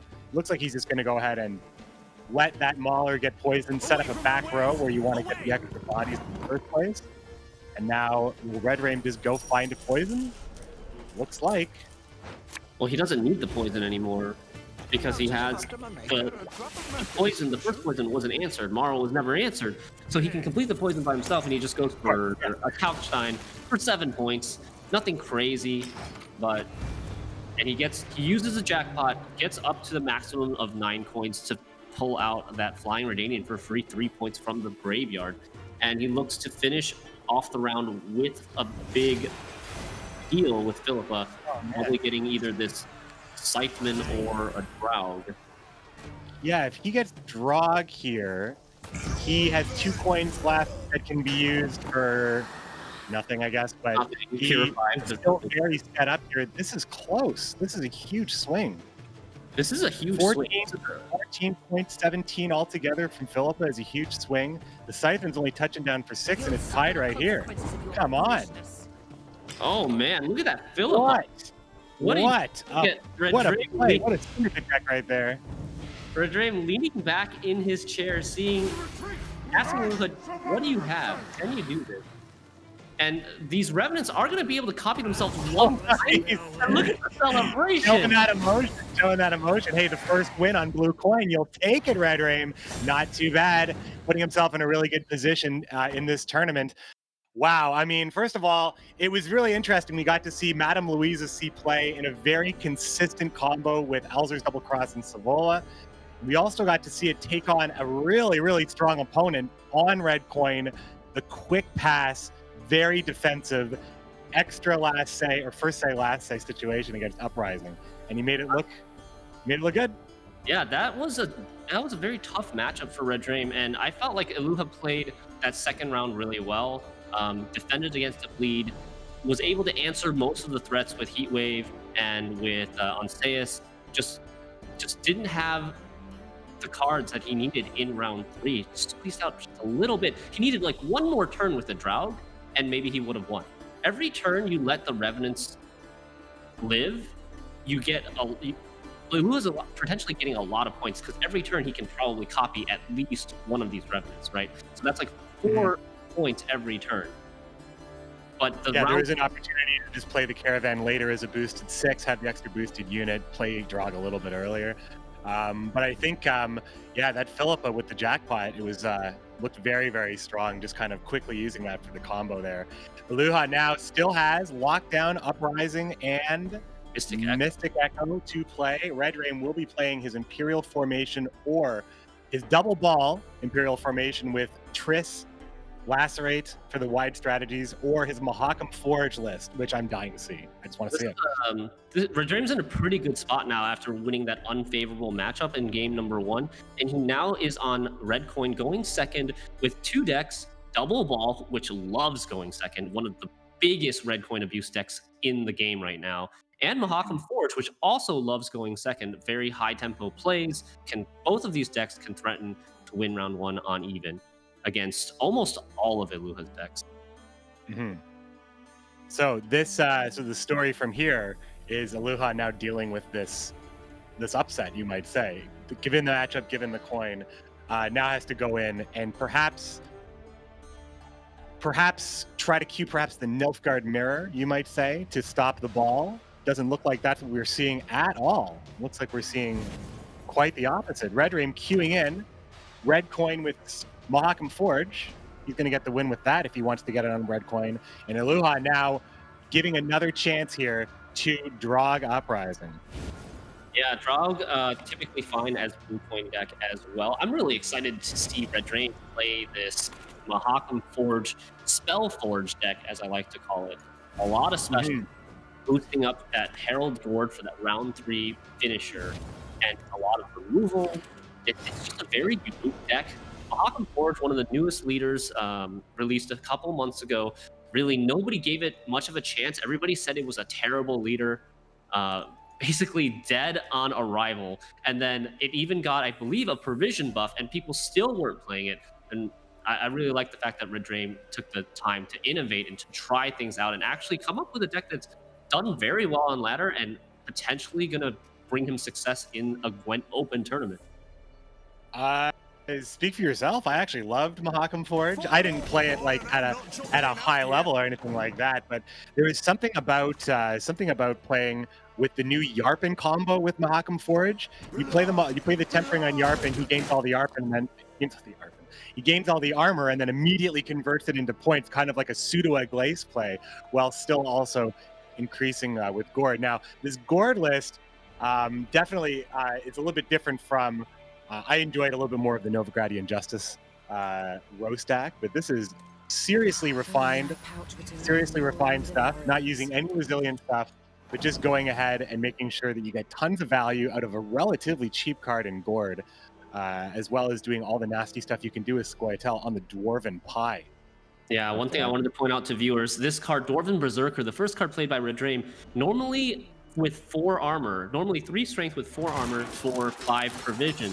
And it has this effect at the end of your turn, damage self by 1 if you have armor, and then damage a random enemy by 1. But with Mahakam Forge, with the leader ability, also having the passive of adding 1 armor to every dwarf in your starting deck, it gets 1 extra armor, which is going to be translated into value because of this card's effect. And look at these dwarves, these berserkers getting to work on this board, getting rid of all this boosted strength on Iluha's side of the board. These cards are going to be great. They have really good synergy with tempering, with this whole Spellforge game plan. And we also see stuff like the Adrenaline Rush, which has been like an exclusively a Monsters card for so long. But something that I noticed in the recent seasonal, the Season of Magic, Adrenaline Rush started to feel like just a superstar of a card there. And I think and I originally tried it out in a list that would be running just a couple of dwarves. So I think that the fact that it's being played right here in a list that also wants to play lots of tempering, protect a small amount of units, and make them all deadly engines, not just these berserkers, but also the Xavier Moran situation where once he gets boosted, he gets a little bit out of control. So, and lots of closing abilities. Triss can solve all sorts of things. Here we see the Adrenaline Rush keeping Red Rain comfortably in this game. Karathi Heatwave, an easy answer. Novigradian Justice, tons of points. And Avalok, that long round addition there. I love Avalok as an addition in this deck. Yeah, this Adrenaline Rush not only keeping him in the game, but keeping him above Iluha in points. Really not giving Iluha a pass. Trying to force Iluha to play good cards if he wants to get that pass. And you mentioned Avalok and Triss Telekinesis. These 2 cards are really great for this Spellforge deck because they are units that create and play special cards.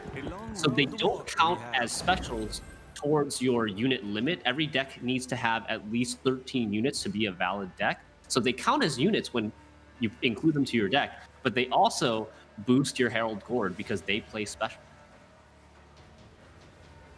So Herald Gord can touch down at a realistic, I mean, if everything pops off in a deck like this, can hit the high teens, if I'm not mistaken. I think like 15, 16 is very realistic ending level for Herald Gord in this deck, which is a bomb of a finisher. Humans above, beasts below. Don't know which is worse. There's the minor touchdown. Great support for the Berserker, adding a little bit more armor to these constant engines. So it seems like going along with not just the Berserkers and Xavier and Avalok, like maintaining constant pressure through engines. This is something that I'm starting to see Red Rain as he builds his decks. It's something he really likes to do. He likes working with engines a lot. He likes having that passive point generation. Yeah, this is very powerful here. Like he's really Red Dream's deck is really making the best out of these cheap 4 or 5 provision cards. He's playing Berserker, which is an 8 for 5 with his leader passive. Adrenaline Rush 8 for 5 that gives Herald Horde carryover. This Miner is an 8 for 4 if he ends up buffing this Berserker.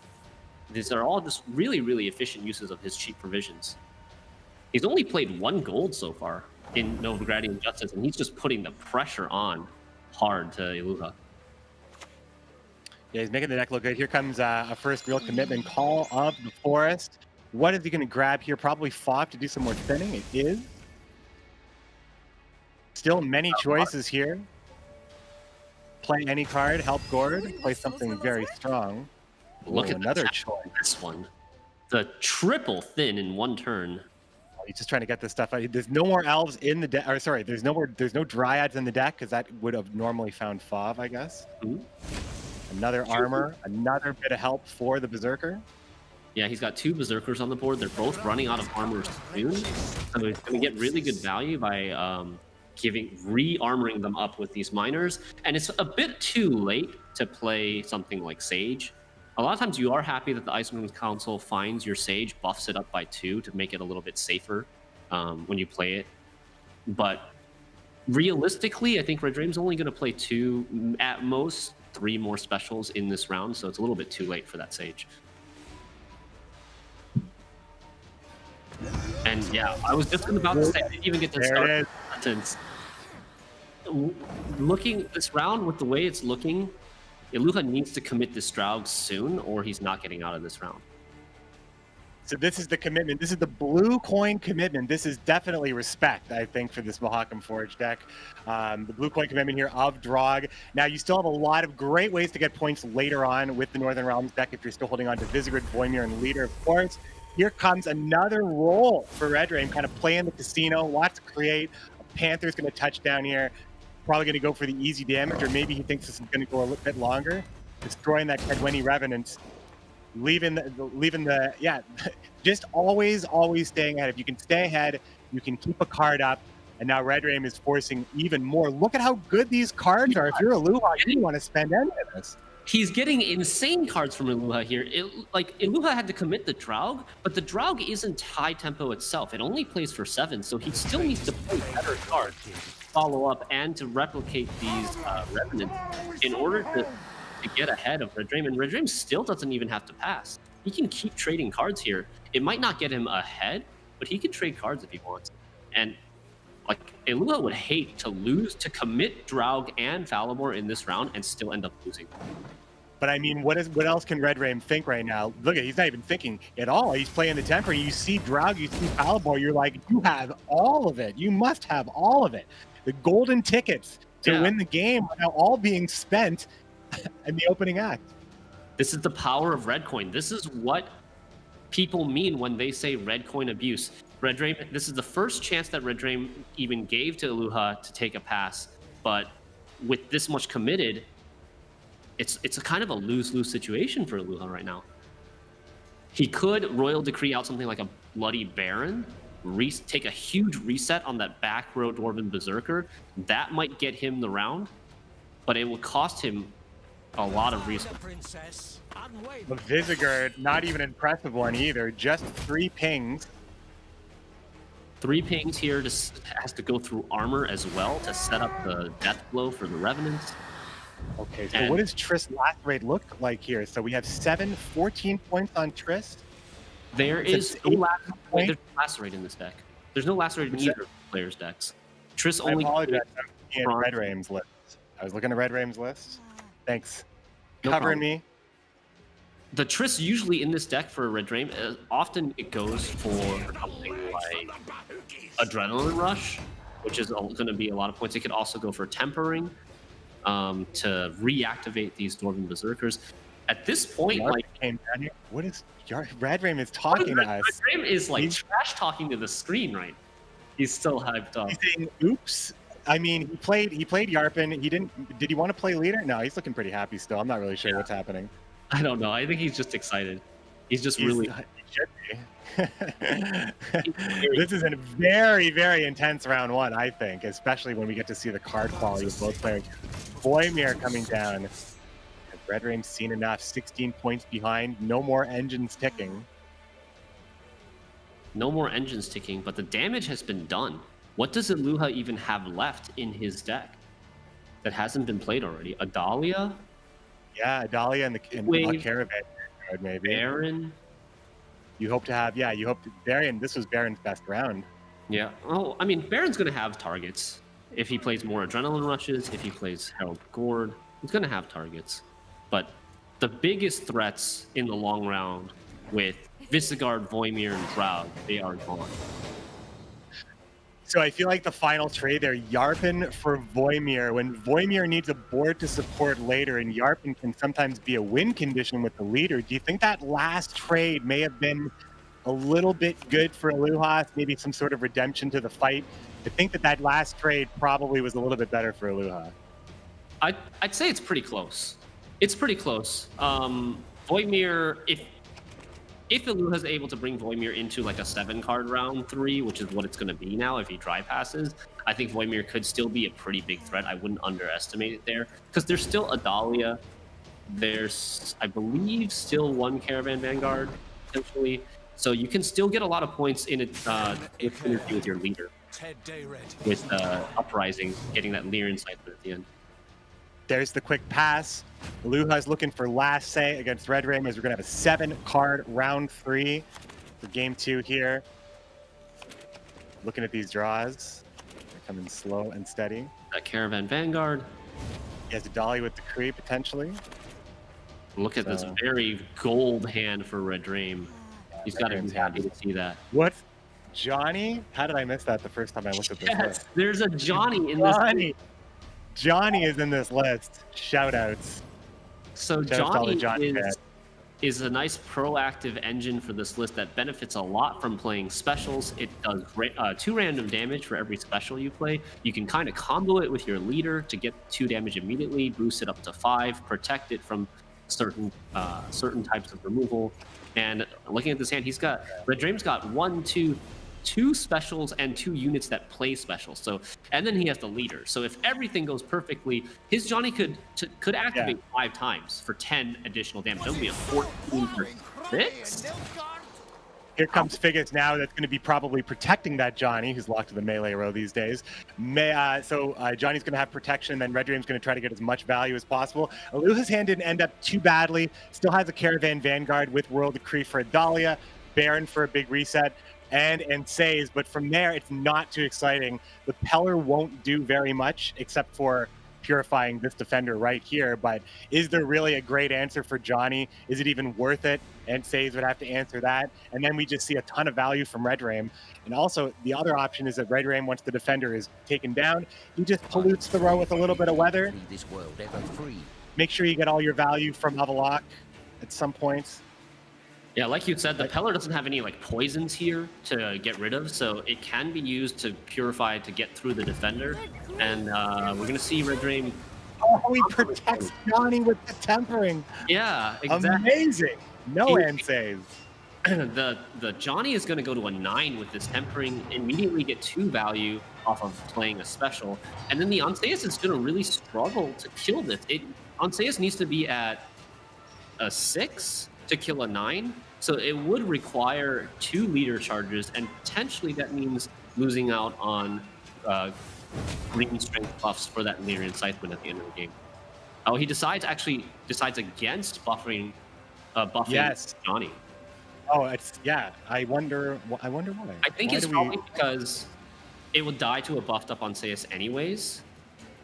He would only. However, that means two leader charges aren't being used to actually set up the incitement. So, I mean, I guess I'm sure it's fine. Maybe he prefers the armor. It does cancel out. A lot of this is going to cancel out any damage at all that could be coming through here. Although a lot of the damage has already been drained a lot of the damage has already been drained from Aloha's deck. There's very little things that even can do damage at this point. Herald Gord represents 8 on the 3s, 11 points at this point, but we still have to see an additional play from Tris, Avalok, and Karathi Heatwave, so that will be a 14-point Herald Gord at this point. Yep, that's correct. If he plays it last, it's going to be 14 points. But Aloha does manage to retain last say here by winning round 1. His Baron is going to be able to get a lot of value, resetting either that Gord for 11 or something else. If something else ends up getting boosted more, he potentially could get a better reset there as well. I like this. 8 points finally being put onto a row right at the 4 turns you need to get full value from the fog.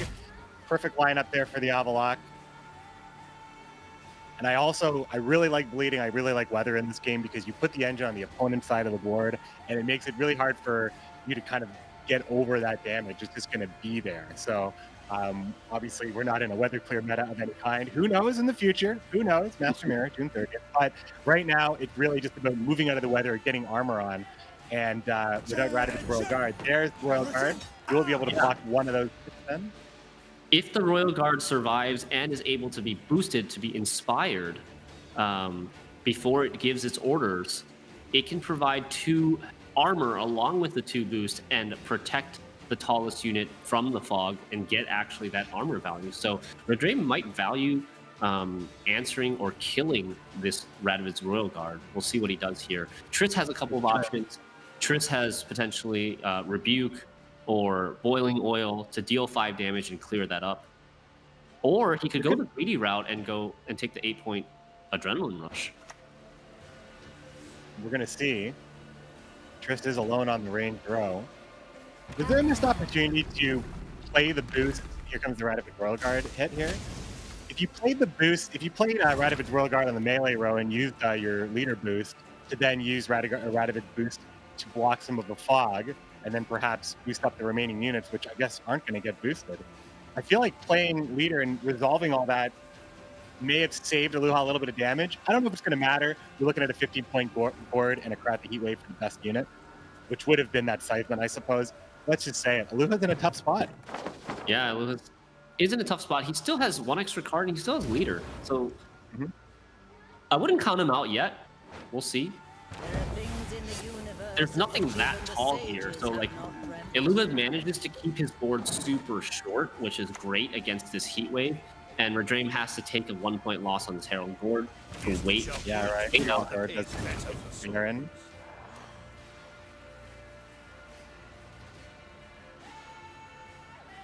No, I guess, yeah, because there isn't, yeah, the Baron would get, well, even if he just plays, yeah, that's only worth 6 points.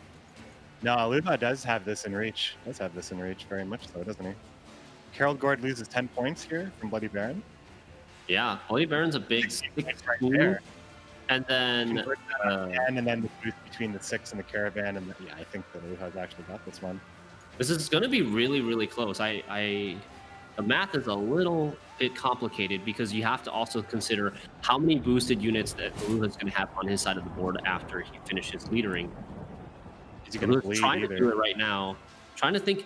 I think Aloha's trying to calculate if he needs to greed this Baron. What's order to play the stuff in?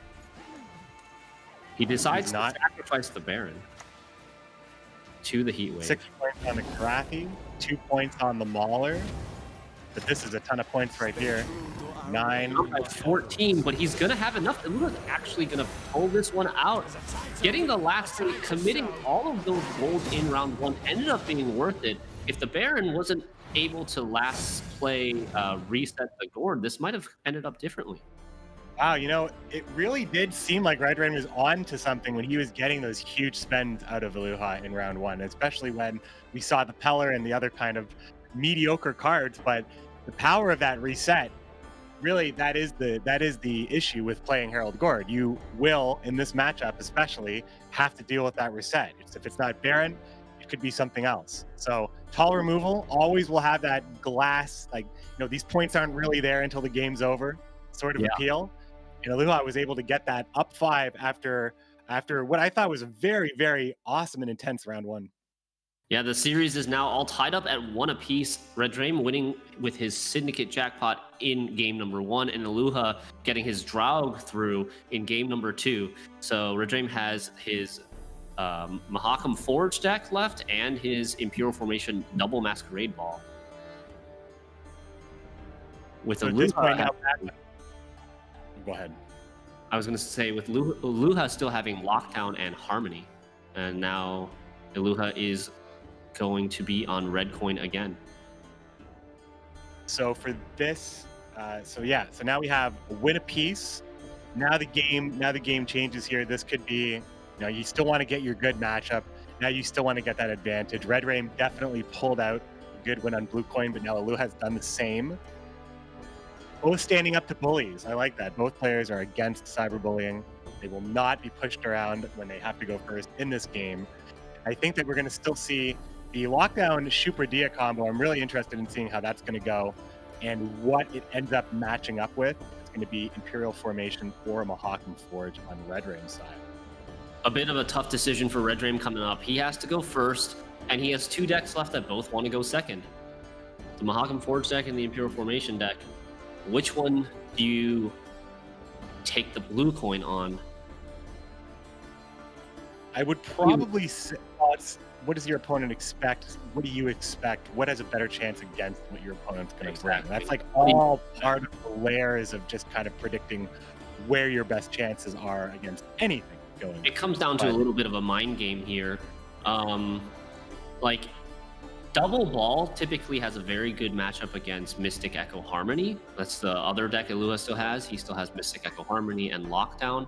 Double Ball may be able to get it against Mystic Echo, may be able to get the win against Mystic Echo Harmony despite having to go first. And this is exactly the matchup that we're going to see. So maybe we'll get the answer to our question here as we get started with game number 3 of this 3rd series in the quarterfinals.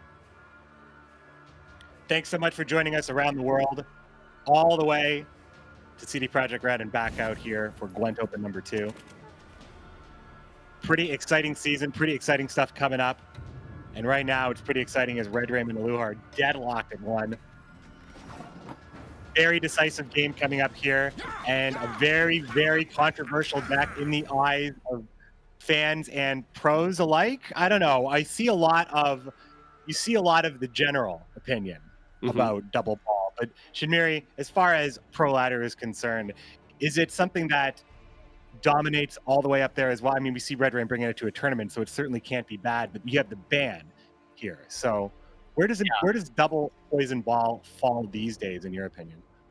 I think it's a better tournament deck than a ladder deck, personally, because of its strong preference for red coin.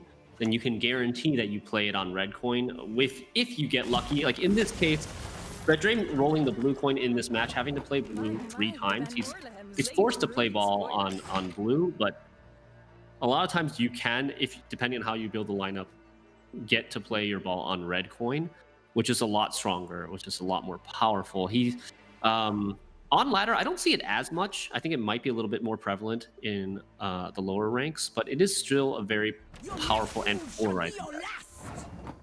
I mean, it's not. I mean, it's. Yeah, you see it or soldier stuff usually, but Redraim bringing the full-on double ball. We saw Nick bring it last Gwent Open as well, and he made it all the way to the finals with the double ball as well, ultimately falling to demarcation as Redraim turns the lamp over here. His Thirsty Dame poisoned will go down next turn. Redraim with some poisoning of his own. Boy, double Rod Tosser as well as Moral with Vincent's support as well. Redraim has a very good hand, perhaps. How good would you say this hand is for blue coin? A lot of really important removal golds as well. Now committing Moral on the 3rd card of the game. Yeah, that's a big commitment. I think one thing to really note here in this matchup is that Aluha's his harmony list doesn't have Bomb Heaver. Some harmonies choose to run Bomb Heaver, some don't. So it's a little bit of a it's a tough decision because Bomb Heaver is not a Scoia'tael card. It doesn't activate your harmonies. It actually actively harms your harmony tags because it is a human itself. It'll prevent your other humans, your Scoia'tael humans, from activating your harmony tags. So he chose not to have Bomb Heaver. Sorry, what was that? And then look at this rot tosser pressure here, not even using morale, just saying, okay, now the next thing you play next to the cow, if you want to do something else. Now I've got multiple poison procs, lots of different ways to remove different units if you're not careful. Another rot tosser still in the hand as well. Perhaps because there's only so much you can do about it. You do have Milena, if you're Aluha, can move the cows around, but it's still going to always hit something. Milena is a fun card to have against Nilfgaard, especially when you're dealing with things like Damien, or in this case, well, Damien's not in this list, but in any row-lock situation, like the Defender and stuff like that. Move it all out of the way. For sure. And Redraim, like you said, was able to hold the morale temporarily last turn because he knew that with the Rebuke gone, there's no other way for him to deal 5 damage, unless Aluha was going to commit his leader, but that's just a little bit too crazy in round 1 on a Nature's Rebuke. It all happened so fast. Another quick cow here from Redraim, making sure Aluha is going to get 0 things to stick on the board, as that cow represents a poison on 2 units. He has 1 active with morale, and if he really wants to keep this going, here comes the move on the cow, the Milena. Get out of my house! The answer. Get out of my house. The Milena is the utility on Milena is just so good. Never mind being a 4 points for 6 provision card, but the movement, and especially the repeated movement, is just so valuable in these sorts of situations, moving that cow carcass to the empty row and poisoning nothing. Redraim now at the 5-card commitment stage here.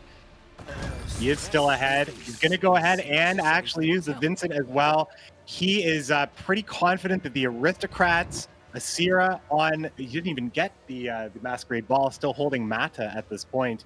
So this allows Redraim actually to, if he was able to win this round, it allows him to source the Masquerade Ball in round 2 and use it, and then get it back in round 3 and use it even more if he wants to actually do it, if that's even necessary. So Redraim, 4 very, very good cards in their own right, but not the fastest cards. So we're going to have to see if this lead is good enough for Redraim or for Aluha.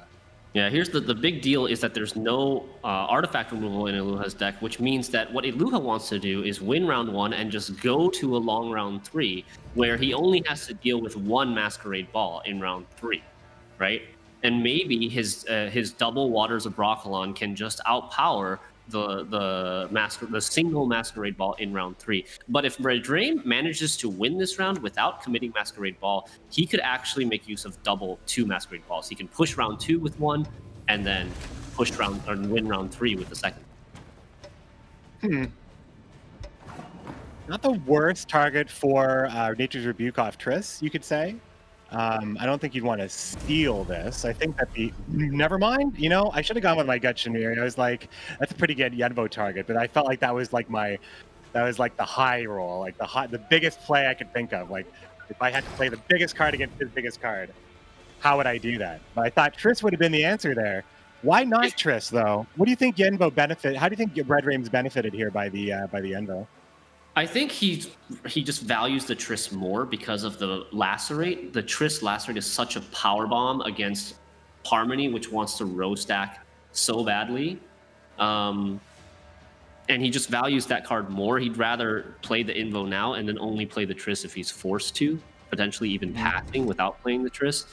The Invocation is okay here.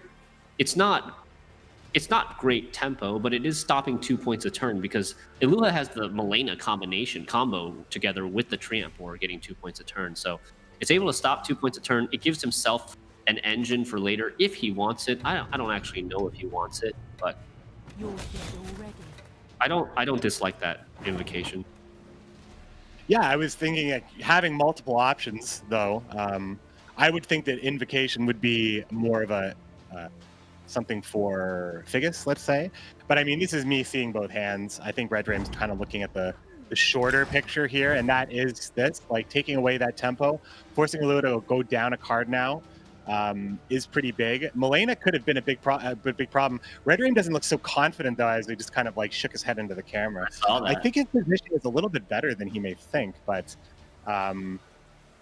not having ball first round is probably hurts how he wants to do this. He wanted to win this round, but he wasn't able to do so, and he also committed a lot in the form of Vincent, a lot of poisons, and he didn't really get that much out of Iluha. No Water of Broccolon spent in round 1. Iluha looks Here like comes he's the gonna play play. Foe. Maybe just send something out. Yeah, he's going to take Call of the Forest for probably the worst card in his deck that can still get him ahead. It's not going to take much. Decides to go with the Miner. It is going to be enough here. It does activate the Harmony proc on the Worms. So he's able to preserve a Poison. He's able to preserve a Defender, which is going to be very important because normally Defender is a liability when there's something like Vincent around to just kill it outright because of the status. But Vincent was spent already by Red Drain round 1. Yeah, I mean, there was a lot of key removal. The Aristocrats are the things that now Red Drain wants to make sure that he can get a hold of the most, because the Aristocrats are now his only source of poison. He spent all of his poisoning. Well, not all of them. We can still see. You know, they always have more, right? That's what you find out when you play. They always have a few more. You never know. It could be a King Cobra, it could be the Fang of the Empire, but that Morhelm's Hunter represents a poison. However, Mata does have to go fetch that. Have to go fetch this. So if Iluha wants to push here, assuming that Red Drain doesn't have ball for whatever reason, or doesn't have access to ball, maybe you want to pressure the slow plays of Asira, knowing that Asira might be in hand as just a 6-point vanilla. Mata's in hand as just a 6-point play. I think there's a push opportunity here for him. Can he really though? He doesn't have his Water of Broccolon. He actually, this could have been a game-losing miscalculation in round 1, using that Fauve to take the round when he doesn't actually have Water of Broccolon in his hand. Fauve is the way to tutor Water of Broccolon if you end up not drawing into it. But, oh, okay. Wow, he's playing the Mahaka Marauder. You're making a pretty good case not to go for it, but it looks like he just wants... He's very confident in his short game, I suppose. Very confident holding Figus and 2 poisons, perhaps. Very dangerous. And Red Drain is playing Imperial Formation. His leader is very granular. He can use the leader to buff up the Treant Boar here, take it out of Rebuke range, well, the Rebuke's already played, but what this accomplishes is that he gets ahead now. He's locked in his card advantage for now, and putting the pressure on Iluha, potentially stealing the last say away from him. Because Imperial Formation is such a granular leader, Red Drain doesn't mind spending less than a fourth of it in round 2 if that translates to an extra card. Dryad's Caress is a grab from Triss, thanks to Red Drain's include. Sorry, no, I'm wrong. I'm wrong again. I apologize. I am wrong. It is not a grab. Iluha's deck is it would have been it would have been if it's the Mahakam Forge list that we're talking. Yeah, if it was Red Drain's list. Red Drain's Scoia'tael list, it would be there, but Triss cannot grab Caress here. Music marries cultures, connects folk to one another. There is the Masquerade Ball fetched from the Mata here. This is the card everybody loves and hates at the same time. Well, I think nobody really minds the first party. It's just the second party. First of all, party on the Sunday. We got to go to work on Monday. It's just not really popular. I mean, that's just rude, right? But using the tree here now, the only Harmony engine here for Iluha now facing extinction, thanks to what could be a Masquerade Ball conversion. However, this is getting really late for Red Drain. I think Iluha could pass out of this. Still, I mean, it looked so scary to go into it, but not having any sort of Purify, and he's going to keep going. Figus touching down on the back row to protect that Harmony. One of the best uses of Defender. You have nothing else to defend. Block the poison. Here's the deal, though. Red Drain, the Mata gives away information to your opponent. After you play the Mata, you 100% have your most expensive provision card in your hand. If he had it already, then he would have. If he had the ball already, he would have drawn something else.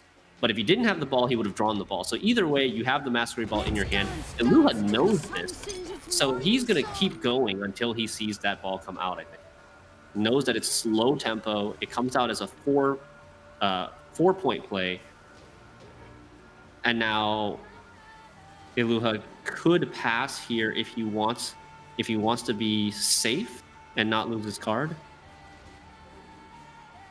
I would say, so the Harmony, you're not really getting. You do get a little bit of extra damage, a little extra value, sorry, from the Harmony engine in both cases here. You do get the 6 damage on Mata from the Bowman, and he's going to go to take the 6 plus 7. That poisoned unit is not going to go down at least next turn. The Red Rain is going to have to still do something. Red Dream's going to play the Aristocrat here. Maybe a little bit of a bluff. He actually doesn't have the second Aristocrat to activate the final chapter of Masquerade Ball, but Iluha could be scared enough from this bluff to pass and not push all in, which would allow Red Dream to get out with something like an Asir.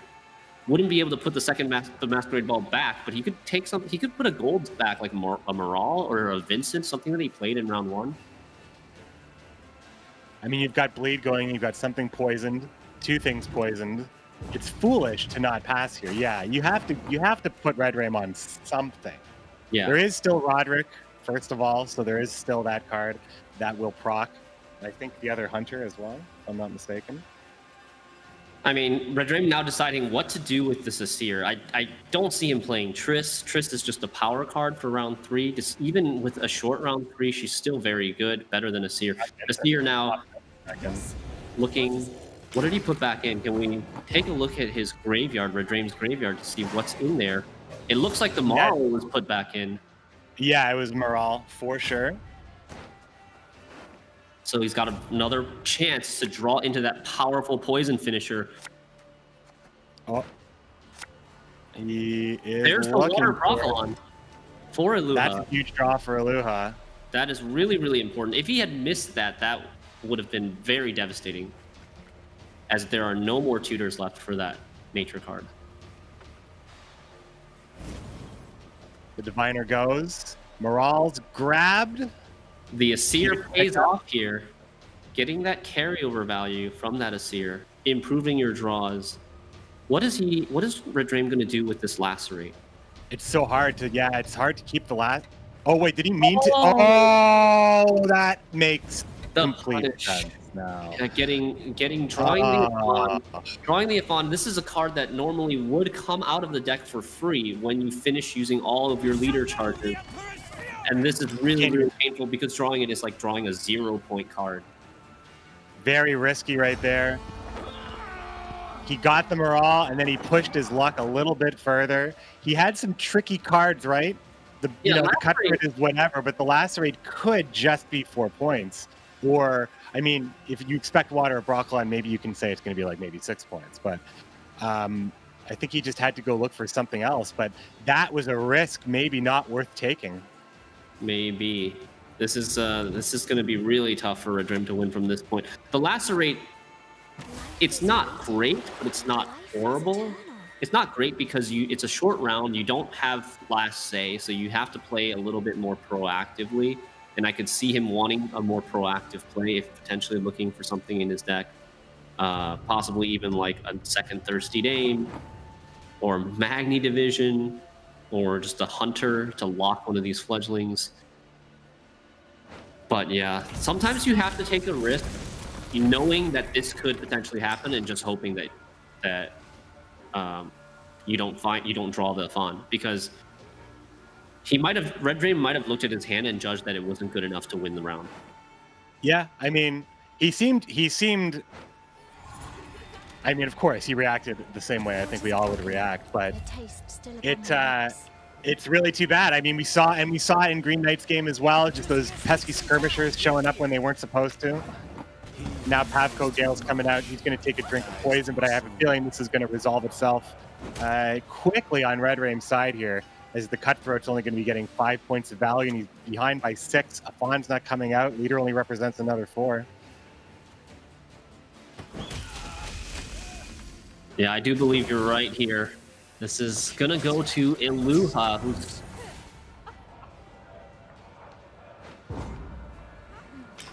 just not enough points.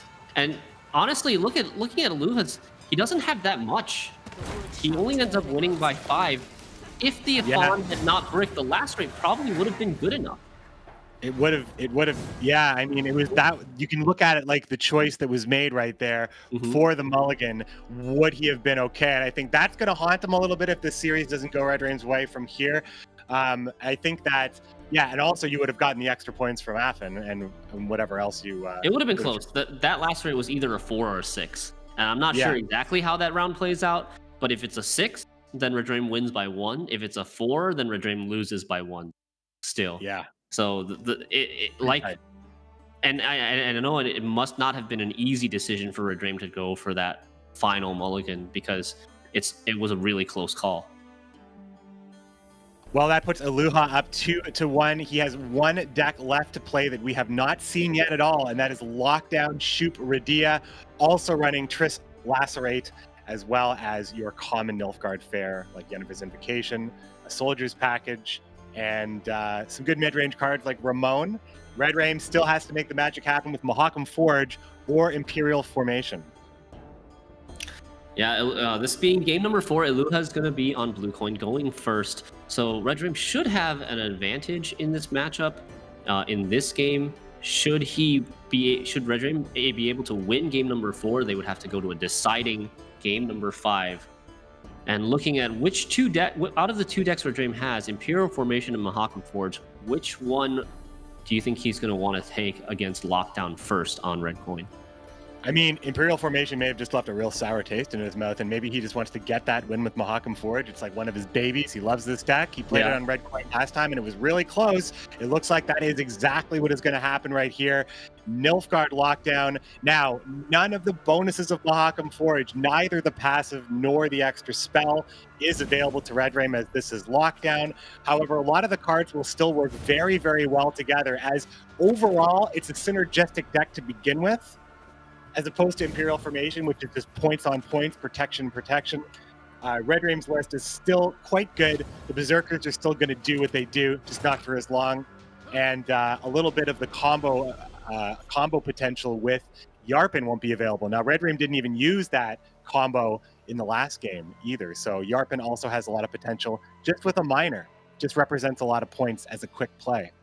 Yeah, it's a card that's able to grow over a long round and it still gets support from its other dwarves. It still regains we're talking about Yarpen. That's the 5/3 that translates armor into points, right? So it a lot of value. The big boost on tempering. That's what he offers. So I want to talk about the Lockdown list because this is the first time we've seen anybody play Lockdown. This is a Lockdown Shuperdea. Lockdown is the leader with the fewest number of provisions in the game at 106 total, and he's playing like 13 provision Shup, 12 provision Redea, 11 provision Triss, double 10 provisions in Ramon and Joachim. Like the deck really only has 7 golds, so it's got most of its power concentrated on very few of its cards.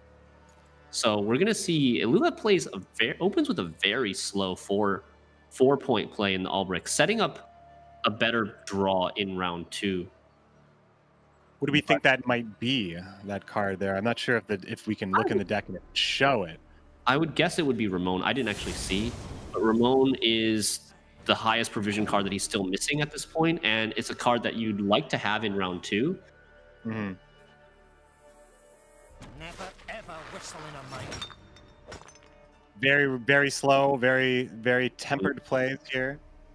Playing the minor. I think what Red Dream is planning on doing is something like a Novigradian Justice into a Berserker to buff up with minor to take it out of Sweer's range. There's the Tortoise, the best Ramon target, but still being played here for tempo here. And there is, you called it, there's the Justice. It's very important for Red Dream, even though Iluha doesn't have the Sweers here. He needs to respect the Sweers because the Sweers is such high value on that Berserker. Because it only has a 3-point body when played naturally. This is unfortunately not quite enough tempo for Red Dream. It would get him a tie if Iluha passes here. I don't know if Red Dream would think about taking the tie. Iluha does get out. This is a great opportunity to just throw 3 cards away, get some carryover on your Albrecht, and then not lose card advantage. That's an elf you can buff. Yes, of course. Right. That's Tour getting the Avalok hand buff. Hello, that's a nice little catch. I'm like, why are you collecting Avalok? Marana Runestone finding more carryover. Scoia'tael actually a faction with a lot of carryover bronze. They can get like a Dwarven Agitator to buff up one of your dwarves. You can get this elf to buff up one of your elves, or the Hawk or Smuggler even to get 2 hand buff on random units in your hand. So Red Dream got to be happy to see that. Yeah, that just works, right? And there's also the Sage available too to perhaps grab that. So Luha's not certain that that's Avalok that took that buff there. Right. Red Rain is. Did he just play? No, that was he's just playing his cards. No, he's just nuking his adrenaline. Okay. Yeah, that's true. He's doing what is essentially very similar to in baseball when you just walk the hitter. He's just throwing the balls. They're being caught. And Aluha's going to be able to walk right to round 3. Yeah, Red Dream, he's playing his specials to buff up the Herald Gourd, right? For round 3. I'm actually not 100% sure if this is buffing the Gourd. We'll have to find out because there were no targets for him to target. There's nothing on his board, no units for him to target with the A-rushes. Well, he played it with confidence, so I assume I'm sure he knows the deck. Yeah. Definitely an interesting use of the round, but now he's going to have to go in, just like he did the first time we saw this deck in Game 2. Red Rain is... Oh, that was the mulligan this time. Red Rain is just going ahead and trying to get the best possible hand. This time having Avalok for a little bit of extra pressure early. Oh no, he had that last time too, but the extra buff is nice. Crafty Heatwave. Herald Gourd boosts self by 4. That's a little on the low side. Yeah, maybe we can take a look in this graveyard to see if those adrenaline rushes actually counted towards the Herald Gourd or not. 1, 2, 3, 4. They did indeed. Cards were played. Knows his stuff. No mistakes were made. Iluha drawing into that Infiltrator at the end of his mulligans must not be happy to see that, as this is a card that you want to have in round 1 or round 2 because it could shuffle itself back into your opponent's deck, giving them a weak 4-point play to draw into, but very useless for him in round 3. Yeah, just a little bit of low tempo here as Iluha now setting up Radia with the Collar on board. Now the Collar is so good. The Collar allows you not only to just lock an engine, which is fantastic, but also bring stuff within the Sphere's range as well if you need to get that extra 3 damage. Like for Figus right here, I mean, this is obviously wanting to be a Purifier, perhaps the Yennefer's Invocation, but you do as soon as the Defender is out of the picture, you can get so much extra stuff done just by having the threat of that Collar. Yeah, I'm looking here, and Iluha has basically drawn everything that he's wanted. He has the only gold he's missed is Swears, but he has access to it from the Roderick, and he's able to replay something that he invocates with the Joachim if he so chooses. That does make Figus... I mean, this isn't really an engine situation that Iluha is offering. Iluha is really just kind of looking for good cards, good value, shut down the value and removal, and then try to get the big value from the body of Radea and the Shoop outcome. But this isn't something like he's not protecting huge engines or anything like that at this point. I mean, there is the Johnny that could be protected. The Johnny is a little bit threatening if he's able to stick throughout the long round, but Iluha's not going to mess around. Iluha's just going to steal the Defender, deal with it now. He didn't end up finding a Purify, so he's going to get rid of the Defender now so that he can deal with the Johnny here with either like a Lock or Shoop, maybe 4 damage, something like that. Yeah, just so many ways for Iluha to deal with this right here, if he's so concerned with Johnny's ability. Yeah, this lockdown Shoop deck has a lot of answers for threats. It has the Radea lock, it has Shoop potentially to be a lock or damage, and it has Swears, it has Invocation. The entire game plan just disrupting and shutting down the opponent's synergies, leader abilities, engine abilities, onboard value, late game value. You just play a bunch of like units that your opponent doesn't want to use. Red Rain looking for the Shoop Knight. Did he find what he wanted? He did find what he wanted. The 4 damage. He did find what he wanted. He wanted to kill. Oh, Aluha. Aluha played the Shoop Knight. Red Drain was crossing his fingers, hoping for Aluha not to find the thing. I know, so much stuff is happening here. A wild deck indeed. Yeah, so just kind of completely you're trying to bring your opponent's deck down to the state that you're at. You have 10 provisions.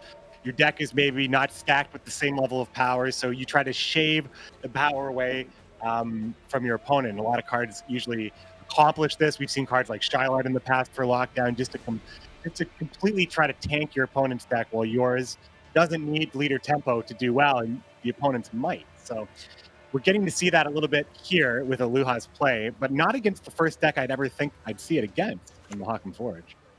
Yeah. Isengrim's Council here probably he's thinking about which one to take. Both of these are going to get answered.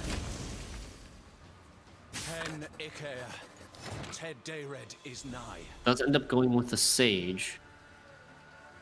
Yeah, you could pick your poison here. I mean, at least the Berserker wouldn't have taken any damage from the lock, but I mean, it's kind of the same thing here. There is no difference. That Sage can be locked up, killed, locked by the Hunter. Triss has a number of options as well. Sage is one of those engine cards that it starts at such a low value at 4, but if it goes unanswered, it just spirals out of control really fast. It gets two boost per special card that you play. But this is perfect for Aluha. This is the kind of card that Aluha loves to see his opponent playing. A really low value card if answered, because he's just got enough of these answers here.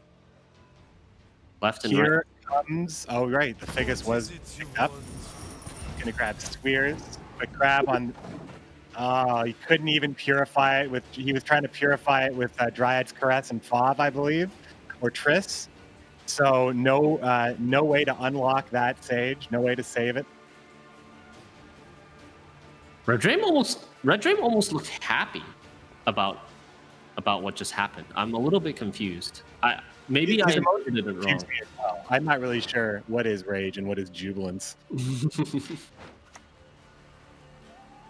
Maybe there's something that we're not seeing here yet. Maybe Red Dream has a plan. He's gonna tutor out Call the Force, getting making a call. He's only got 2 units left in his deck. 2 Squirtle units left in his deck. Xavier Morin coming out as an engine, 1 per turn engine. But it doesn't have any armor by itself because the passive of Mahakam Forge Leader has been disabled by lockdown. So he needs a tempering from Triss. However, if Aluha just locks Xavier, then he'll want to the tempering won't make a difference, and the purify won't make a difference either because you won't be able to get the armor on the unit. So I think Xavier is just kind of a throwaway play here. Yarpin probably meets up with a tempering from Triss. The Rebuke will eventually connect with something, as will the Karathi Heatwave. Avaloq will need to be played eventually within the next 2 turns to get full value. At least there's a lot of units to hit.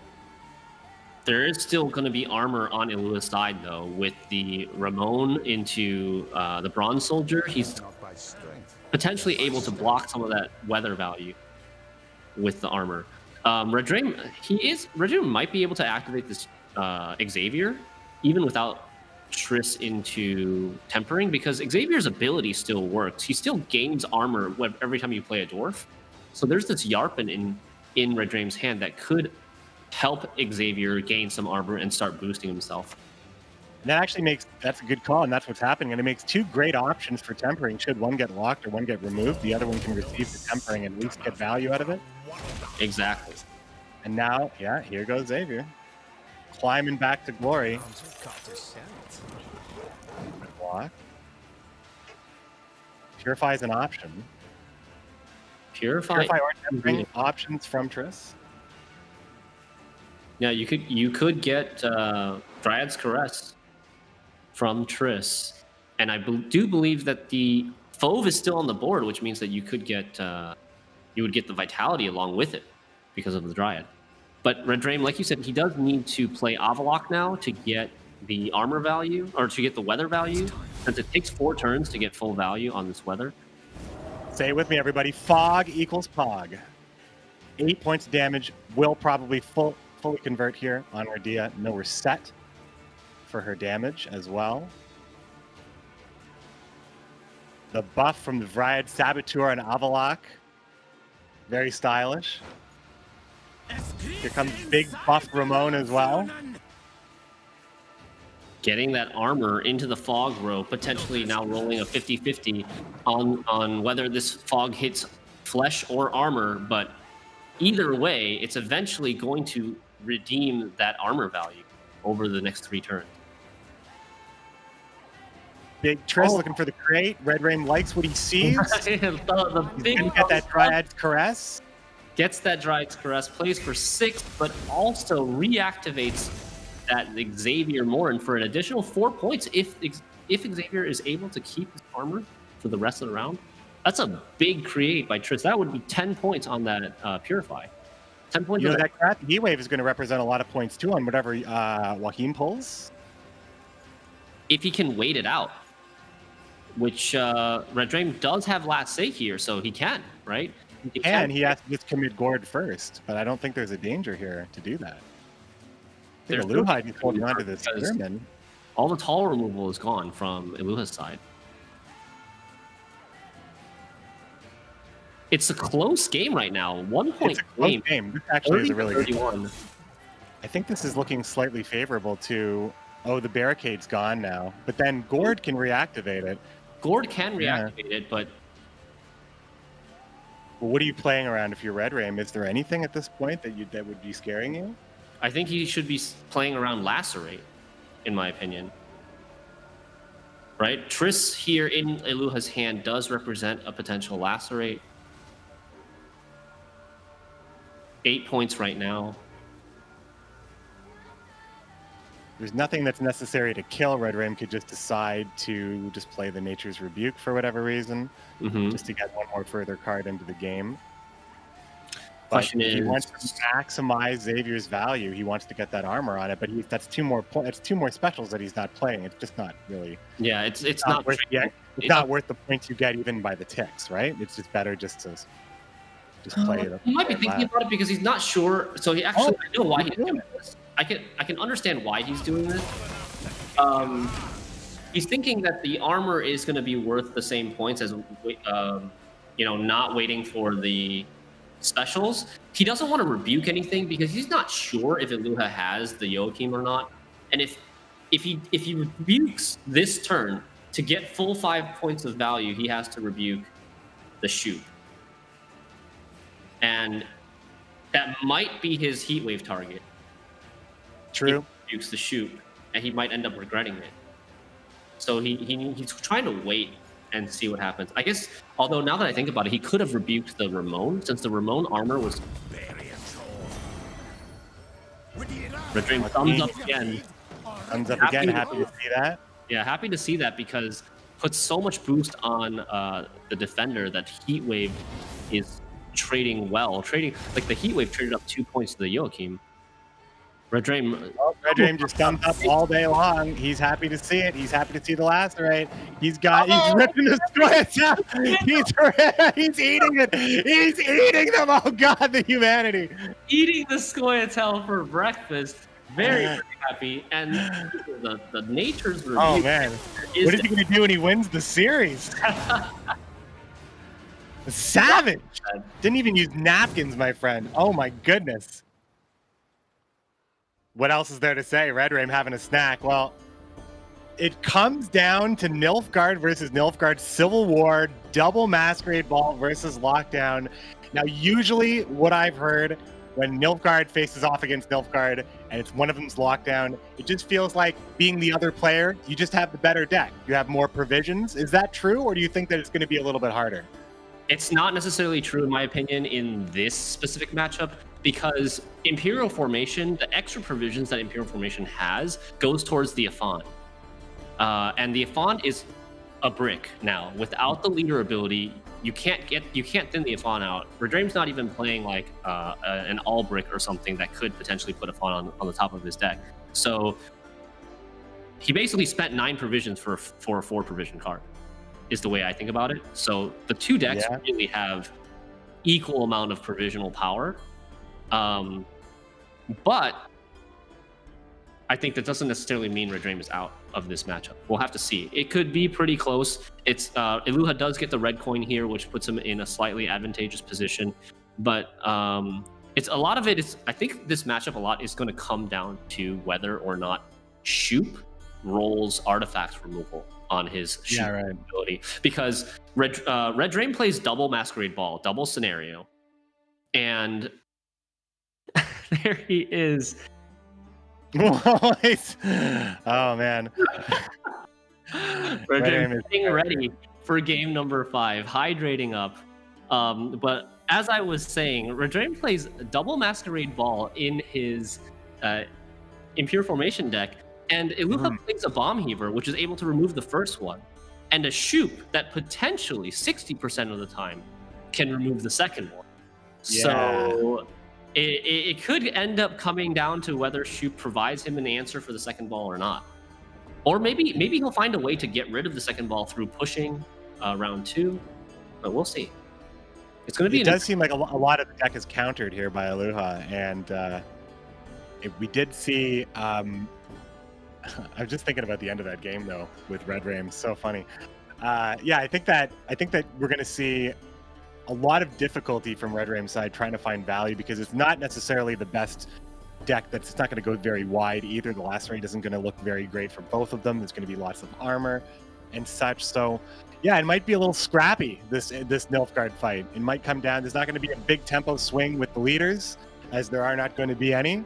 And there may not be very many swings with the Masquerade Ball, as there may not be any that last. I think one thing that we want to look out for is both of these decks are playing Yennefer's Invocation and Joachim. So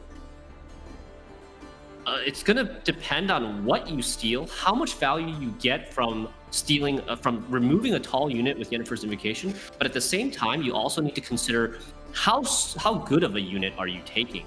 So because you're very likely replaying the unit that you take. These Nilfgaard decks, they don't have that many golds. They're playing super expensive golds. They don't have that many golds to play. So a lot of times they want to be replaying the gold that they steal as like an extra gold card that they get to play in their deck. So sometimes we might end up seeing a situation where like one of these players steals a lower strength Triss, for example, instead of a higher strength Redea, because the Redea represents only 8 points if Red Dream replays it, but the Triss could represent a lot more if it ends up playing like a Lacerated. Yeah, there's a couple of ways this could go down. Obviously, we've seen the players make lots of pretty big decisions already as far as when to push and when to concede the rounds. So I don't think we're going to see anything different here, and it'll be the first Nilfgaard mirror we've seen. We've already seen a Skellige mirror, I think. We saw a Skellige mirror and we saw a Syndicate mirror. Or did we see this? No, Syndicate is banned here for Iluha, but I think like the matches, the decks are so diverse. It feels like there just really hasn't been very many. They are very diverse. I'm very happy that there haven't been that many mirrors this tournament. And you know what's astounding statistic? An astounding statistic so far today through 3 matches, we have not seen a single Scoia'tael ban. Can you? No Scoia'tael ban. No Scoia'tael ban. I would say that it's hard to believe. I mean, last time I played it, the deck just feels really good all the time. It just has so many good matchups, and it just has so many ways to tempo out and threaten, and you need to see so many things in round 2 to know if you're safe. But that is for another day. We're going to be talking about the Nilfgaard matchup here. It's going to be the final game we're going to be seeing in series number 3 of the day. Panda and Jagras will be taking us through the final game, Neverhood, taking on, I have now just forgotten the name in my head. Cams, yes, Cams, of course. Never taking on Cams. That'll be the final match of the day as we get things started here with Nilfgaard. So this is game number 5. This is for all the marbles between Red Dream and Iluha, at least. Seeing who's moving on to the semifinals tomorrow.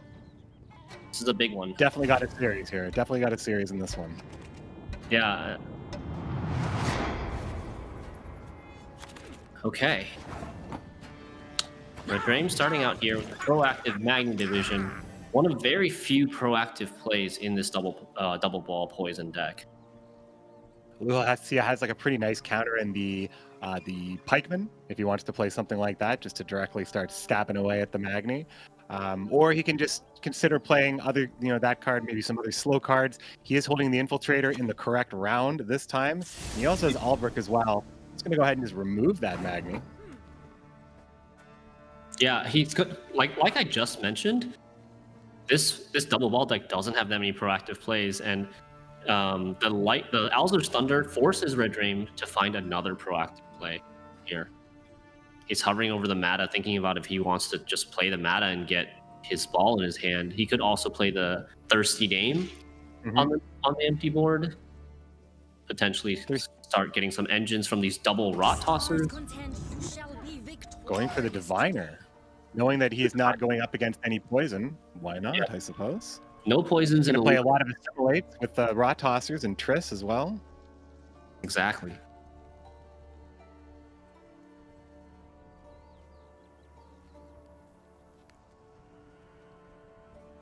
Luha taking his time here, trying to figure out how he can make the best out of this situation.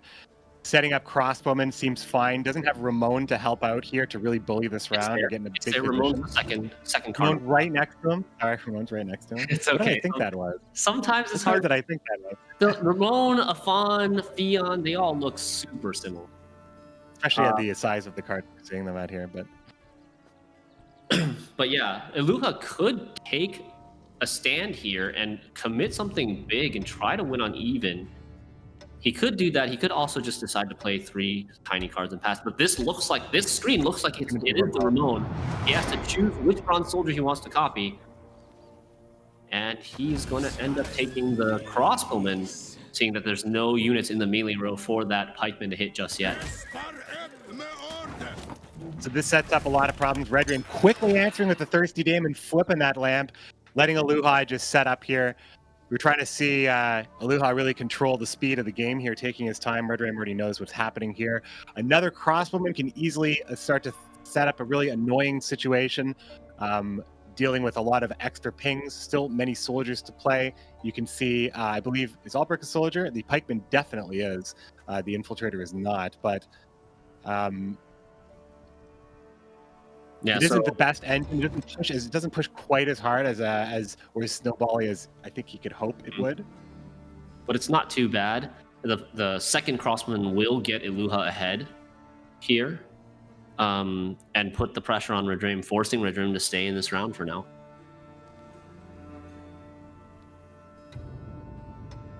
Iluha really taking his time, thinking if he wants to do that, maybe he wants to even commit more. Okay, he is going to go for that second Crossman. Placing it side by side. Oh, he did get the kill there. Yeah, I was just about to finish that sentence there, placing it side by side, allowing a cow to snuggle neatly between the two of them. The Rot Tosser here is a great card to synergize with the Thirsty Dame that's already on Red Dream's side of the board. Rot Tosser, Thirsty Dame boosts herself every time a status appears on your opponent's side of the board. This Rot Tosser spawns a Cow Carcass, which has the spying status. That's one. And then after the Cow Carcass dies, it gives poison to both units on either side of the Cow Carcass. That adds another 2 statuses. So the Rot Tosser actually buffs the Thirsty Dame by 3, and he has 2 of them. He has both of them. Yeah. And if the Diviner was still on the board, they'd be seeing some buffs there too. So you can really see how these cards are really all working together. As Triss Telekinesis is going to touch down, what's the choice? Alzur's Thunder. Get rid of one of these engines. That is the most dangerous one. But now a Rot Tosser can complete the poison here. What was that? What happened there?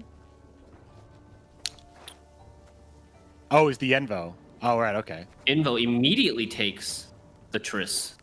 It actually happened so fast. I missed it. Yeah, I blinked. I blinked and missed that. I thought it was still Red Dream's turn. So yeah, that was a quick indication. Taking that Triss. That's nice. 2 Trisses now for Red Dream. Yeah.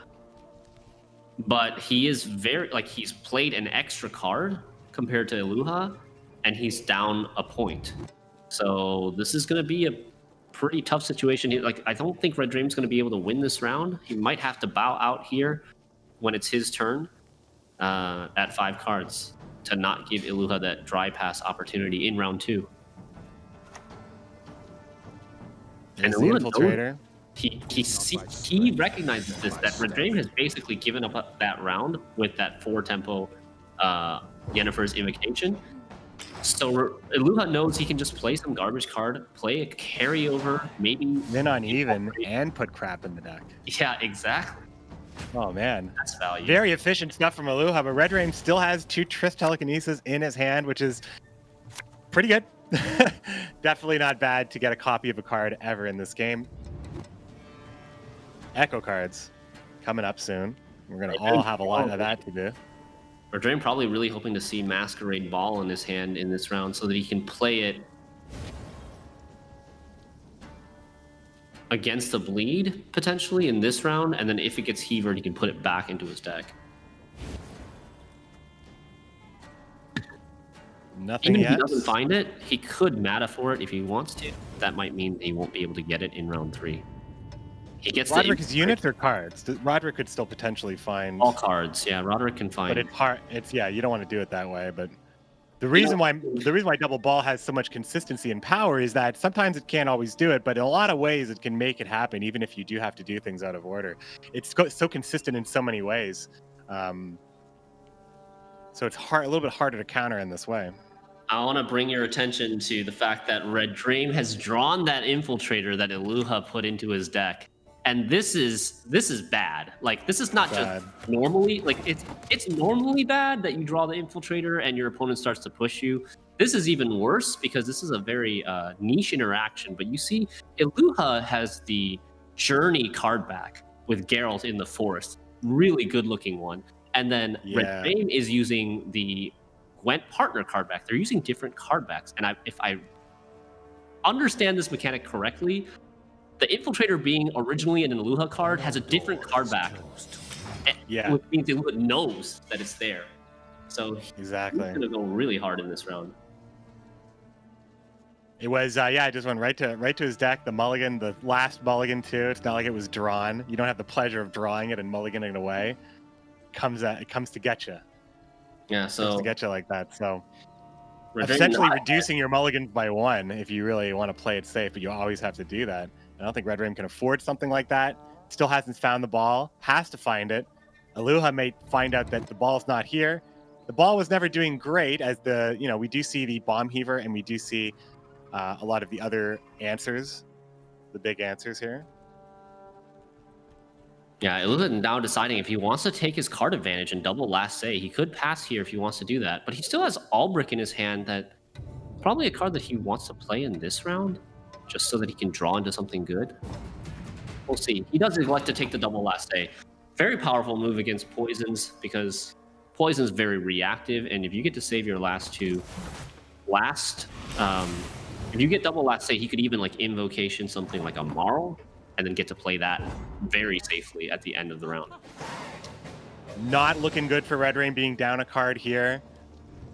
What is his only saving grace? Perhaps the fact that his card quality is quite nice. I think the ability for him to access his cards. The saving grace is the fact that the Infiltrator that got put into his deck is now back in Iluha's deck, and Iluha could potentially top deck into.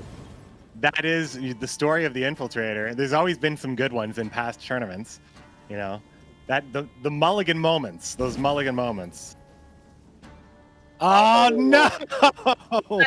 Not again. It's not like he still has 1 left. No, he got it again.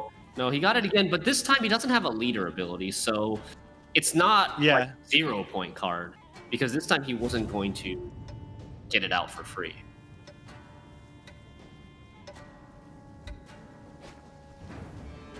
No Infiltrator. That Afan, again, this was a lockdown match. Afan was always going to be a risk.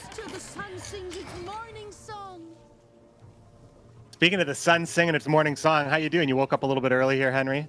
Yeah, I got up at 3 in the morning my time, but I've been adjusting my schedule since like a week and a half ago, so I'm feeling okay. I'm good.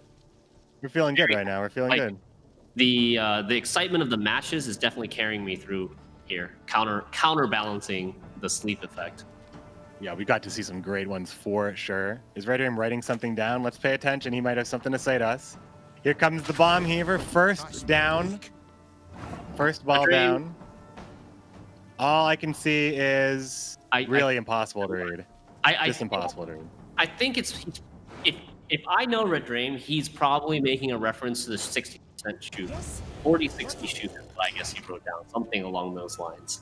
Because he's gonna sear. He just a seared, which I don't even have to look at his graveyard, but it's the ball. He put the ball back into his deck, and he's gonna draw it with the Mata, which gets him his highest provision card, which is ball again at 14 provisions. He's crossing his fingers.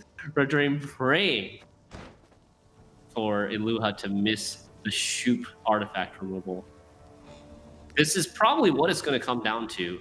With the fact that Red Dream is down a card and not having double last say, I think this is going to be, even if Shoop misses, I think this is going to be pretty tough for Red Dream.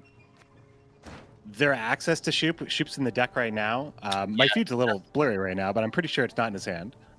It's not in his hand, but there is a Roderick in Iluha's hand to get the Shoop. Right, the Roderick will get it. Okay. Excellent.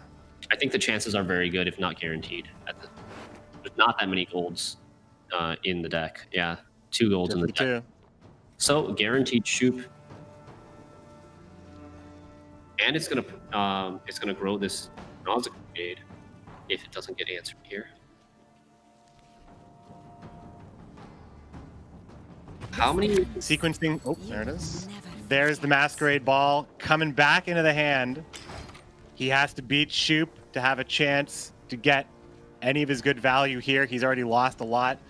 Lost a little bit with Affin, lost a bunch with his leader, of course. He gained a little bit back. 2 Triss Telekinesis in his hand, thanks to an early invocation. But down a card at the end of the day, it's going to be tough to put this all together, just looking at this. But the quality of cards, overall, if he gets this, it's really going to come down to Shoop. But we just got to wait for that Shoop moment. I was really hoping for the Mata to draw Iluha, that Infiltrator again, but it looks like it got the Toussaint Knight Errant, unfortunately. No triple Infiltrator in this game. Infiltrator has a way of showing up each time. Maybe I shouldn't speak too soon. Maybe it'll come up on the Joachim. It's true, yeah, it's true.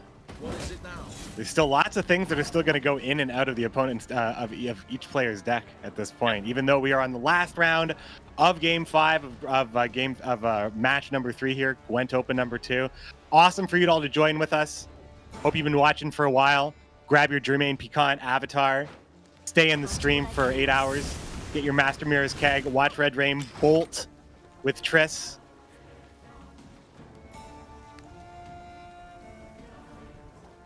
I think Iluha's with that Alba Pikeman Spearman play, hitting down the Thirsty Dame. He intends to Swears it and steal it over, because the Thirsty Dame is an engine that can can grow very very high. With a lot of poisons and statuses coming from Red Dream's side, especially if the Masquerade Ball is not answered.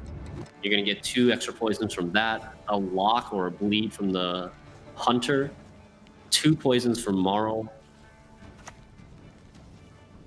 Here comes that Knight Errant. Should be able to connect nicely with the Asira being over 6, at least getting that value. A lot of strange little scraps of bronze cards in Iluha's deck as he is running the Singleton list. You're going to find a lot of creative ways to get that value. As the Masquerade Ball, you thought the party was over. Red Dream says, no, we've moved to a second location. After party. Let's go. Let's go. And here comes the Shoop moment. I have to imagine this is what it's going to be. Look at Red Dream. Bracing. Praying. Crossing his fingers. Roderick of Duntine grabbing the Shoop. Hard to make it out. Iluha stacking the back row for that eventual Triss lacerate, and Red Dream celebrating. You can see how happy you can see how happy he is. It's actually, I feel like I'll be transparent about this. There's a little pixelation on our screen right now, and we weren't even sure if that was the artifact removal shoot, but Red Dream's making it very, very clear that it is not artifact destruction. Let the work begin, Red Dream. You threw this party. What have you got for us? Illuha did manage, despite missing the artifact removal, he did get damage 4, which is still going to be the second best option, killing off that Thirsty Dame and killing that engine, not allowing that to grow. And now all of Red Dream's units are on the back row, which, I mean, is there going to be a Lacerate? The Triss was already played in round 1. The Triss was played and no grabbed Lacerate in his hand, but the Triss could be grabbed by, like, this is going to be a tough choice by Illuha. What do you steal here? And what? Wow, Illuha could Yenvo the Affen, and Affen comes out, so it's actually like muzzling the Affen. Yeah. If he wants to do that, I mean, I don't know. That is, I mean, it's like you take the points and you get them right back. It's actually probably you have better chances to do cool things with Joaquim, but if it comes down to needing those points, that option's always going to be available. This is what the players have to consider. This is kind of what I was talking about at the beginning of the game, before the game started. So you could take Invo on the Afan for 10 guaranteed points, but then what is your Joachim playing? Your Joachim is playing a random card from the top of your deck, which could be that Infiltrator, right? It could be playing a 4. Instead, you could take a 4-point Invo to guarantee that your Joachim is playing like a 12 or a 14 or a 16. Big grab on the Thirsty Dame. The party's better over here, it looks like, and just making sure that all of these engines, both Thirsty Dames, being quickly dealt with by Illuha. Red Dream is holding on to Morale, but not a lot of great targets for it, considering it is a little slow, and he is behind on a card, no last say, at this situation. It looks like the second Triss Telekinesis is going to touch down. Just a 6-point Lacerate in the back. Yep, on 3 units in the back. Plays for a 10, not great. So one thing to note is the Shoop unit, the Shoop Knight that ended up killing that Thirsty Dame, it's a doomed card. It has the doom status on it, and Vincent doesn't care what kind of status he's got. It could be poison. Yeah. He could sometimes just be finishing off a poison, but he'll kill you if you've got any sort of status. So this is a 13-point Vincent here on the Shoop, unless Illuha purifies the doom off of his Shoop right now. I don't know if he'd be willing to do that with poison potentially still coming, but this could be a really heads-up play by Illuha if he takes the Diviner onto the Shoop here. And then he still has the potential Redea lock to answer the Marl, or the Invo to answer the Marl. It's true. And he also has the Invo to match. He can take any of these. Here comes the Redea lock, perhaps.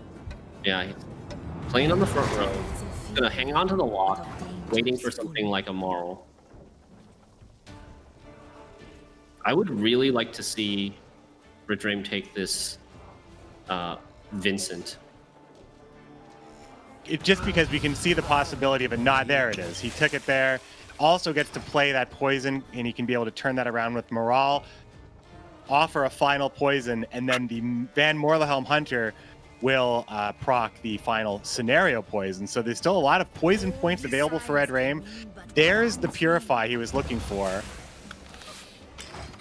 Redea is not going to make it, however. 37 points to 20. Yeah, Red Dream's up 17. Closer than it looks, I think, though. He is down 2 cards right now.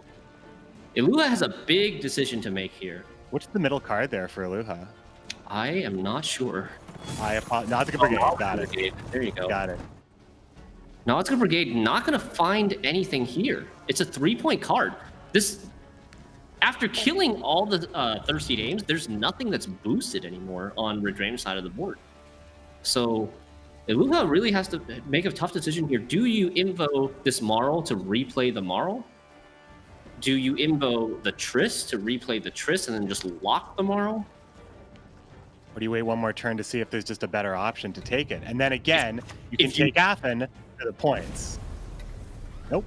He's going to go take, that was the Morale. You can't wait one more turn, because if you wait one more turn, you can't play the Joachim on the Morale anymore on the second to last turn. He doesn't get a chance to cross the orders. You need This is it. 39 points. 20 is the final number. Points. So there's 3 from the lock, 3 from the Nausicaa Brigade. That's 6. Man, he's got to clear 30 points right here. Morale comes down with the poison. The Morale comes down. It is tall. It's 13 points here. It's going to poison the Mata, a 6. It's within 10 points still required. And it's just the Nausicaa Brigade. It's not enough. Boogie down, Red Rain. Oh, man. The excitement. You can see it. He is so happy right now. Oh, wow. North America. Red Rain moves on to the semifinals in such a close Game 5 of such an epic series. Down a card in a mirror with dead cards, having to miss the shoop, crossing his fingers. The Nausicaa Brigade being dead. There's so many ways you can draw up that victory. So many interconnected, so many moving parts. I mean, where do you even start? Now, Shinmiri, you're going to have a chance to talk to Red Rain in just a second. For sure, you're probably going to ask about his deck choice. Yeah, and his lineup. But I mean, when he went into that round, I just got to say, like, did you see it? He wrote for. Oh, also ask him what was on all the pieces of paper. Oh yeah. But he must have been looking at the shoop, knowing that he lives and dies by the shoop. Yeah. He knew it. That's probably what it was.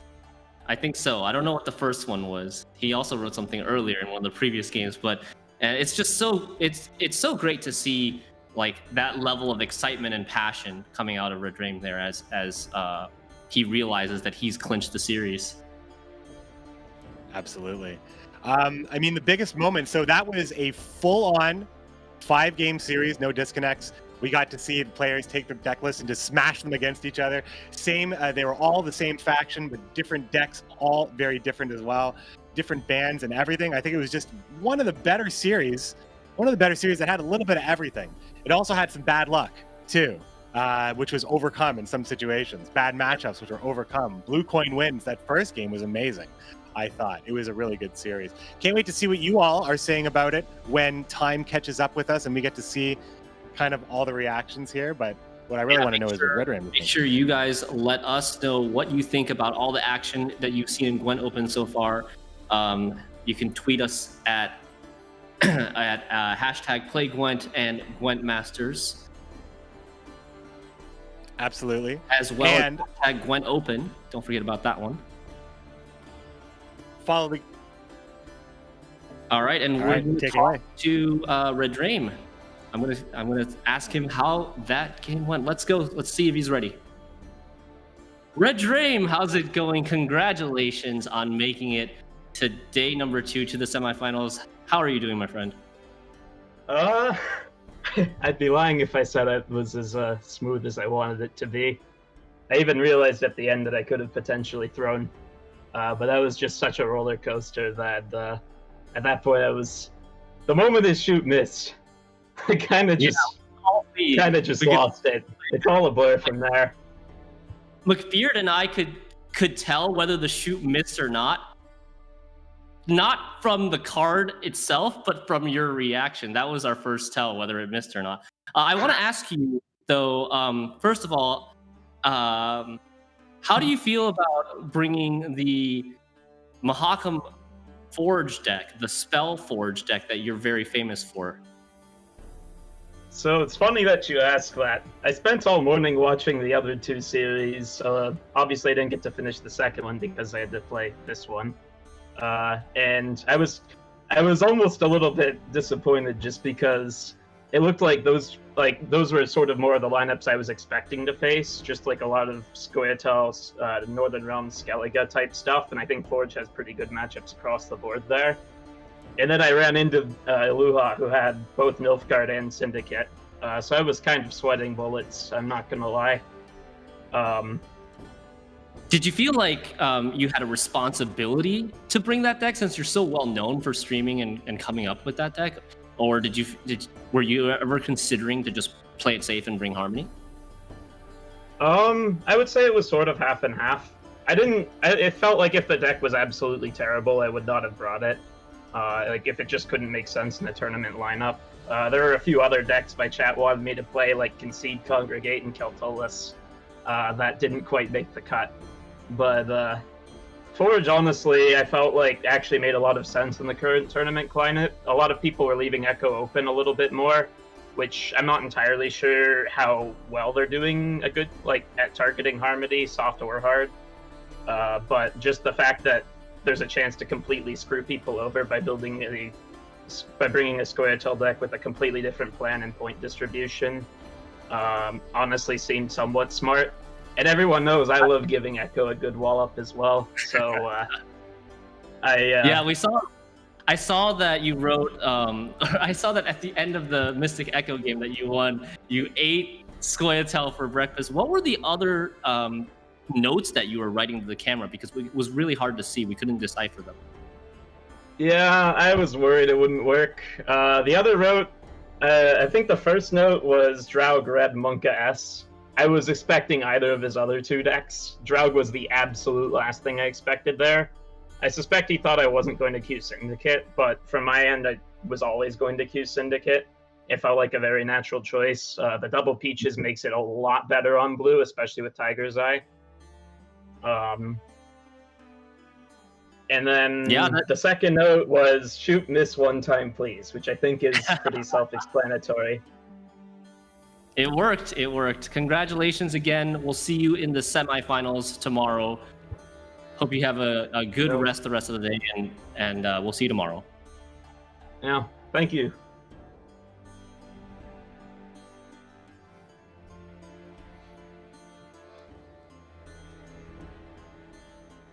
Was able to 3-0 his opponent, walk away with the full match stake of $500. All of these win combinations changed that stake. As you can see, Wangid and Magpie got to split that stake as well. Wangid took the distance in a technically but ultimately great, technically difficult but ultimately great series. And then Red Rain and Aluha, what a great 5-game series so far.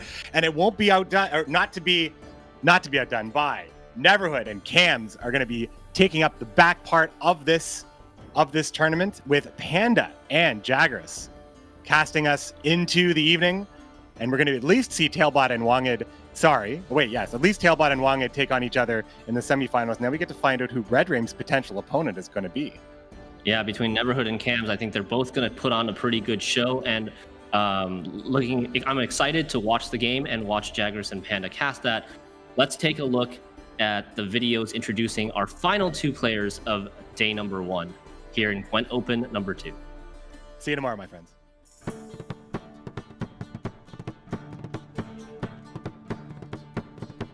Hey there, Neverhood. Welcome. I have a few questions I'd like to ask you. So the first one is, this is your first official GWENT Masters tournament. Tell us something about yourself, and how do you want your fans to remember you? Hi guys, I've been playing Gwent since open beta and I've been enjoying it a lot. Currently I'm spending a lot of time trying to get top ranks, top 16, top 64, and trying my luck in getting to next opens. How do I want to surprise everyone? Probably with some unconventional decks, unconventional plays, and maybe even something more.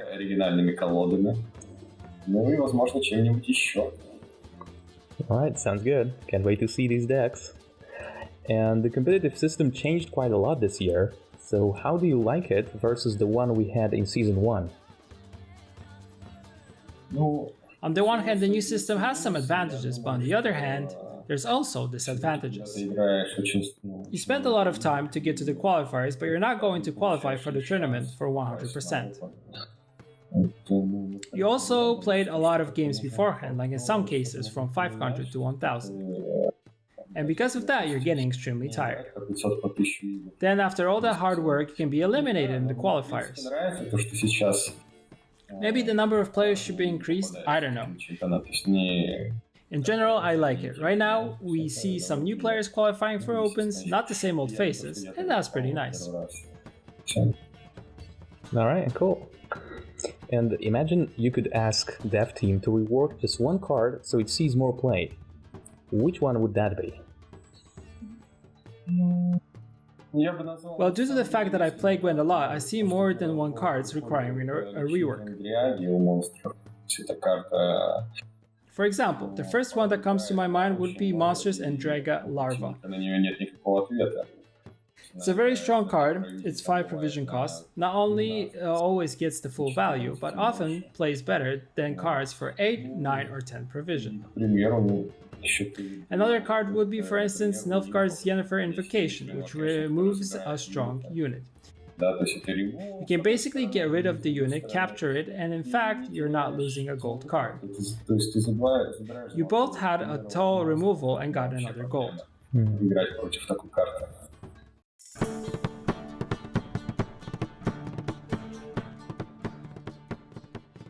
Alright, I am here with Cams. The competitive system changed quite a lot this year. How do you like it versus the one we had in Season 1? I think the system is not perfect for qualifying into Opens.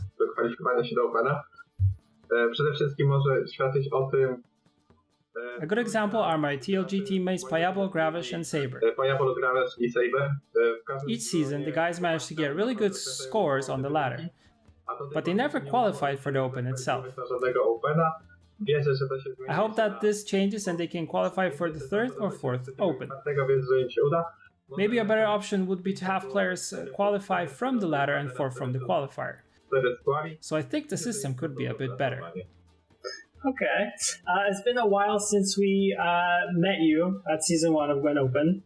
Do you feel like you're now more experienced as a Gwent player?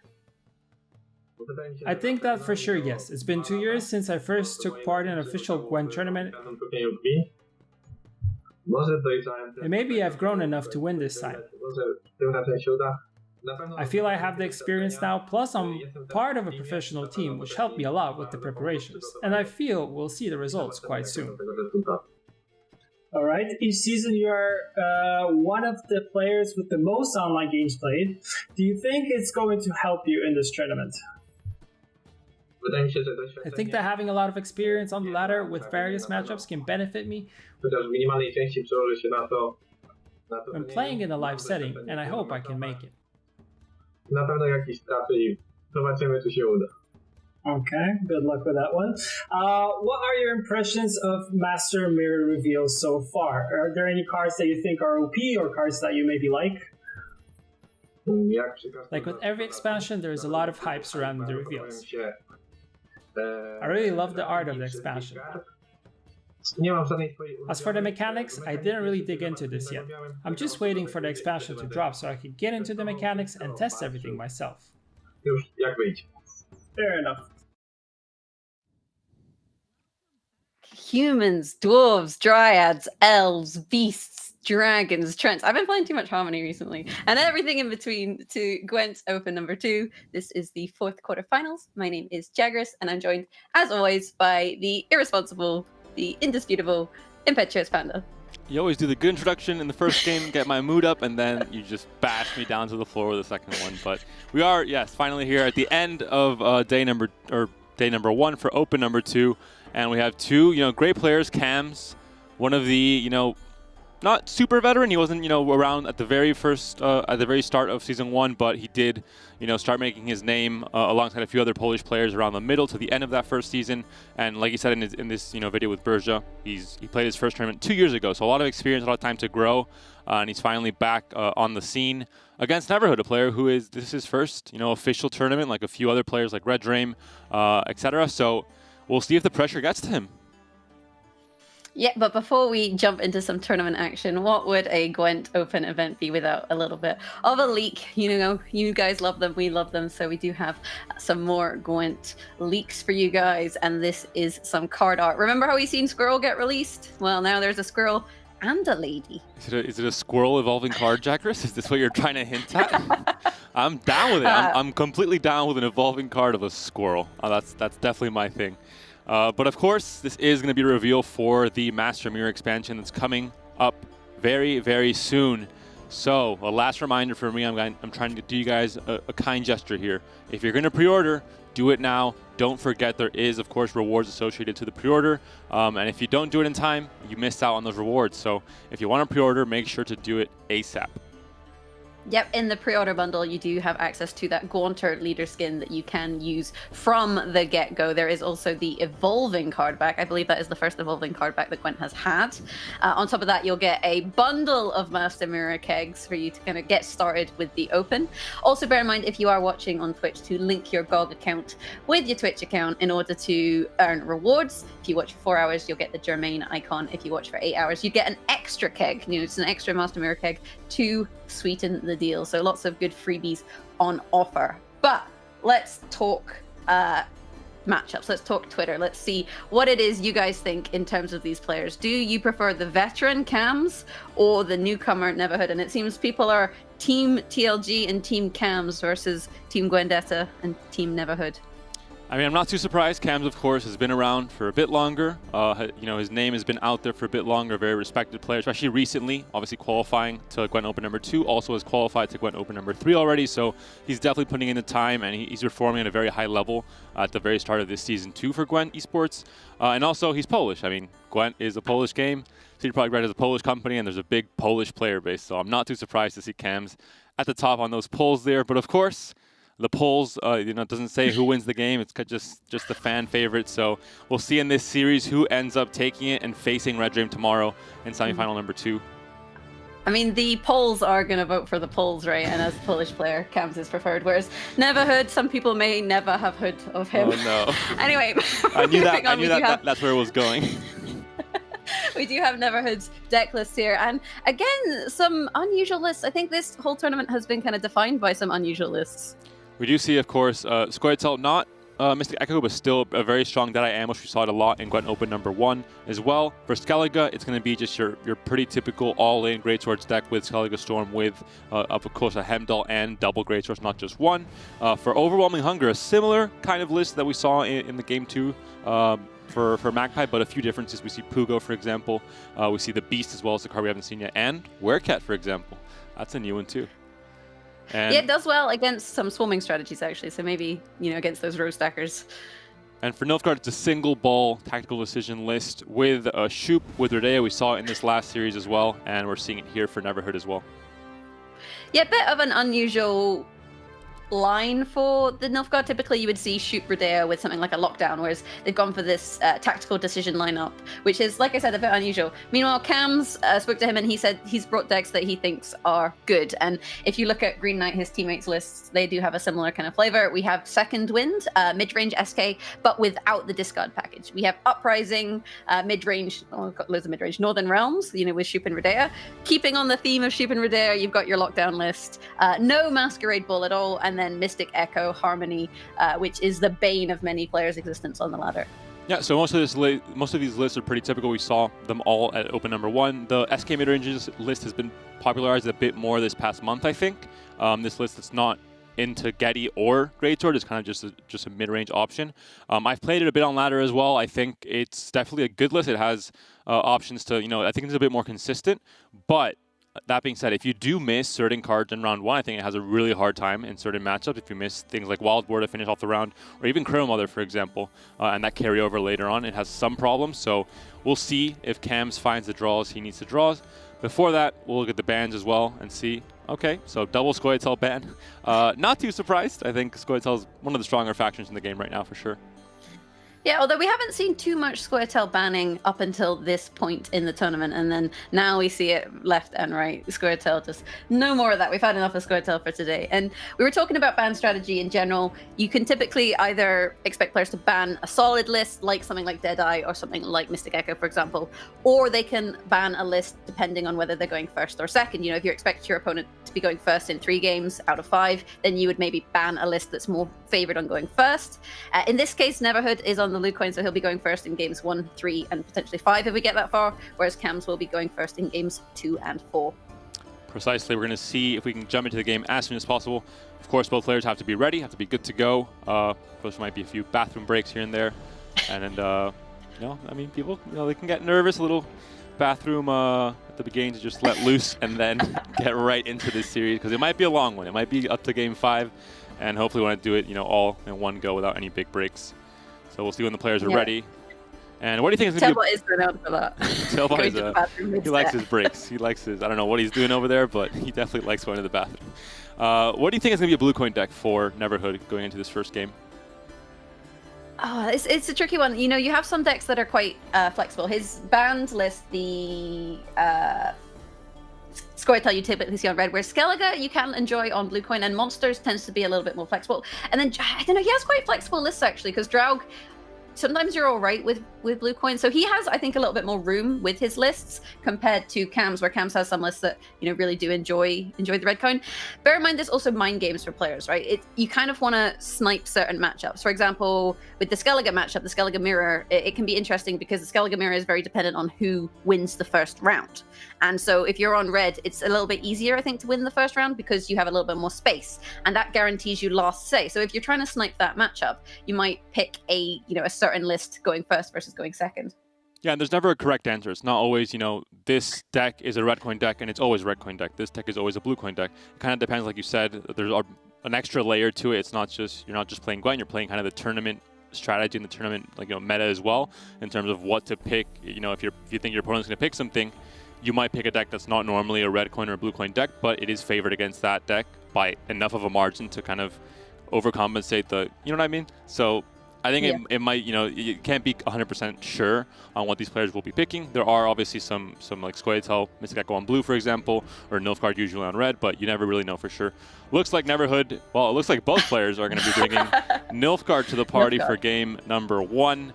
We're going to jump right into it. Neverhood, of course, like you said before, is on blue coin, and Cam's is on red coin, so a bit of an advantage right away in this series. We'll see if he can capitalize on that and end up taking this game, or quarterfinals number 4.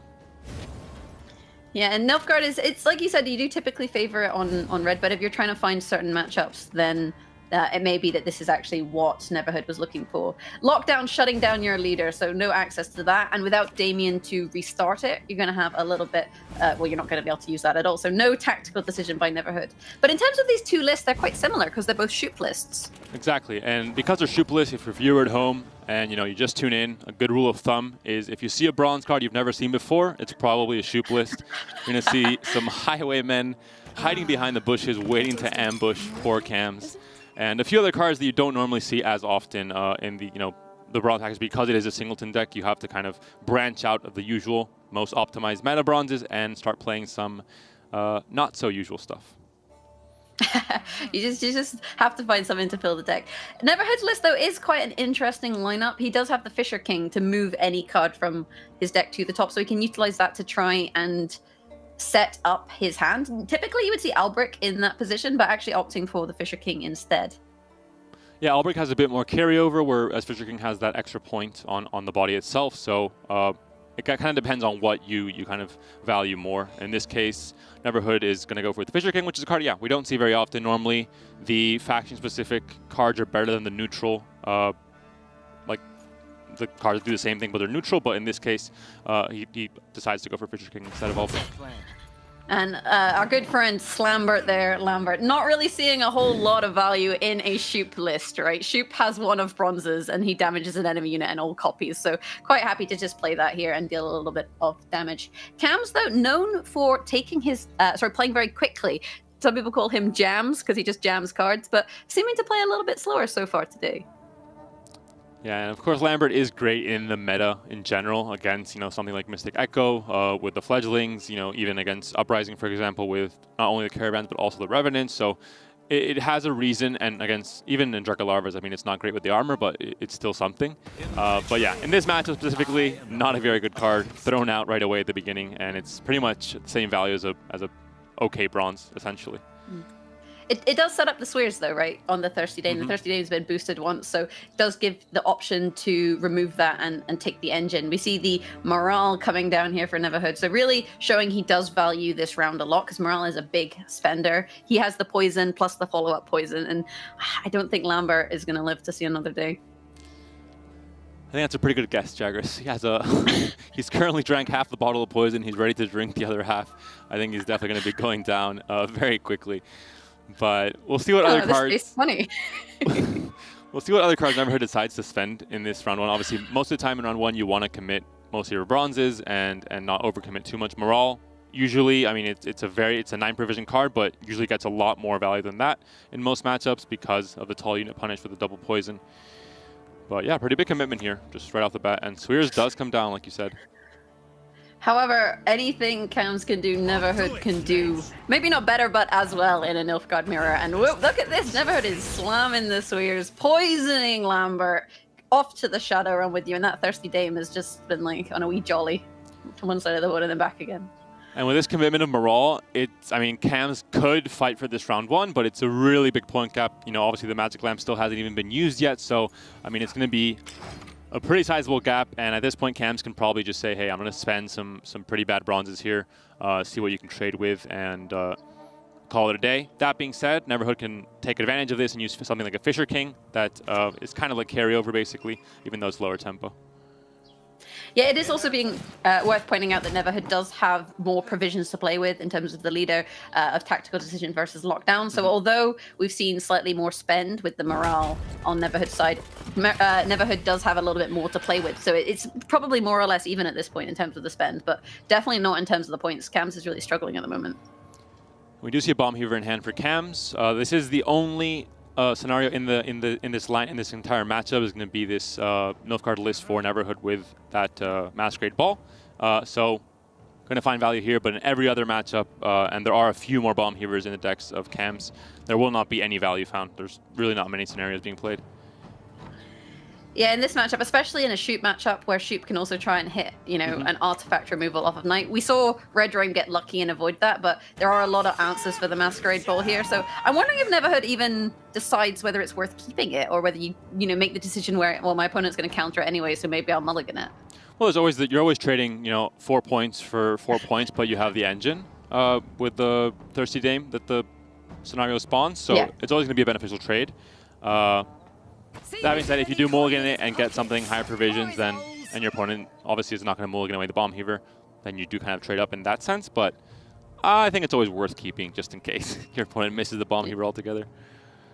And you can see players just trading bronze cards at this point. We do have the Infiltrator in Cams' hands, and that's something that you do want to play. You've seen, especially as you've seen the removal onto the Alba Pikeman, so you've already seen some removal in that regard. You feel quite comfortable playing this and maybe trying to brick your opponent a little bit, because in terms of drawing your gold cards, it makes it a little bit tricky if you're just adding trash bronzes to the mix.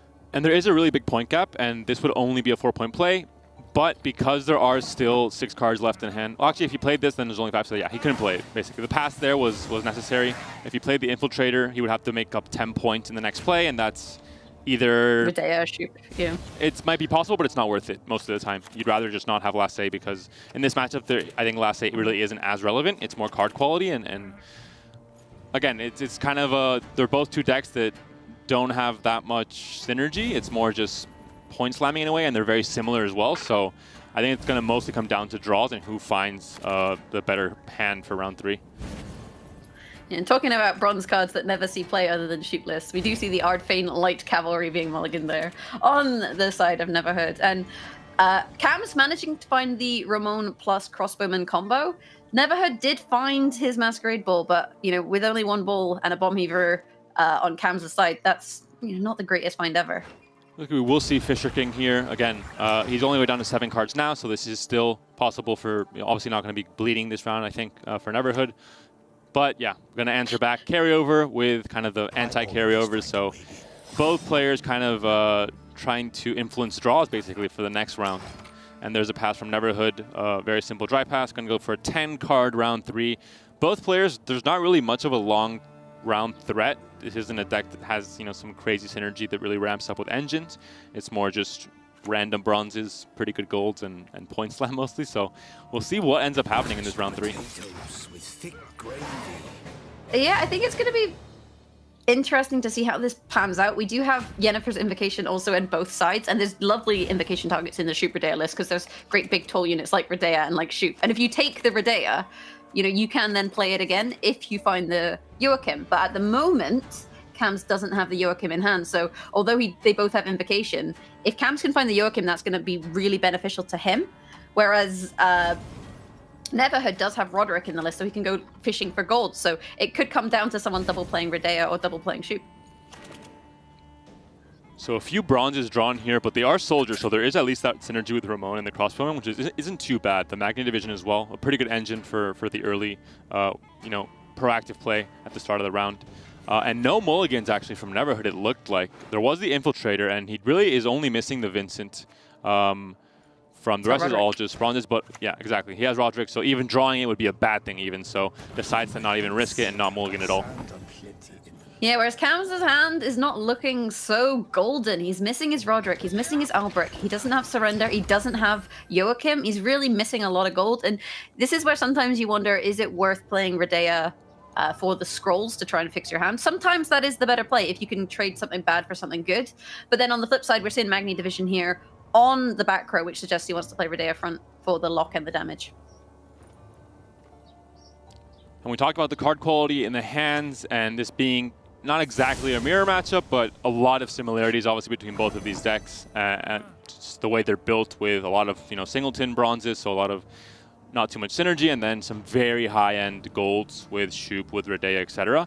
And of course the Masquerade Ball as well for Neverhood. So when you're missing a lot of those key golds, it gets a lot trickier. Cams, like you said, is missing the Roderick for thinning, is missing the Joachim. Albrecht, of course, is more of a carryover play, so not a key gold, but two pretty important golds for Cams. Yeah, and it just means that the Invocation is going to be much less impactful for Cams than it's going to be for Neverhood. Because if Neverhood can kind of wait until the last couple plays, slam the Invocation, then play the Joachim to play a second Redea or, you know, a second Shoop or whatever, that's massive. That's absolutely massive. Mm-hmm. And in most matchups, Redea is normally like an 8-point body. You know, great, you can invocate it, but then you can use kind of the ability that comes alongside it because your deck isn't singleton. But because this is kind of a singleton mirror, you can definitely take full advantage of that.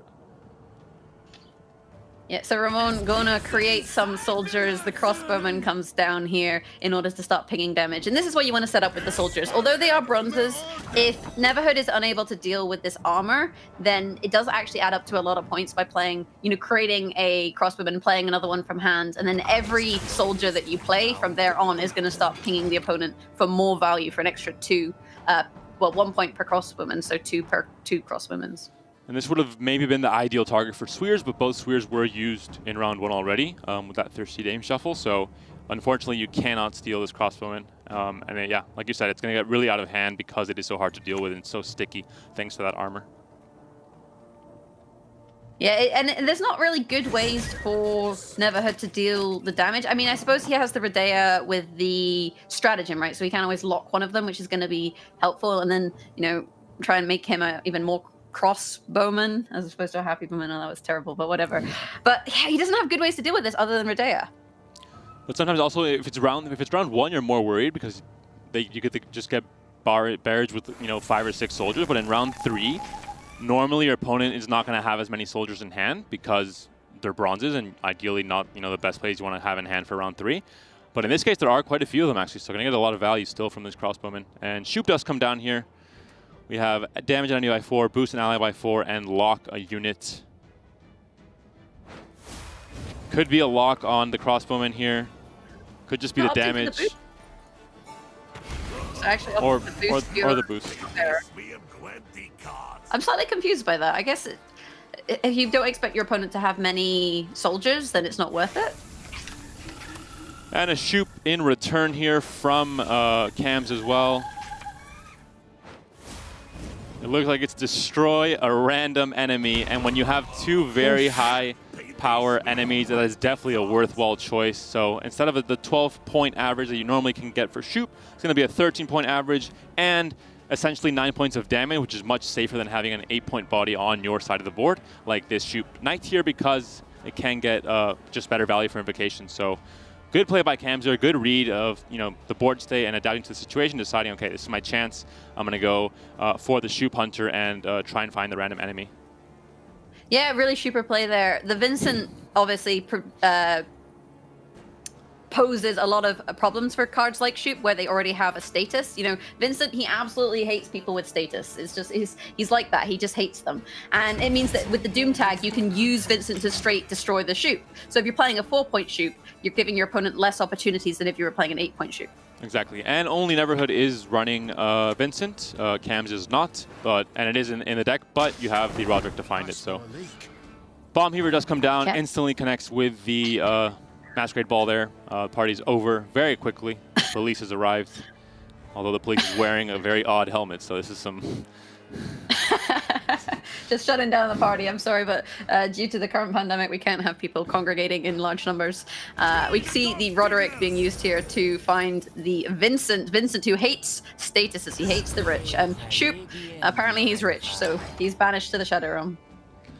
Now we'll see here a shuffle with both the Joachim and the Invocation to see, you know, obviously you want to ideally take something like a Redea, but maybe even the boosted Joachim unit from your opponent is best. So in this case, maybe a good thing that Cams doesn't have Joachim actually, because he does not have Last Say, so Neverhood will be able to capitalize on that. Yeah, so we see a recruit being used there to boost up a soldier, and because of the soldier tags, you know, dealing a couple damage. Then Neverhood's like, oh wait, I do actually care about this armor. So he's used this Toussaint Knight Errant to damage the boosted unit and remove the armor. So we'll no longer see pings from that.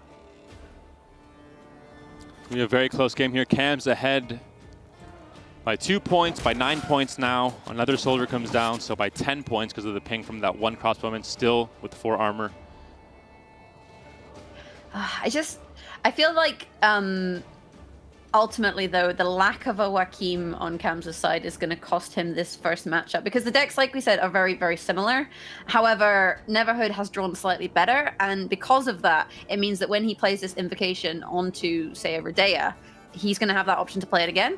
The question is whether Neverhood expects... I mean, he must expect Cams to play something that's Invocation worthy, right? There's no situation where you don't, you know, wait on that, in which case you would just play the Redea here. Yeah, I think both players' next plays will probably be just Redea before answering with Invocation or playing Joachim. Oh no, Invocation there. On the Tortoise, I believe. That's an odd choice there. And Cam's Range Row Redea, so let's see what he goes for. He's got the Curse Scrolls, the Ceremonial Dagger, or the, you know, looking for the +5 there and not getting it, so he's getting a 3, which isn't bad. You know, if you'd gone for Lock on the front row, you'd get a 3 as well, so it kind of equates to the same thing.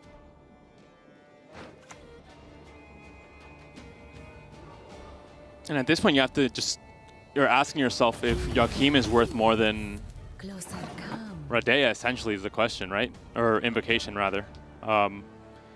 An Invocation will be able to handle, just 8 points, either the Shoop or the Redea, but you cannot play from your deck, so you're not getting that value. It's just, you're just whatever you're removing from your opponent's board, and that's basically it. There's no replay value.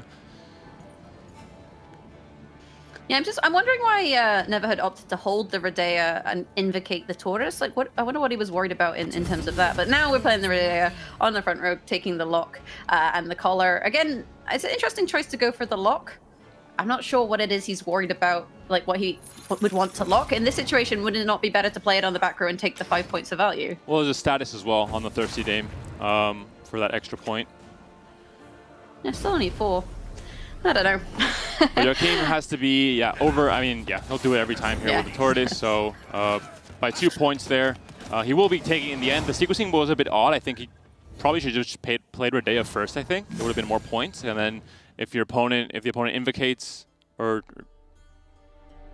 think it was just, I mean, there must have been a reason maybe for playing Tortoise. But either way, I mean, Neverhood takes this first game by 2 points. We mentioned it at the beginning. Mirror match is going to have very, very similar, round 3s. They're going to be, we saw a lot of mirrored plays, for example, with the Swears in round 1, round 3 with the Magna Divisions, and at the end here with Redea and Invocation. So very close game. Mostly comes down to card draw, and Cams, like you said, was missing a Joachim, which is a pretty big card to miss for round 3. Yeah, the other thing that's worth knowing is in a tournament, for example, players do spend a lot of time thinking about plays, and sometimes you start roping and then you just make a snap play. You know, we've all done it on the ladder, so that may be partly why the sequencing was, in my opinion, a little off there. But well played to Neverhood taking the first round Nilfgaard on blue coin as well versus Cam's lockdown list. And we're going right into game 2. Of course, these players are ready to go. No bathroom breaks just now. And it looks like Cams is bringing back Nilfgaard one more time, and Neverhood has moved on to Skellige. So going to be a full-on Great Swords list here from Neverhood. And now he is on Red Coin as well. Yeah, and losing out on that leader ability in this matchup is such a pain because it gives you an option to resurrect things like a Greatsword, for example. It gives you options to resurrect things like Wild Boar of the Sea. Basically, you can play a Greatsword and damage in the same final turn, but with Lockdown, you're unable to do that. So it causes a lot of problems because it means that your opponent can respond to your Greatswords. They can respond to these problematic cards, and that makes this matchup much, much more tricky for Skellige. And last day is obviously incredibly important when Great Swords are thrown into the mix because, you know, it's such a, if left unattended, it's a very crazy play, like you said, at the end of round 3 with a Wild Boar with a Hemdall. In this case, it's going to be very hard for Neverhood to fight for this round 1 because he cannot kind of expend a very good gold and then use it again round 3. Whereas Cams looks like he's probably going to use, he doesn't find the crossbowman actually, so that is a bit tricky for him. I'm pretty sure he does run at least one crossbowman, right? Yeah, he does, but he does not find it. So. Yeah, this is the thing with the troop list with Ramon. It's sometimes a little bit awkward to find the right targets because you don't have a couple of them. Ramon is decent with Tortoise, like he's all right with Tortoises, he's all right with crossbowmen. I mean, in a pinch, you can use him with something like a pikeman, like a Nausicaa Sergeant. So there are options, but he doesn't really have the right ones in hand. Even the Spearman's a bit kind of underwhelming. And they looked pretty grim right away with the Swears onto the Corsair and the Magnet Division already ticking in the back row for Cams as well. But Hammond did a good job of shutting down 2 engines in one swift move there, moving the Corsair to the back row and blocking the Magnet Division from growing as well.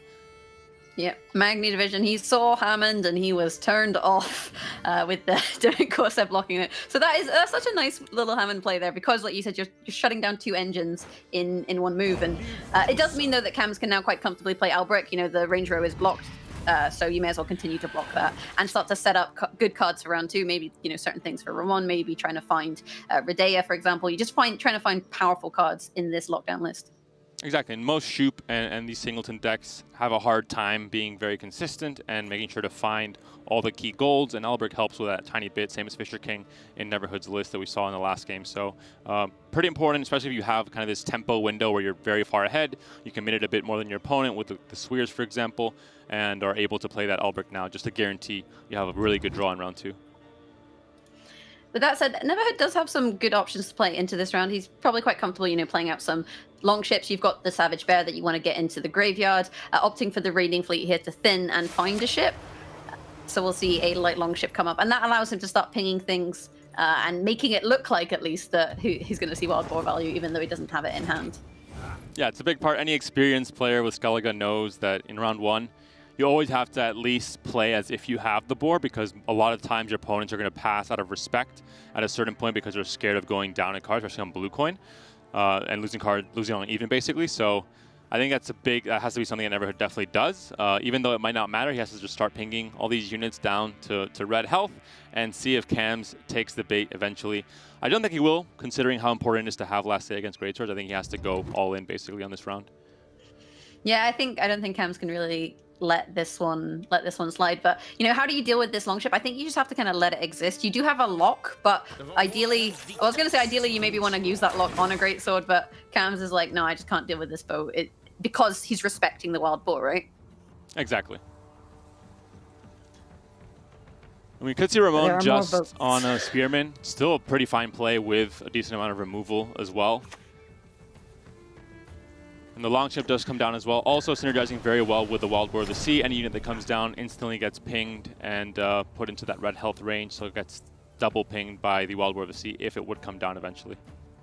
Yeah, the Ardfane Light Cavalry, though, can start to deal with this. Because that unit has armor, you're going to get an additional 2 damage from the Light Cavalry. So you're going to, you know, deal 3 damage instead, put it down to 1 health, which means if the second one gets played, Lambert will be able to kill at least one of them.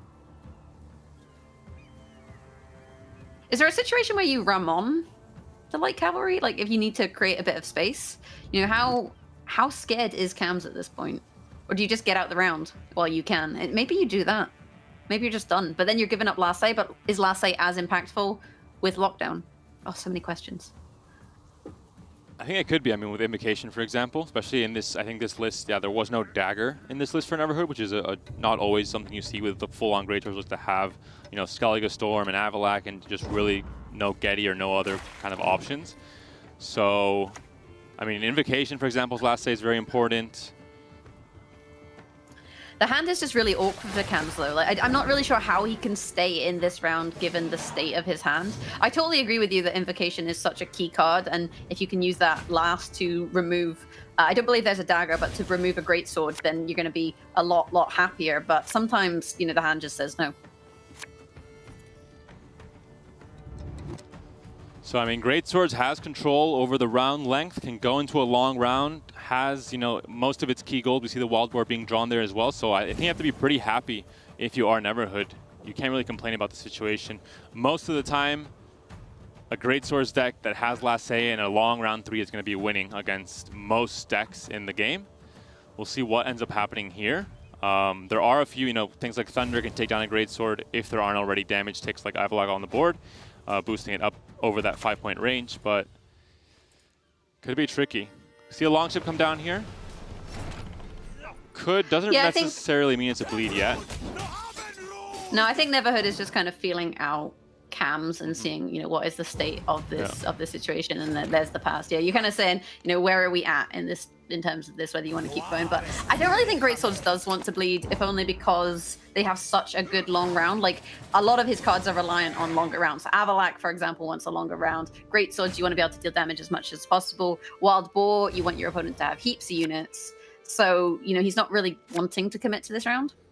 Yeah, and most long rounds, when you think about engines, you think, okay, if there's 3 more turns, that means my engine gets 3 more points or 4 more points, whatever. But with Greatsword, it's much more than that because of all the extra damage that kind of accumulates because of a longer row for Hemdall, more damage for Wild Boar. All that damage becomes, you know, bonus points for the Greatsword. So those 3 extra turns, if you're going into a long, you know, 10-card round 3, really do matter.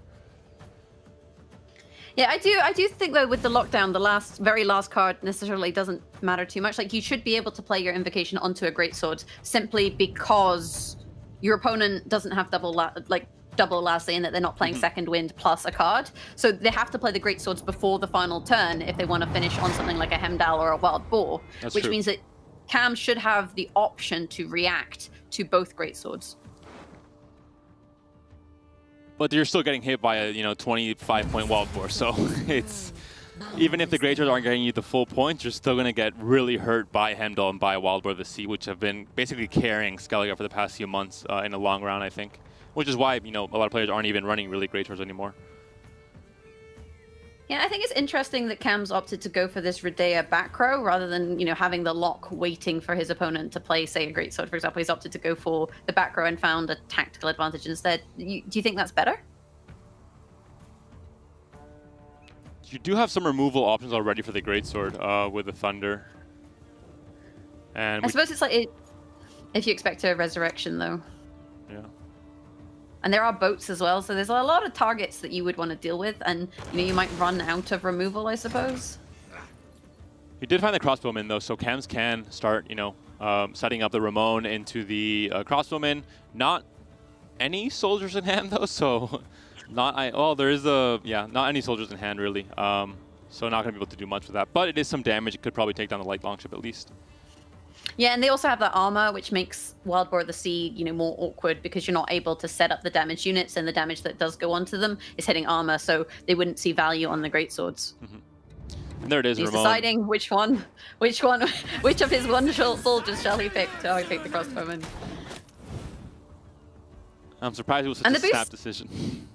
Yeah, the boost actually, it does deny value from Wild Boar, right? If you have the tactical advantage, you can boost something, and that means you're only going to take 1 damage. Similarly, the boost on Redea from the Albric is actually proving very useful because it means that you don't have damaged units, which means your Wild Boar is losing value.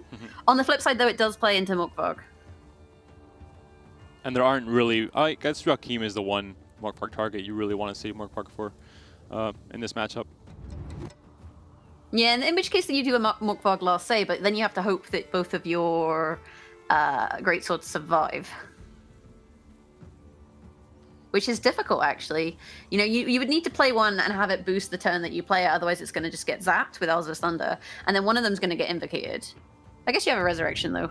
And then you have Shoop as well, because Shoop can lock. Oh my god, it's going to be interesting. I think if Neverhood can get a Greatsword through, then he's going to win it. But if he can't, then Cams is going to be very, very happy. It all comes down to that. Well, the Invocation, it does remain in the deck for Cam, so that's one big answer that Cam does not Roderick, have. Though. He does have Roderick, that's true. And there is only one gold left, so it's, basically guaranteed. It is guaranteed. And Roderick also then playing into things like Surrender, which is, an extra little bit of extra value on there with your spies. Same with Wakim. Purifying the poison there, just stopping that from getting damaged. I like it.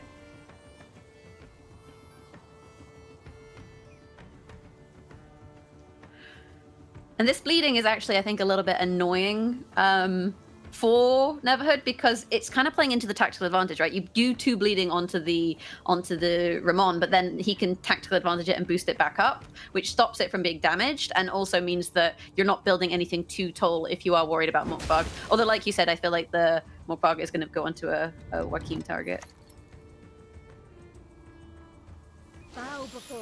See Freya's Blessing come down, so right away a res not used on a Greatsword, instead just used on a light longship. And this already says, Neverhood is valuing the Wild Boar of the Sea to be kind of the game winner here, much more than the Greatsword. I think he knows that it's going to be very hard to get them to stick, so he's not going to start wasting, all his reses on Greatswords. Instead, just trying to really shut down this board, make everything red for the time that Wild Boar does finally come down, and trying to get the biggest point swing possible that way. Yeah, I think just trying to set up the value now rather than waiting until the Greatsword dies. He does have 1 Greatsword in deck, though, so only going to actually have 1 Greatsword to play. I don't think he has a way of drawing the second one. And that's just going to get invocated. So actually, I'm not sure. I guess there's just no Greatsword value. And this is what happens when you run Greatswords. It's such a greedy list. And you need those Greatswords in order to see value, right? You're running cards like Avalak, you're running cards like Delirium, you're running cards like Skellige Storm, and they're all designed to play around the Greatsword. Whereas if you don't have the Greatsword, then it's going to be it's kind of like a, like a meh mid-range in some ways at this point. Mid-range. God damn it. And we could see an Avalak come down fairly soon onto that back row, could get that crossbowman down, take that armor off and get it down to red health as well. But yeah, overall, it's looking pretty tricky. Yeah, we see Avalak come down, so it could be also just a fog, possibly, on the Redea. Yeah, it's interesting. Often they opt for range just to try and get as many damage targets as possible. And I guess this does encourage Cams to row stack on the front row, which is something that Neverhood would want. Yeah, for the Hemdall. Yeah. Well, that's the kind of negotiating I Yeah, and for Hemdall for the Greatsword value if he can get it to stick. Lambert there slamming down, sinking the ship with his mighty, mighty sword. What a prick.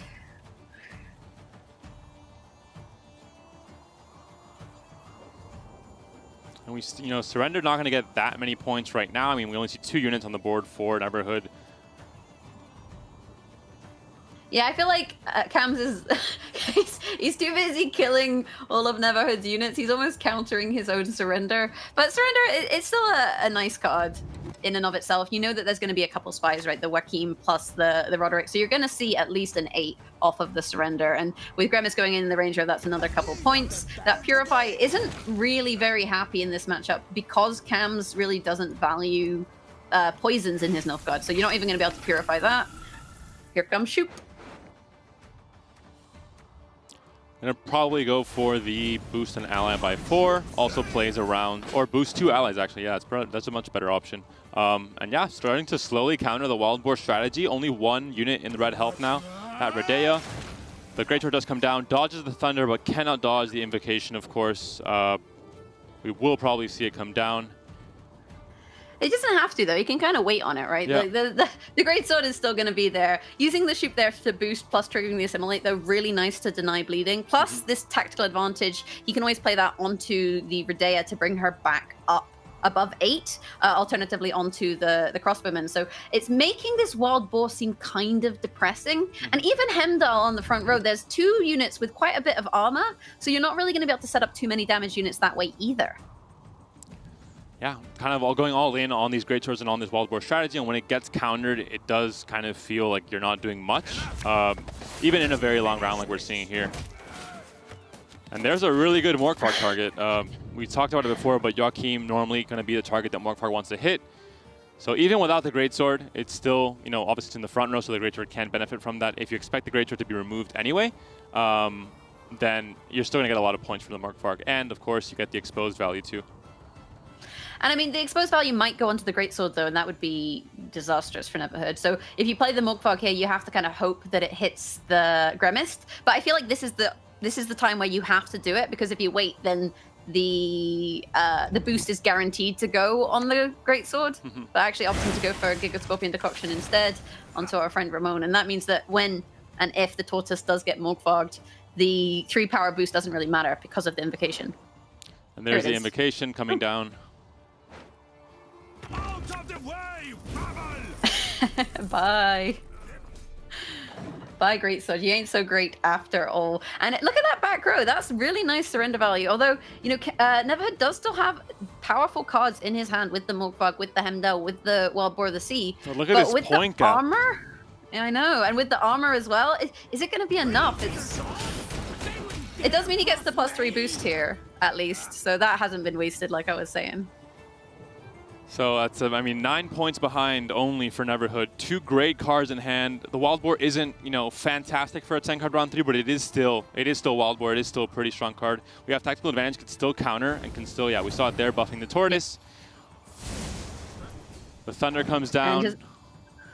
You just slam the Zap for value, because it's not taking any value away from the surrender, and you're giving your opponent an extra opportunity to play into the back row and into your surrender.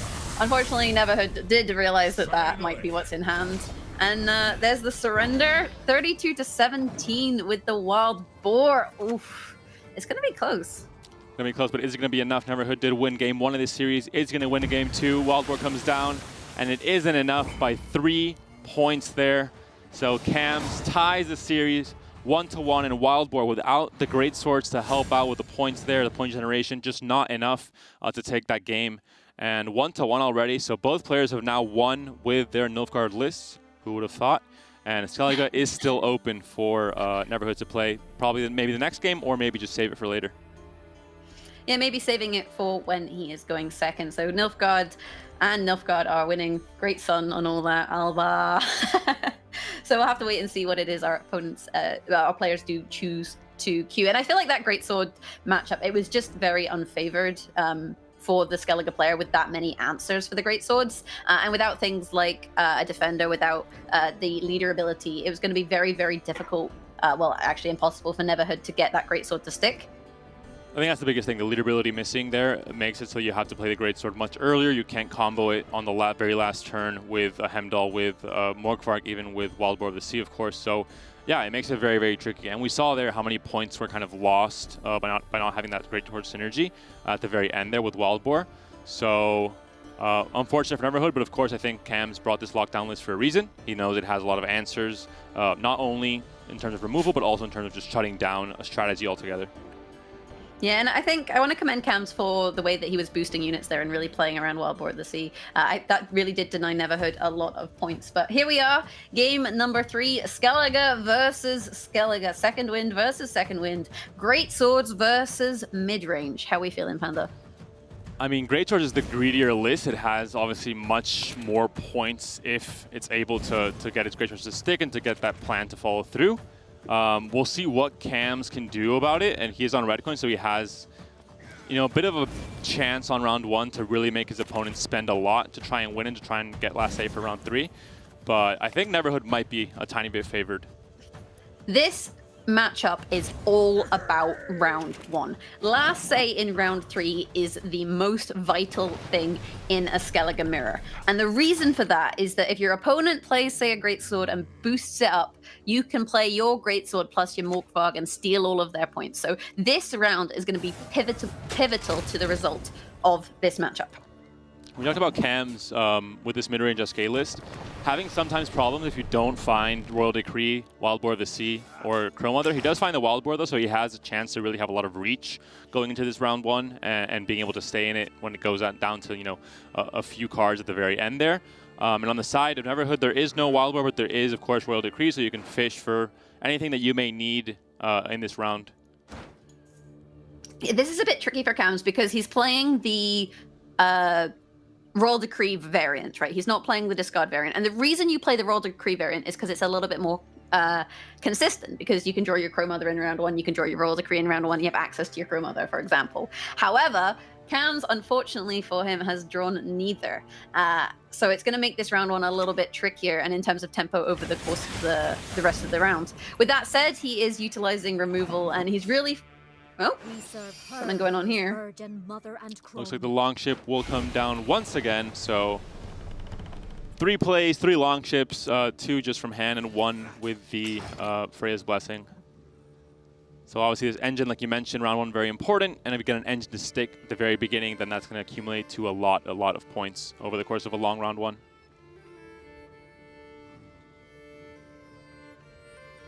And it comes down to a battle of who can assemble the Skellige fleet better, who has the more boats, who has more answers, and that a lot of the time is what round 1 comes down to in a Skellige mirror. I think the moment that Cams plays any card at all, Radiant Fleet will probably come down just to get that bleeding down as soon as possible, and like you said, get that light Longship out as well to start pinging off whatever gets played to make sure it's in the red, and Wild War of the Sea can be a really threatening answer later on. Now, we could see Radiant Fleet, but the bleed would kind of be wasted. That being said, there are, of course, Grimace in both deck lists, so I don't think you value the Radiant Fleet bleed as much. I think you can pretty much always expect it to be countered by the Grimace anyway.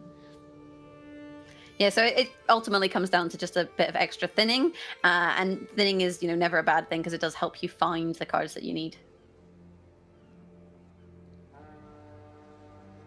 I think both players just kind of taking their time with this matchup, kind of reacting to various votes and whatnot. And there, like I said, reacting to votes. Neverhood is sinking another ship, and he has the 1 ship on board, plus the tactical advantage. And Cams, he does still have more boats in hand. Like you said, he's got the light Longship, I believe. So yeah, it's kind of like boat versus boat, but the melee rowboat damages every card you play, right? So it is a little bit more valuable than the range rowboat.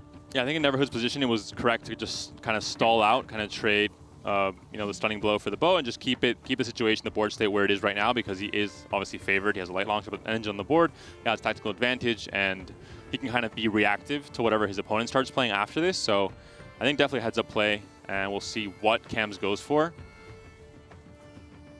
Yeah, Cams, he does always have the option, though, to play the Freya. It's an alchemy card, so sometimes you want to hold on to alchemy cards when you have Crow Mother in the graveyard, but Cams doesn't. And Cams's round 1 hand is quite awkward for this matchup because he doesn't have the same options to drag out the round as Neverhood has.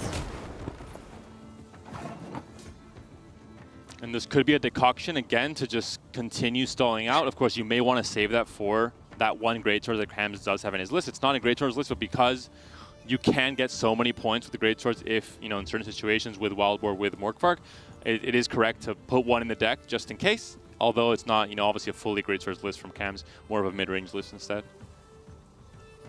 Yeah, Cams does have, the mid-range option, so it does make things a little bit less reliant on synergy. He can always, if he needs to catch up, he's got things like the totem for 8, for example. So he does have options. And this round 1 is looking a bit awkward because both players have just been sinking the Skellige fleet. And as a result, it means that things like a Hemdall or a Wild Boar in round 1 are just a bit depressing.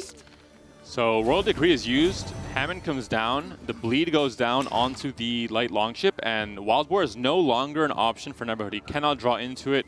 He has already played the Royal Decree, and he doesn't have any other thinning options right now in hand. So could be a mistake, depending where this round goes. But again, because there is only 1 unit on the board for Cams, and we're on turn 5 of this round 1 or so, or turn 4, maybe he knows that Wild Boar's not going to get the full value and probably just worth keeping it for later on.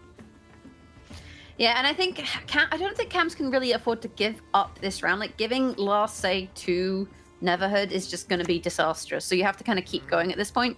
Utilizing the Grimace here to just purify the bleed and save a little bit of value. He's not expecting to see huge value from it later, but it does give a raiding fleet target, right? I think that was a part of the reason why Neverhood played the Hammond was to bait out the Grimace and then play the raiding fleet as soon as possible to get the maximum value from the bleed.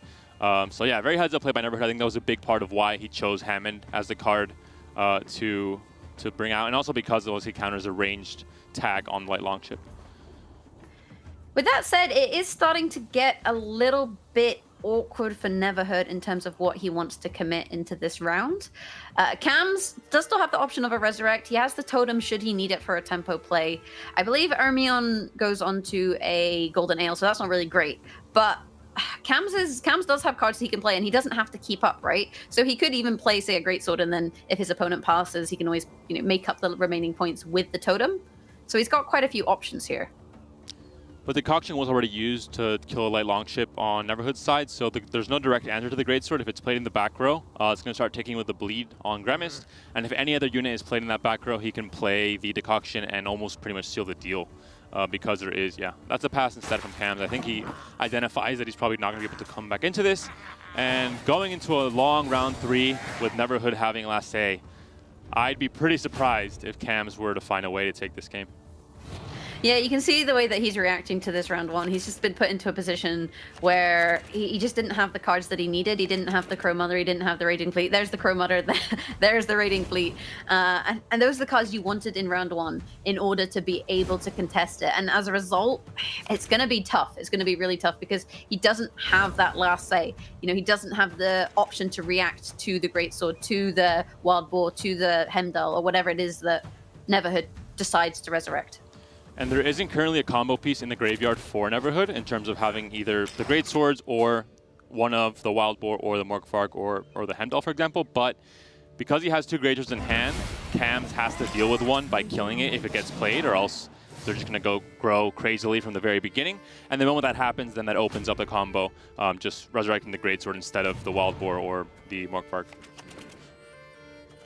Yeah, and Cams, I think, just hoping that he finds a Morkvark, and so far no Morkvark in Cams' side, and this is just one of the risks of Great Sword. Oh, there we go. We have a royal decree, so we can go fishing. And I think Cams. Yeah, I was going to say I think Cams with the mulligan on the Great Sword is just realizing that if he plays his Great Sword, he is playing into his opponent's Morkvark and playing into his opponent's Great Swords. So at this point, it's just not a strategy for him. Neverhood is missing some very key golds here. He finds the Hemdall, but he does not find the Wild Boar of the Sea, and he has already used his Royal Decree. Yeah, no Delirium either, which can sometimes be a nice answer to an opening play, if your opponent opens with boats. And I think this is Cams respecting things like the Delirium. He's opened with the Bear instead because this is a target he doesn't mind sacrificing. Whereas, when you lose out on boats, boats can equate to huge amounts of value. You've got the little boats and they damage things, and that feeds into Big Daddy Wild Boar of the Sea to deal damage. So, it's like the support fleet, basically.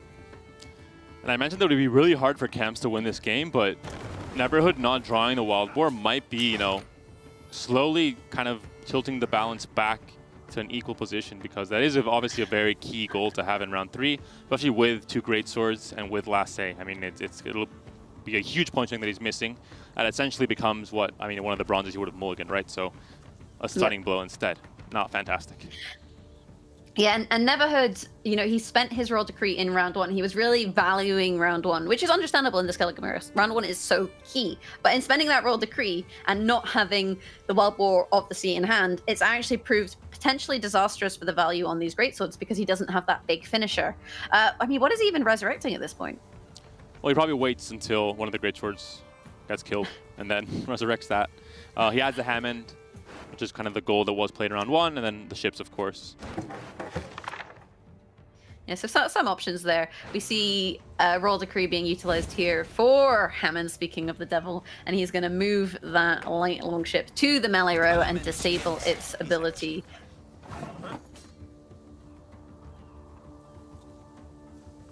And the bleeding also actually a really nice addition because that is going to damage the longship as well, which means it plays into the Wild Boar of the Sea. But this is going to come down to, I think, players reacting a little bit to each other's boats. We see Grimace being used to purify, and imagine we'll see a raiding fleet now because the Grimace has been played. This looks familiar. I wonder where we saw this before. Could it be this is a mirror match in Gwent where a lot of the same things happen? No, surely not. Surely not. Don't call me Shirley. I'm having a weird sense deja vu. So the raiding fleet being utilized applies the bleeding to the Grimace. Grimace cannot purify himself. Boat comes out. Snap reaction sinks the boat. This does feel like round 1 in round 3. stunning blow. Absolutely stunning. And of course, there are open decklist players this time around for Gwent Open number 1 and Gwent Open number 2. Basically, it's the start of Season 2 of Gwent Esports. The decklists are now open in quarterfinals as well as semifinals and the finals. So players know to play around, you know, row punishing from Skellige Storm, you know, all these cards that maybe might be a surprise in some cases. Here, obviously, Cam's knows, and it's going to try and stack as little as possible at the beginning of the round. And it's worth noting also that with the totem, that does make these damage strategies a little bit awkward, because when you play the Svalbard totem, you spawn the Svalbard fanatics, and these are 4 strength, but if they get damaged down to 4 or to 2, they transform into 6 strength units. So these are cards you don't want to be damaging. And when you have cards like Hemdall, which deal random damage, or Weather, you know, if you're playing Rain, for example, that deals random damage, then you can potentially end up helping your opponent out by damaging them and losing value that way. Yeah, so you can almost guarantee that the row that will end up with more units on Cam's side of the board will be the row, of course, with the Fanatics, because you kind of want your opponent to play into that row with a Hemdall and Skellige Storm. So Neverhood kind of deciding what he wants to do here. I think, oh, there we go. So we got the Weather coming down, and you have to decide what you're going to do. And I guess you just go front row. Oh, and you go Fog. You say so Fog. I think he knows it's going to happen eventually, so might as well get it over with.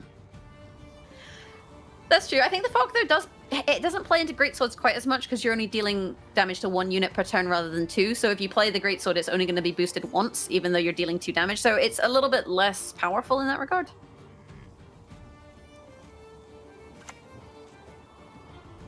The other thing with Rain is it damages more than 1 unit, so it does set up the Wild Boar of the Sea. And maybe this kind of telegraphs a little bit to Cams, now that I think about it, that Neverhood doesn't have the Wild Boar, because I think if you have the Wild Boar, there's never a situation where you pick Fog. That's true, yeah. Instant decoction there from Neverhood. Very fast plays happening right now. So the Light Longship again gets answered immediately the moment it comes down. It gets erased from the board. And this is damage you're kind of wasting by not putting down the Greatsword first. But because there are removal options with Morkrok, for example, I think it's fine to just save those Greatswords till a bit later on. Yeah, no boats, just absolutely no boats for either player in Skellige. So, Vol in Cam's court. He's got his Stunning Low, but he's waiting on a Greatsword for that.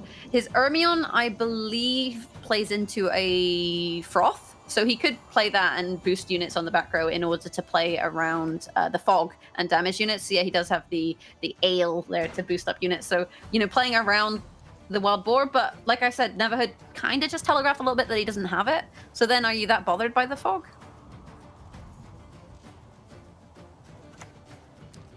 There's a very, very early Morkvarg. A little surprising. I think he could have found some value, certainly, on one of the Greatswords if he waited a bit more. I guess the armor does play against the Fog, though. That's true. And I suppose it depends on where you put your opponent. Like, if you expect them to have Greatswords anyway, then maybe it's not an issue. And he opens up the Bloodthirst as well with the Gutting Slash, so it can just remove one of those Greatswords right away. Again, that's kind of okay. I mean, you could have used the Hammond to drag one of these into that back row and make the Greatswords and the Hemdall even better. But now you can just use a Resurrect onto the Greatsword instead, like we mentioned at the beginning. Yeah, but if you look at the damage options in Neverhood's hand, how great are these Greatswords really gonna be?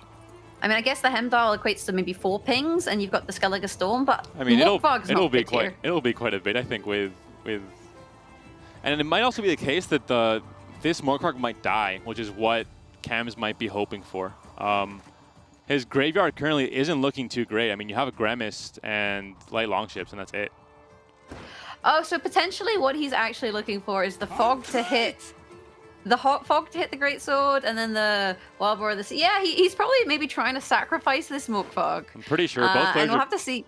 They're playing for the graveyard, both players, just trying to get things to die early so they can, yeah.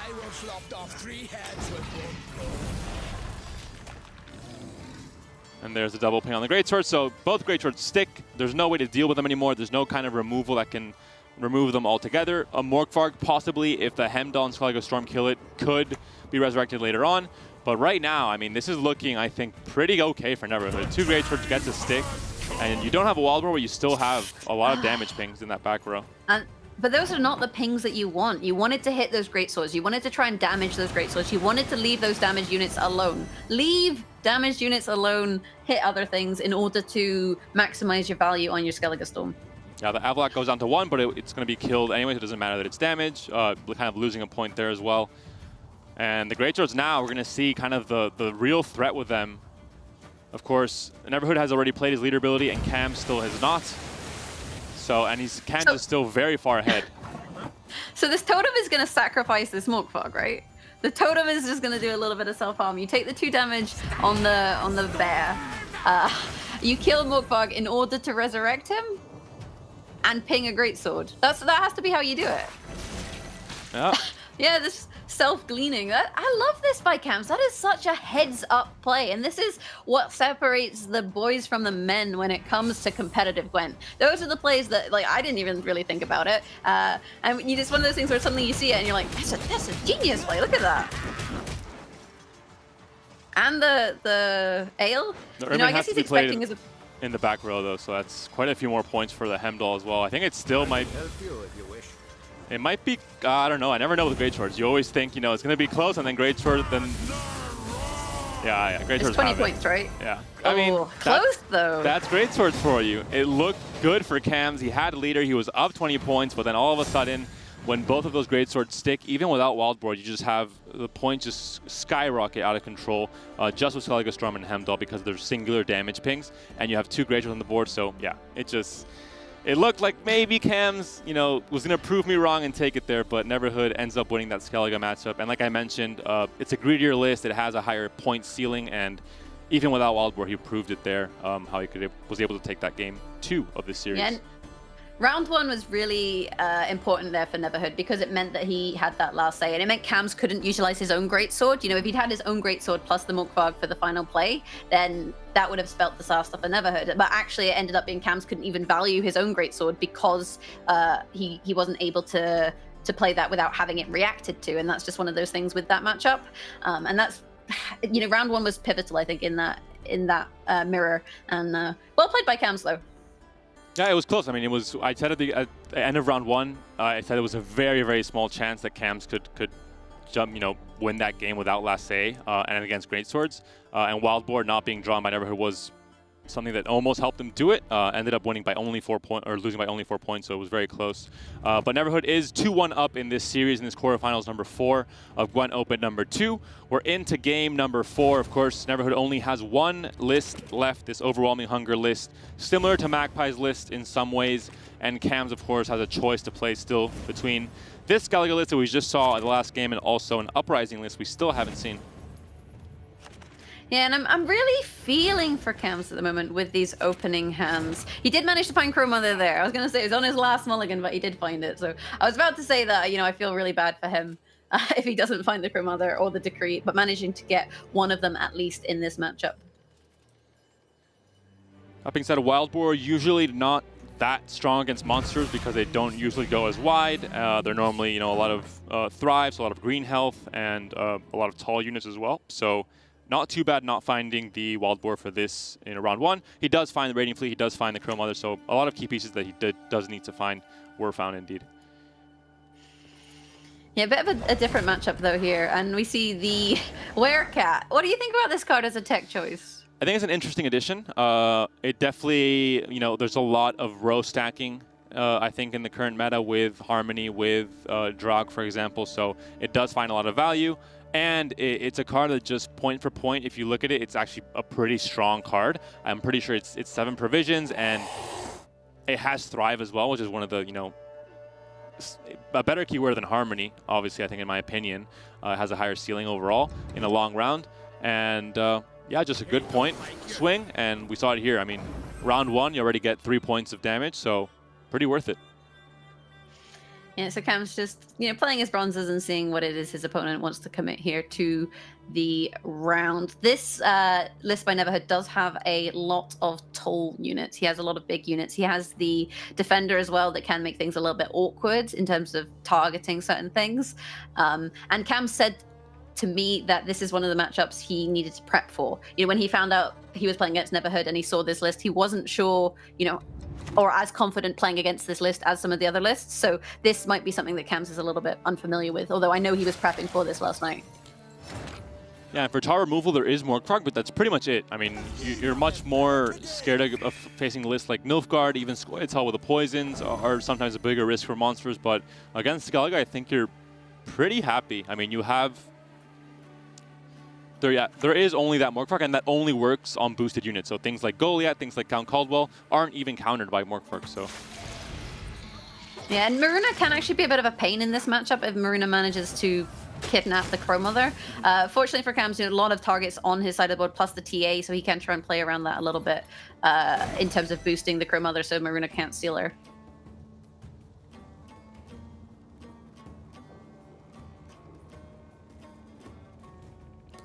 Neverhood just deciding... Oh, there you go. We'll see what the choice is here for Neverhood. The worker here is an odd choice, but it has some synergy with Pugo Boombreaker that we are seeing in this list as well. Not in hand currently right now, but that's one of the reasons I think it was included. Yeah, Cam's just playing the standard kind of strategy. You know, resurrecting your boats, playing your Crow Mama. There's a boost onto the boat, just making it difficult for your opponent to deal with. And actually also giving Cam's dominance, you know, that's something that's important for things like Barghasts, although Barghast could just eat something and become bigger. It does play around Maruna as well. Yeah, and there is Can't steal a boat. There is no way for this Crow to die. But yeah, I mean, there's a ton of units still that Maruna could steal, so... Yeah, and the Barghast kind of sets up for the Death Wish. The other option you actually have, which players do sometimes take, is you eat the Goliath. Because when you eat the Goliath, you pull your opponent's tallest unit from their deck, and sometimes it can be strategic to do that in order to stop them being able to draw into it later on. I think maybe in this matchup it's not as important because your opponent will just kind of resurrect things. So if you're putting things in the graveyard, it's not the worst thing ever. Especially in this situation where Neverhood is fighting to take this on even. I mean, he's on red coin, he has a very strong hand with Goliath, with Count Caldwell, and he has a board right now that's not ideal for Skellige to punish. You know, there's no red health units at all right now, even though there's no Wild Boar in hand for Cams. But with that said, the point difference is, you know, pretty solid, 21 to 29. I guess the thing comes down to a little bit also this Caldwell. You know, Skellige does have options for toll, especially with the Greatsword on the board, the 9-strength boat there. You know, there is some tolls. At the moment, Cams has the tallest unit, so you can't really play Caldwell at this point.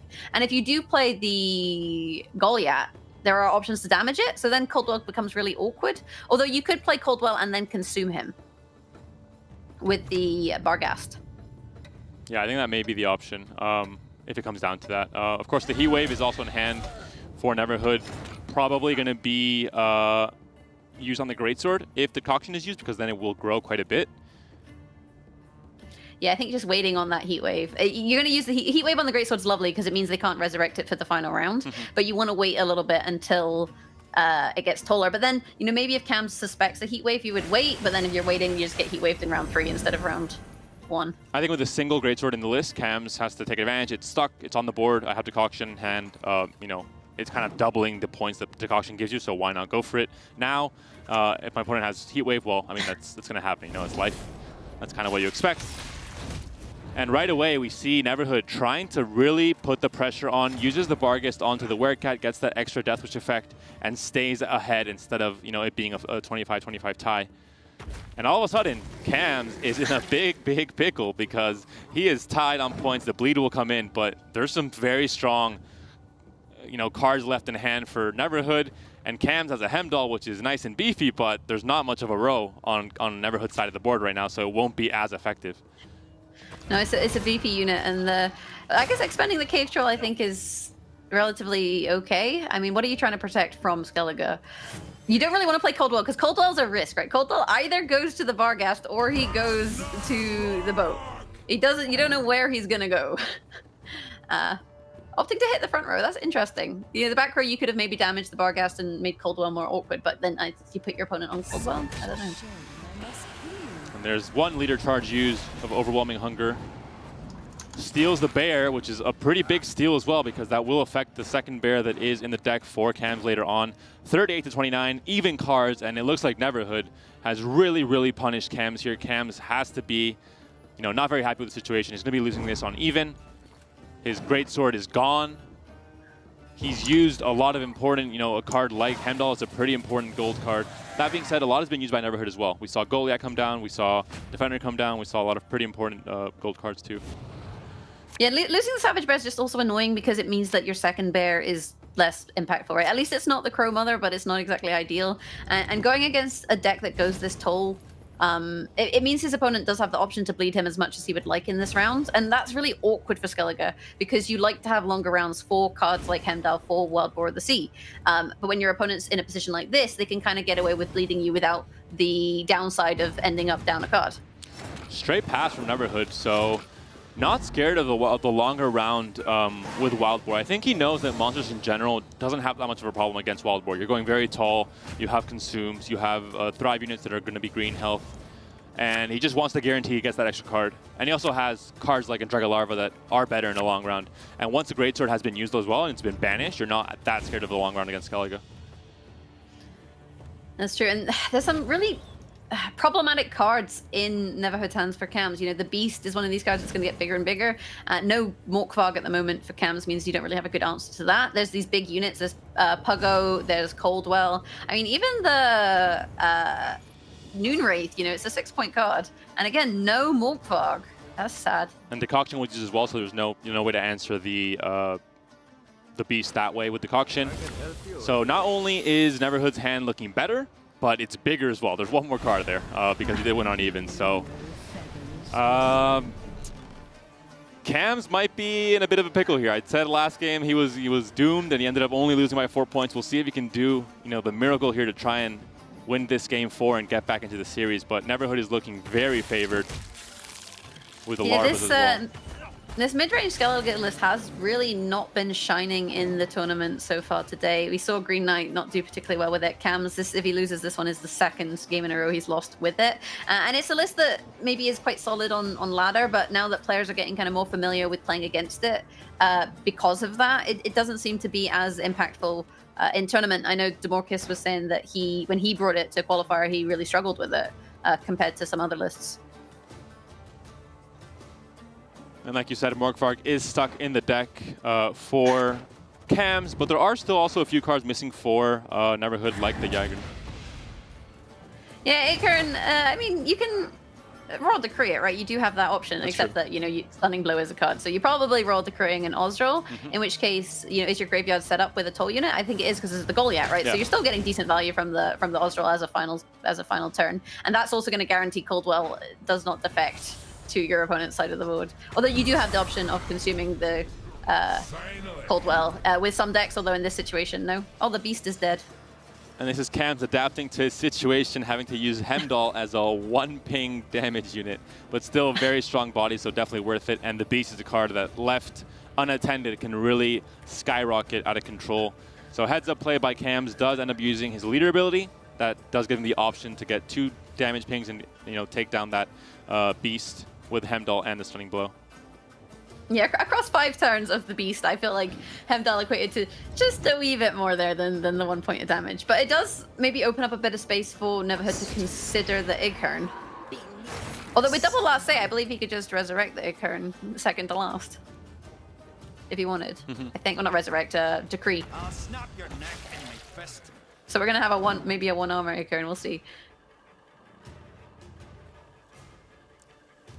And we'll see what Pugo is used on as well. There is no Kikimore Worker, so it could just be on I guess just the Noonwraith, the Larva. Or, okay, that's also fine. So it takes the armor off. It's a random ally, yeah. And obviously his Larva is more exposed, but with 2 cards left in hand, it's probably fine. It does have green health still, so the Wild Boar won't kill it. And slowly Neverhood catching up, obviously going to have very explosive plays. Monsters normally finishes very strong with very tall units, and obviously the Thrive on the board already, so some engines there. Yeah, just a lot of plays. Plus, you still have the 2 leader charges available.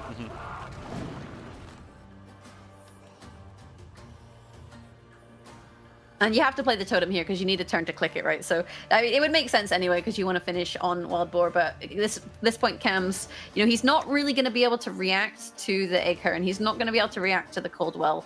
The Protofelder with the dominance does equate to quite a lot of value as well onto him. still close, 33 or 37 to 24. Like, you know, it might seem like, oh, he's up 20 points, but you've got 10 points on Coldwell, you've got a 13-point Igor, and that's what, 23? Plus your 2 leader charge? 4 points of Thrive as well on the Larvas. So it will be enough here, I think, Neverhood. Just the extra card is a big deal when it comes to this round 3, obviously. I mean, it's especially with, it wasn't even a 10-card round 3, it was a 7-card round 3. And Royal Decree will come down, like you said, on the Osbril, on the Goliath, 11 points, plus the Thrive on both of the Larvas there as well. So Neverhood will be taking this game number 4 of the series and taking the entire series 3-1 as well. By 2 points. Well, more with the leader charge here, but that being said, great showing from him. And like just the round 1 there when Cam's lost on even, I think really sealed the deal right away.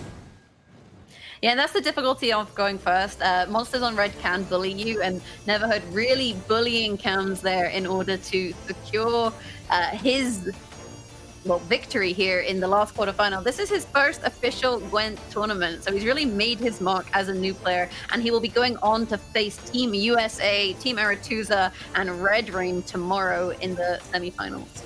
Yeah, and the overwhelming hunger monsters list paying off. I mean, we saw it with Magpie as well, bringing this leader ability. It's a leader ability we didn't see in the last Open at all. We only saw Blood Scent, and even then it did really poorly for both Chinese players. In this case, monsters, I think, performed pretty well today, all things considered. Not at Nilfgaard or Squirtle levels, but still pretty good, and definitely a good showing. And I think you know, Neverhood justifying his choice to bring this list to the tournament. Yeah, Monsters has been super varied. You know, we've had Swarmless, we've had Crones, we've had this. I think there was some Blood Scent at one point, maybe by Tailbot. Yeah, I believe so. There's been a whole mixed bag. And even Squirtle, you know, we had Tempering, we had Precision Strike, we've had Echo, we've had Deadeye Ambush. This entire tournament, I think, has been a very varied bag in terms of the list, and we've seen some very different strategies across the board, which suggests that players, you know, really have a lot of differing opinions about what is competitive and what's going to work on this level. Yeah, we're gonna go talk to Neverhood, try and find out what his opinions on the current meta and the tournament meta is, and his decisions for bringing these decks.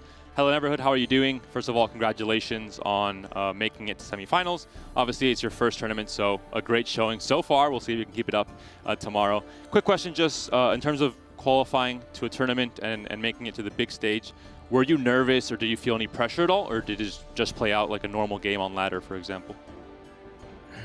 Привет, поздравляем тебя с победой. Ну, расскажи нам немножко, ты первый раз, получается, в турнире. Расскажи, как ты себя чувствуешь, было ли какое-нибудь давление, какой-нибудь стресс? Да, на самом деле, самое сложное было это вот ждать эти матчи, потому что выпало последнее, и сидишь, на самом деле, волнуешься, да, это есть такое. Yeah, basically... Да, но в какой-то момент я, в принципе, уже расслабился, потому что устал, на самом деле, уже нервничать. Был доволен просто, что буду играть на этом турнире.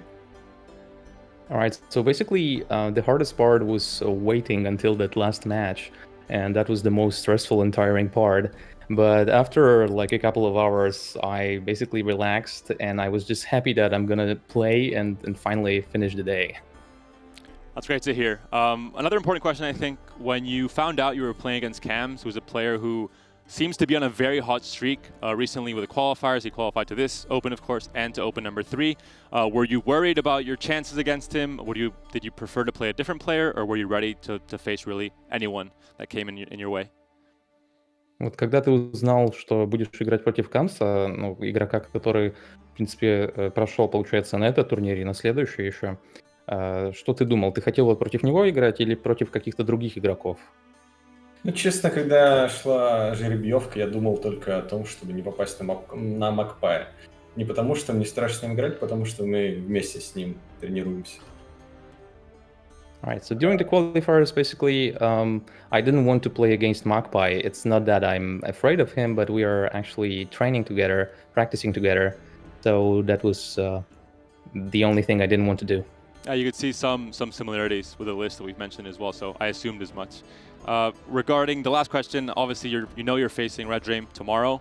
He has some pretty out there deck lists, not the standard list you expect to see in this Open number 2. Are you prepared for those lists? Would you have expected to face someone else? How do you feel about going into that semifinals tomorrow? Получается, что твоим завтрашним противником будет Red Rain, но у него тоже нестандартные колоды, получается. Как ты чувствуешь, ты как бы готов к этим колодам? Ну, в принципе, против части этих колод я играл в Steam Ladder, поэтому они для меня не новинка. И, по сути, некоторые колоды мне нравятся против, потому что мой дек-лист довольно-таки неплох против этих колод. Well, I actually have played these decks on the ladder before, some of these decks, and I like my matchups against these decks, and I feel that it should go pretty well. All right, well, thanks a lot for your insight. Neverhood, congrats again on making it to semifinals, and good luck tomorrow as well in your matchup. Поздравляем еще раз и удачи завтра. Спасибо. And I'll be joined by Jagras. Once again, we're going to discuss kind of what we've seen today. We can see, of course, the split here for the stakes in the quarterfinals number 4 between Neverhood and Cams. Of course, Neverhood takes the majority stake there with a 3-1 win. And we'll also look at the bracket very soon. Yeah. And what I want to point out here is that the player on blue won in all 4 scenarios. So Telbot, Wang ID, Red Rain, and Neverhood had 3 blue coins. We're going first 3 times and managed to win. So that's a little bit of an interesting thing to just notice there. But tomorrow we've got Telbot versus Wang ID as the first semi-final. So the kind of veterans. And then we have Red Rain versus Neverhood as the second semi-final, the newcomers. It's going to be obviously a very, very exciting matchup, especially that final that is guaranteed to be the storyline we see so often nowadays with GWENT Esports. The veteran against the rookie. The rookie, I think, has been, kind of on top of things the past few tournaments, even at the end of Season 1, with Wangid winning his debut tournament and Magpie right after winning his debut tournament with Challenger number 5. So we'll see what happens tomorrow. I think some very exciting matches for sure. But before we end the day, a quick reminder for you guys at home. Obviously, GWENT Esports this Season 2 has a big crowdfunding aspect. You guys obviously can help out from home buying these cosmetic bundles to help support esports and GWENT Esports specifically, of course. And here we see it, the Werecat, or the Were-Rats bundle. We just saw Werecat being played. It will go to the World Masters prize pool at the end of Season 2. So obviously, the support here is very important for the players to increase the prize pool to make it a much more exciting and much more at stake for that last event of the year. Yeah, you do get the sewer bundle. If you're Ewald out there, you can go find him. But that board skin is really nice because when you play certain cards, Plague Maiden, for example, rats come creeping out of the sewers and swarming all over the board. It's quite a cool bundle. So if you want to support esports and get some cosmetics for your troubles, then do check that out on the in-game store. That will, I believe, do it from myself and Panda here on the desk today, and actually do it for day 1 of GWENT Open number 2. We've had some very interesting decks and very spicy games, and I'm very excited to see what happens tomorrow. But until then, all we can say is thank you so much for watching. Have an awesome evening wherever you are in the world, and hopefully we'll see you tomorrow.